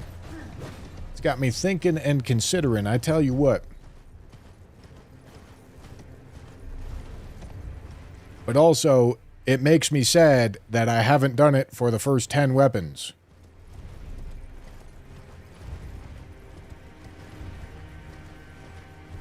Should get Scythe to make you a version that has active graces as soon as you load up. Well, I can also just ER tool it, because ER tool has a feature where you can save profiles. So, like, you can say, I want, like, this list of 20 graces activated all with one button press. And ER tool can do that.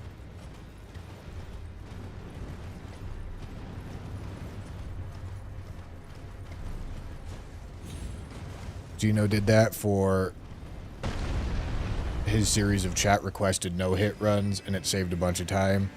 Yeah, because, you know, doing the Morgott to Fire Giant run every time is kind of devious. There's going to be a lot of time dedicated to running through Forbidden Lands.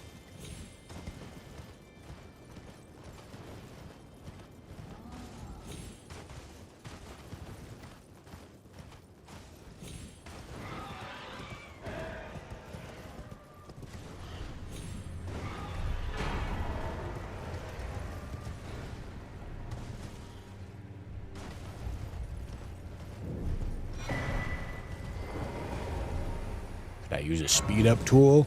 Yeah, like a tool that lets me teleport to the next grace that I need to go to. That's a good idea. Why didn't I think of that?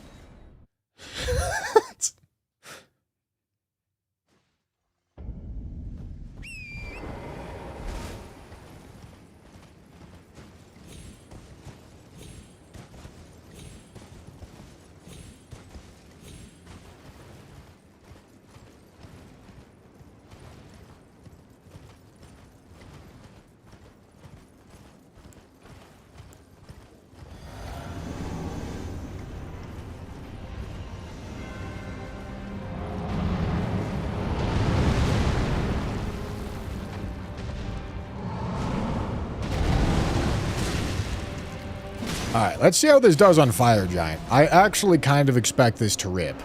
Although, Fire Giant, I don't get the benefit of the exaltations. Because this dude's big-ass head, big-ass eyeball is too far away from me. However, I already chunked 15k damage, so...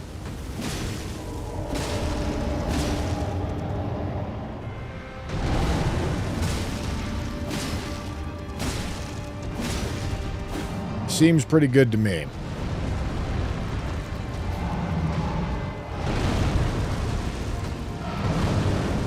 Yeah, maybe I can get the exaltations in phase 2. God damn. God damn. No, this is good.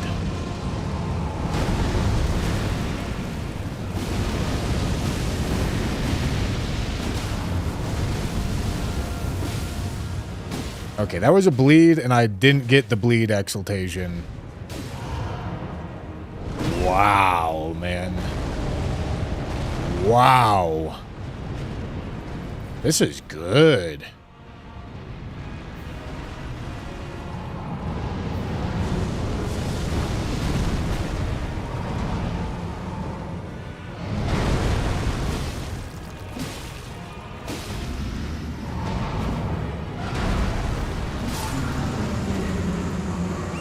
Oh boy.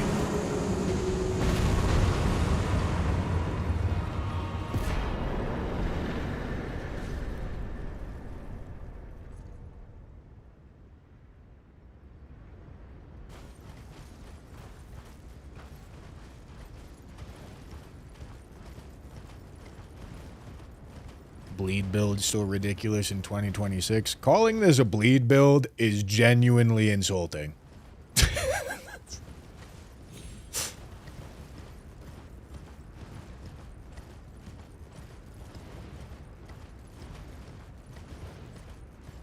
I feel like you just fucking slapped me by calling this a bleed build.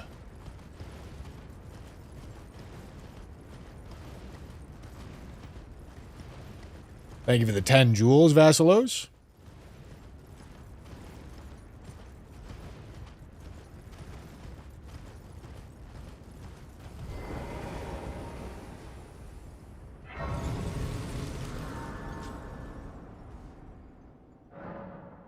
The fuck are jewels and what's the conversion rate? Good question. I don't know the answer to it.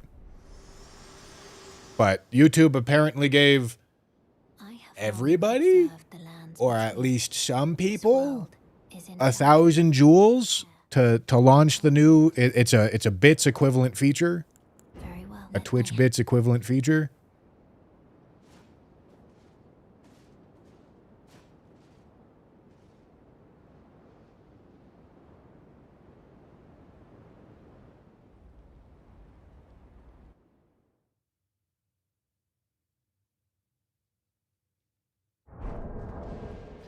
Don't know they were free from YouTube. Yeah. But shit, I'll take it, dude. I'll take it. Imagine YouTube scamming and they're not actually paying out to creators if they were the free bits.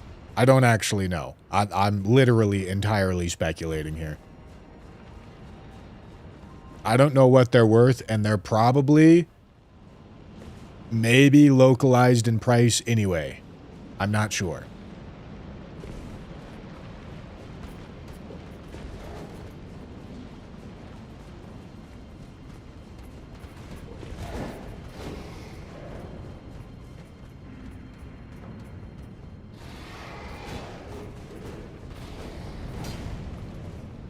Can I see in my YouTube chat?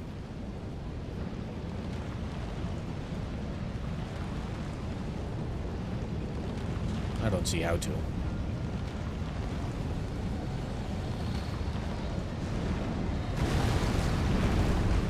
Did a bit of number crunching on AR calculators. If you have 99 strength, 99 dex, and 99 arcane, your AR on most smithing weapons will be similar to a quality build, if not more, but with a status win. Are you talking about a cult, Steve? Or are you talking about a bleed and poison attunement? Because those are two different situations. We also won't be at 3 max weapon stats for a while here.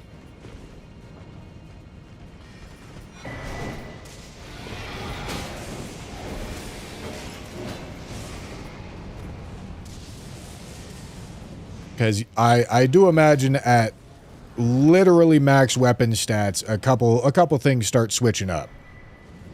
For sure.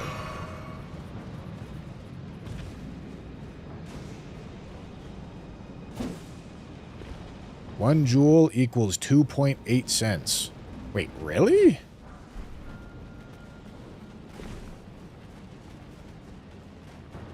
So they're more than bits. They're almost 3 times bits.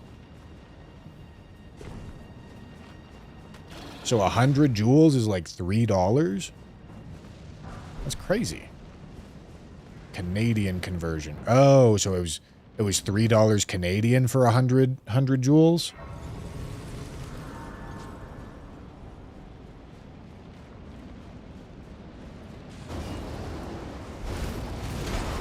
When you have bleed or poison attunement granted later in this quest, it will be the optimal damage output.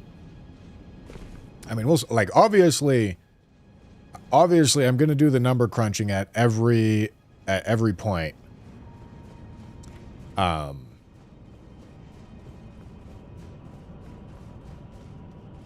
yeah, I'm going to want to build them optimally. And when we get to really high character levels, optimally is going to look a little different. But I'll also make sure to caveat, I'll make sure to caveat on those that sometimes the super high character level builds are going to look a little odd. And they're probably not, like, reasonable to go for unless you're, like, character level fucking 500. Alright, gents. Godskin Duo. The true pain in the ass of every run.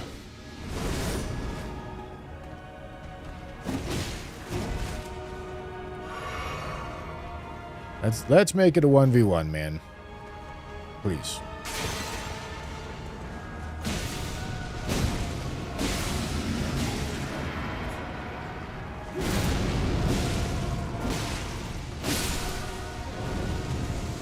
Wow. Dude, the damage is fucking chunky.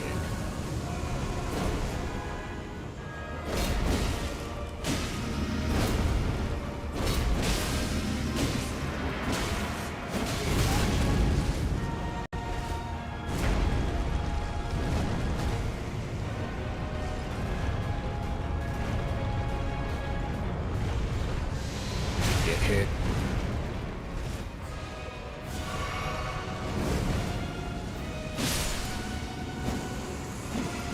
Wow. Lord of Bloods goes.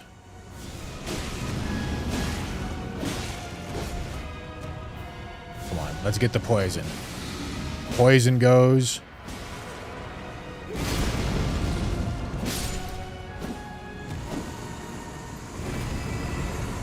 Wow.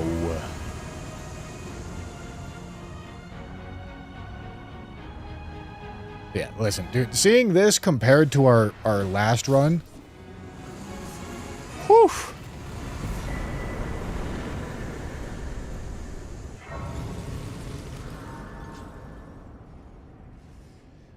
Mark Goten, thank you for the 10 joules. Appreciate you. Cockler, 250 joules. Goten with the 10 joules. Just a dude with 1,000 joules. Juicing, man. And Mark with another 20 joules. Thank you, boys. Thank you, thank you.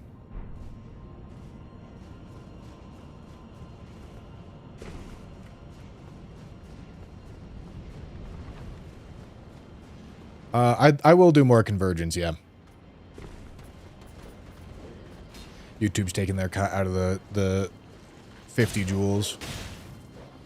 Yeah, it probably is a 50-50 split. For creators, it's probably the same as bits where I bet 1,000 joules is $10.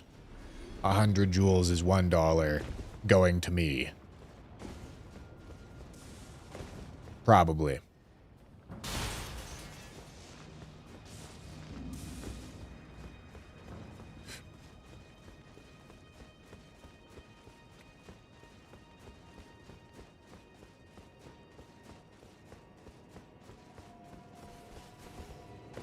What even is your character level right now? 275.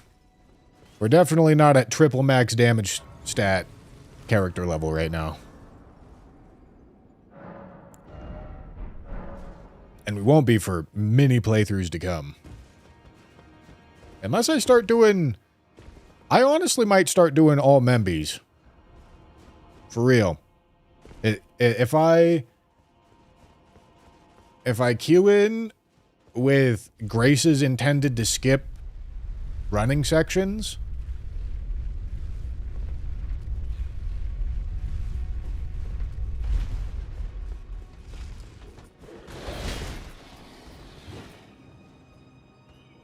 I could definitely do that. And I feel like it would make the challenge more robust as a whole.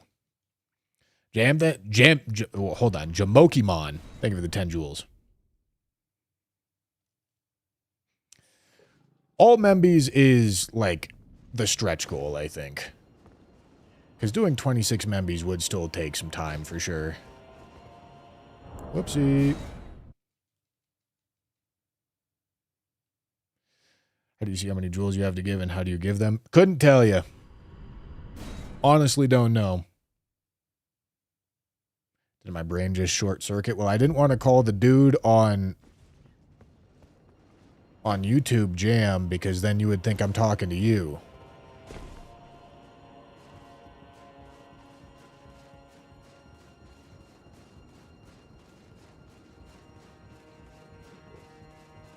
Send me a screenshot of the purchase breakdown.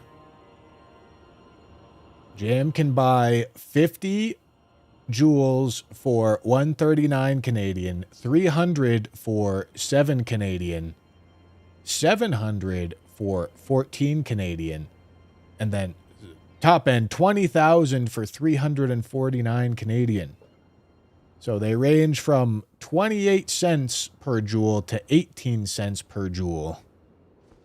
Canadian cents, which is probably like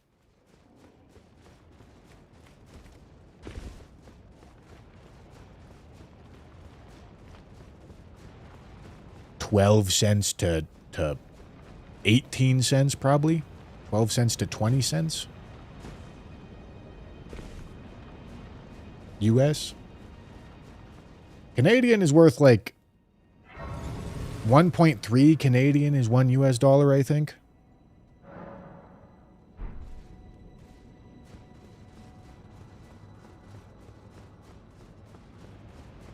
So anyways, gentlemen, all you people watching on YouTube, if you got free jewels, shit, I'll take them. Pay out your favorite streamer. That just so happens to be me. Just so happens to be me. Take YouTube's money and give it to me. Lord knows I want it. Oh, whooped. Jamokimon, thank you for the 30 jewels. Okay, let's see how this goes.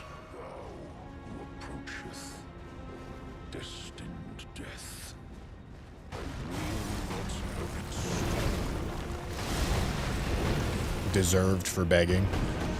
Not begging. Not begging at all. This is how we take down corporatocracy or something.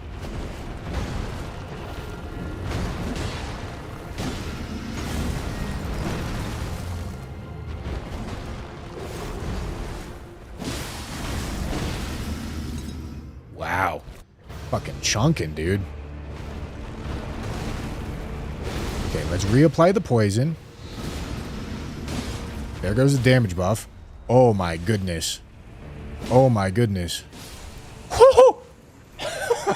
Oh my god. Okay, you know what? Okay. These sides are overperforming because I was really not giving their stance damage enough credit. I figured the R1s wouldn't be building up any noticeable amount of stance damage, but we've gotten a couple key stance breaks that have been crazy. Like I was kind of like operating under the, okay, these are going to be slower claws and this archetype just wants a weapon that swings as fast as possible, so these are just going to be worse. But the fact that these do an actual amount of stance damage is for real proving to be kind of valuable. Like, this is a slower, more stagger heavy claw build right now. And it's good. This shit's good. Oh my goodness. Urhavan, thank you for the 20 jewels. Apful, thank you for the 10. Kira with the 10, thank you, thank you, thank you.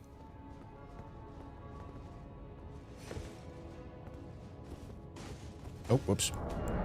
And here's the thing. This build that we're currently rocking is not reliant on super high character level. This build with the occult attunement pretty much only cares about arcane scaling. It does care about strength and dex, but not a lot. It mostly only cares about arcane scaling. So this is a build that would still be ripping at like rune level 100.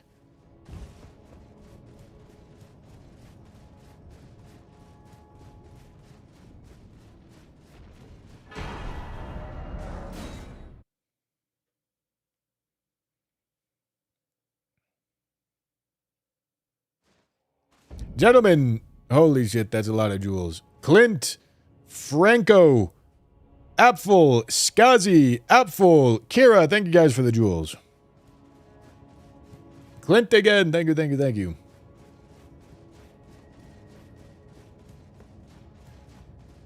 I know you can't J-Bodski, but I know how to buffer, sprint, and jump, but I don't do it there because there's not enough runway. Even with buffered sprint and jump.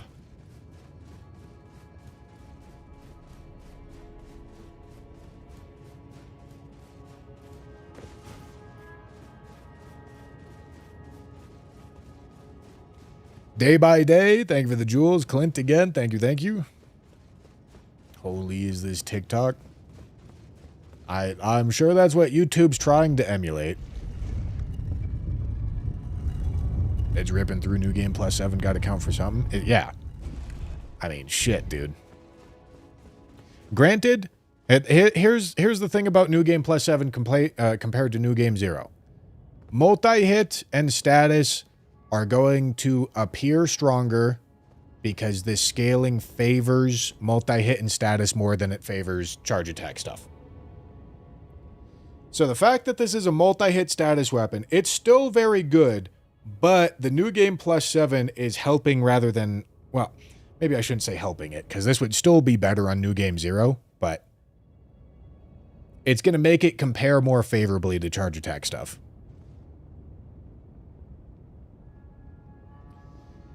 Dries, thank you for the jewels. Dad by Day. Thank you for the jewels as well. Gila and Dries, thank you.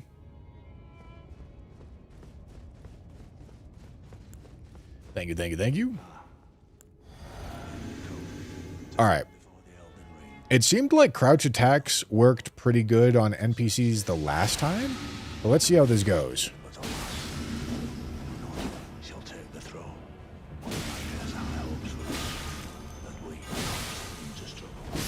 Dude, and the bleed build-up's nasty, man. Dude, this weapon fucks. Dude, I was not rating Scythes very highly, like, in my head. But this thing's overperforming. This thing's overperforming for sure. This thing's good.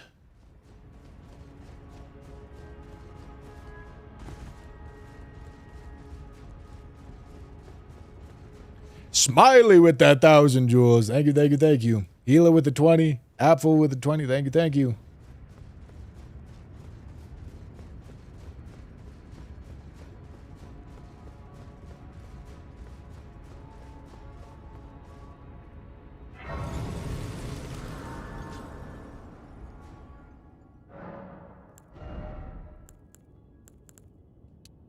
Didn't understand what you said about multi-hit in New Game 0 and 7.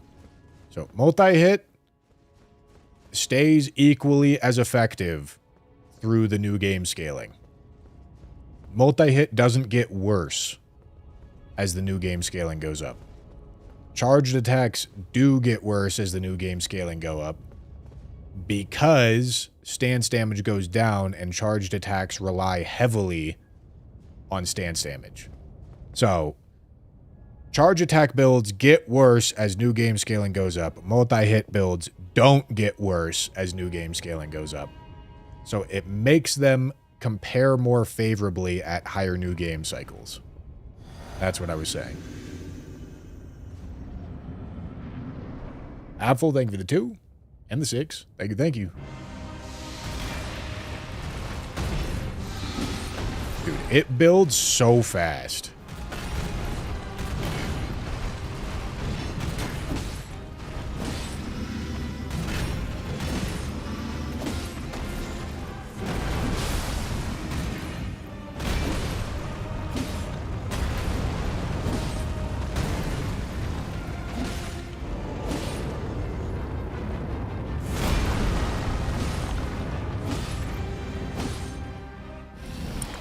Crazy.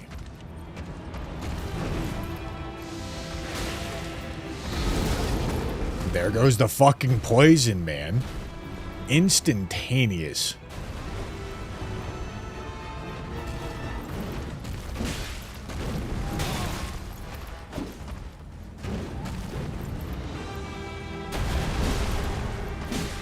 What the fuck is Big Man doing here?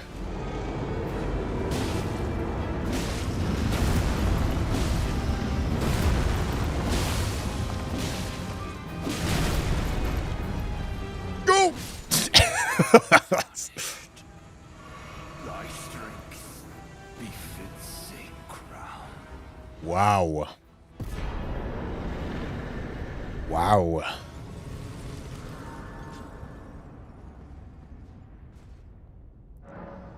Gabehead, thank you for the 440 jewels, gentlemen. Thank you, thank you, thank you.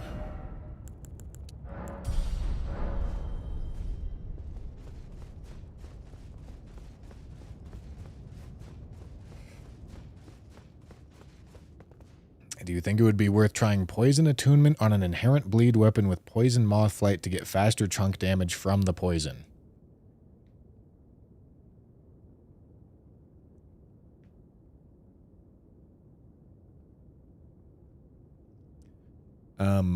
That's not the reason why I would want to try that.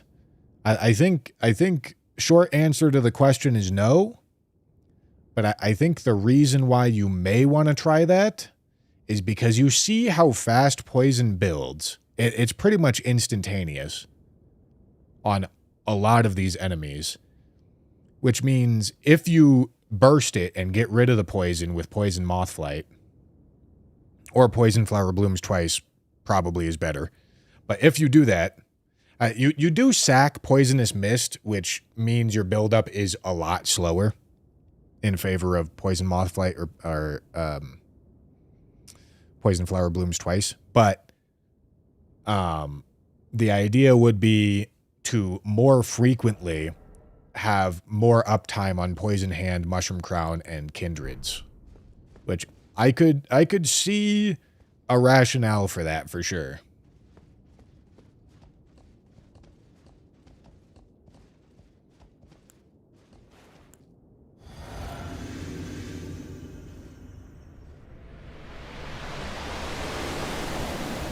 Yeah, no bleed in this fight. Obviously, this build is, oh boy. Poisoning Radagon that fast is crazy. This build very much relies or benefits from status, and we're not going to have a ton of that this fight.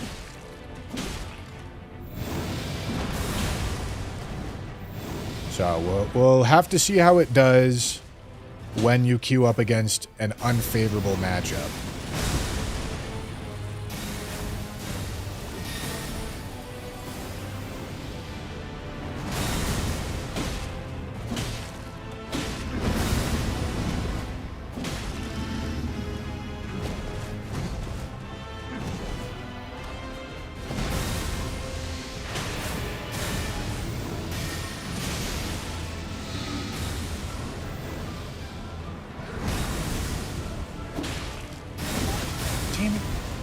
I was hoping I'd be out of range.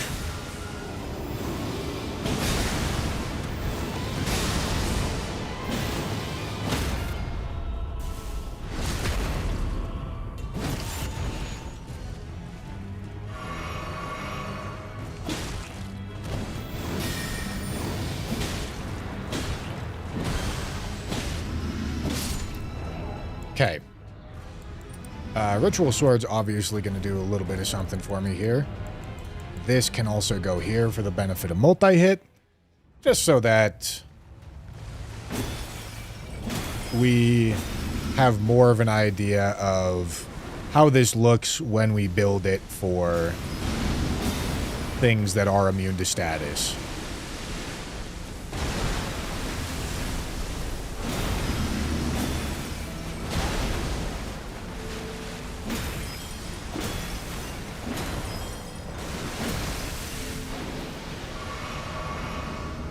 I mean, damage is pretty chunky, honestly.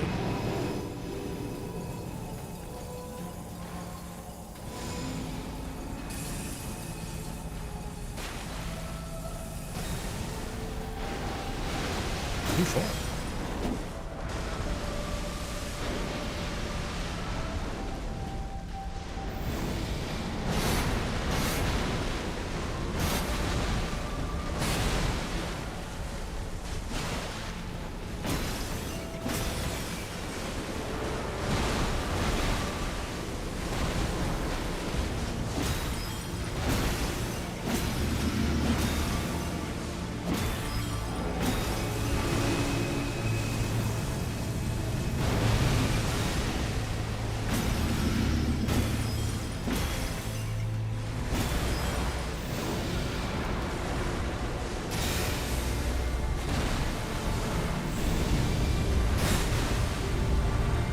I gotta avoid the Elden Stars. Oh, hello.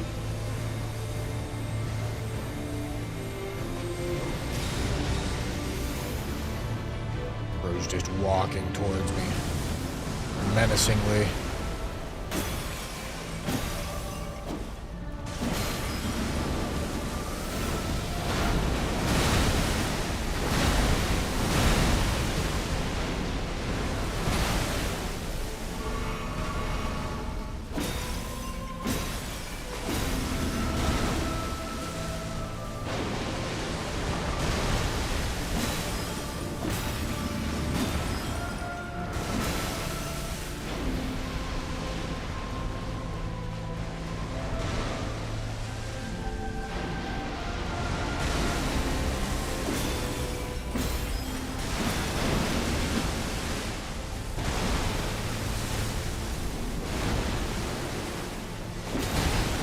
What? I think the hit itself knocked me back and put me into range of his attack. Good job, gentlemen. Good job, gentlemen. Look at that.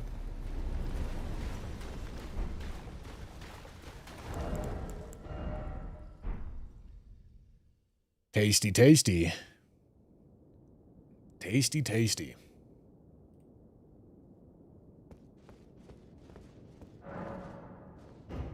All right, let's go roll credits.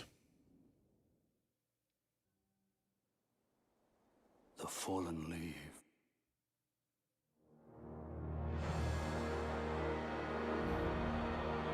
Okay, that's 29, 54, 59.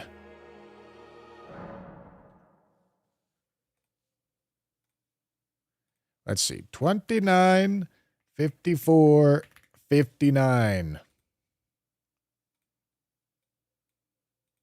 Absolute fucking ripper right there, dude. We even killed three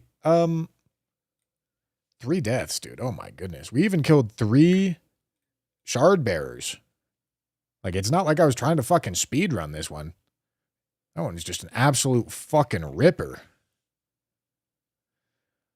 Okay. Okay, let's go find it. So, this is a native bleed weapon. Let's talk about the Scythe. Native bleed weapon that we went for an occult attunement, poison mist, exaltation, multi-hit combo build. Because all of it's very synergistic together. Every single bit of that build is synergistic with every other part of the build, which is sick. That's a sick, sick combo. I just need to find it on this goddamn list. Going into it, I was expecting it to be a multi-hit exaltation build that had a little bit of a slow weapon, and having a slow weapon is bad for that kind of build because you want more status build up faster. So going into it, I was like, all right, this build type is strong.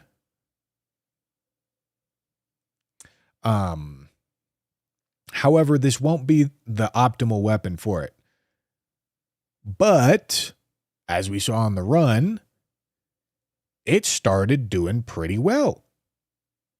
It actually did like really quite well because the R1s end up doing a ton of poise damage, much more than I was giving them credit for, and they ended up being relevant somewhat often.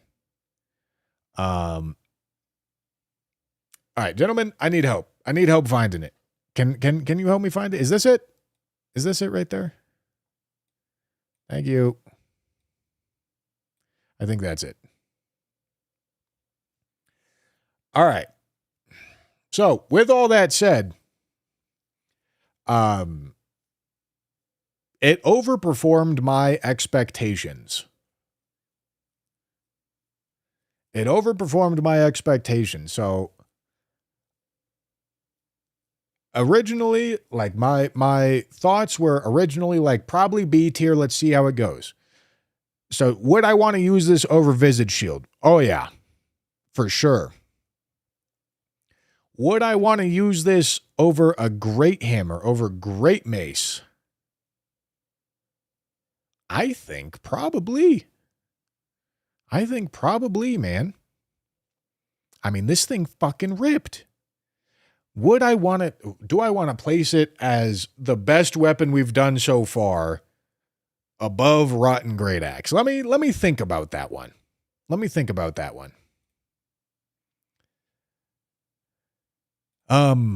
I'd certainly had more deaths on the Rotten Great Axe run, but I was doing more things.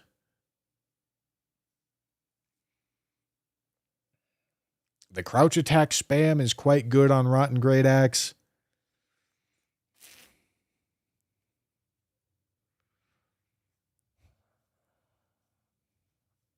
The fact that you get to build for status and stance, I don't think so.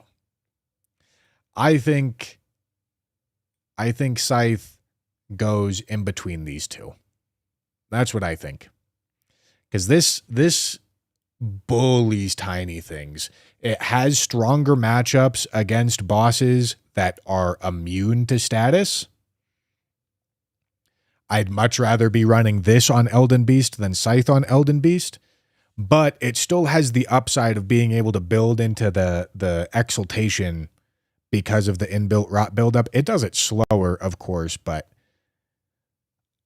Rotten Great Axe has to be better than Scythe. However, A tier.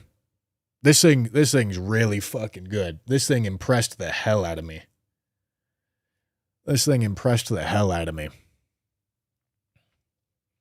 And, you know, like, truthfully, once we get through claws and once we get through the other things that are competing for this same sort of build type, we could have a little bit of a dialogue about whether or not a Scythe is going to end up being the S tier option for that build type. Which I did not expect to be saying, but the poise damage that they output is relevant. It's definitely relevant.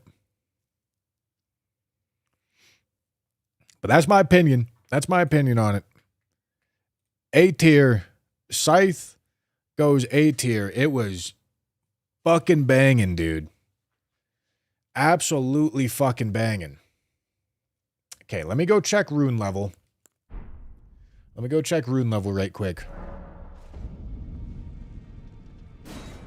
List seems alphabetical to save time searching in the future. Is it?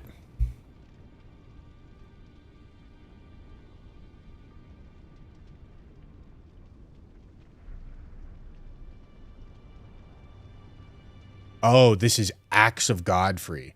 I remember having that exact thought, and I got through these first couple, and I was like, yeah, this seems alphabetical, and I got here, and I was like, well, that's Godfrey's axe, so, like, it's definitely not alphabetical. But no, this is Axe of Godfrey. That makes sense. Okay, yeah, it is alphabetical. At least as long as I haven't moved around the weapons. Shields are at the bottom. They got added in last, but that's fine. Okay. Okay. Gentlemen, what's my rune level?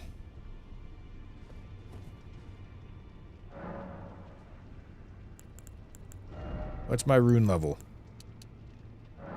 280. Got 8 levels out of that run. Okay, boys. That is going to be all I got for stream today. Thank you guys for watching. I hope you enjoyed. I will not be streaming tomorrow. I will not be streaming Monday. I will see you guys on Tuesday, okay? Tuesday. What the fuck happened on Tuesday? All right? I'll be honest, I don't know what we're doing yet, but maybe we see some convergence. Maybe we see color challenge. Probably not a color challenge, I'll be honest with you. Maybe we see, hold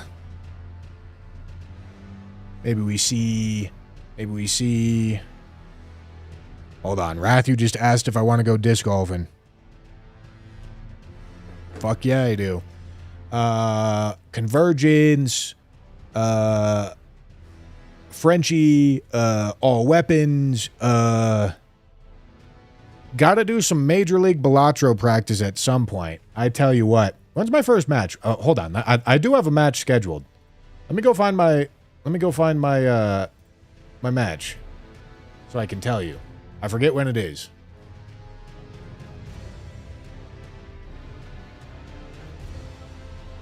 Tuesday, August 4th. Which is not next Tuesday, but it's the Tuesday after that. Alright? Tuesday, August 4th. 6 p.m. Eastern is my very first Major League Balatro match. So I do got to get some more practice in next week, okay? Kara, thank you for the jewels. Appreciate you. Thank you. All right, gentlemen. You're caught up. You know what I know. All right, if Ryan and I are going disc golfing, I guess I can't raid him then, huh? That's tough. All right, gentlemen. I'll see you Tuesday. Bye.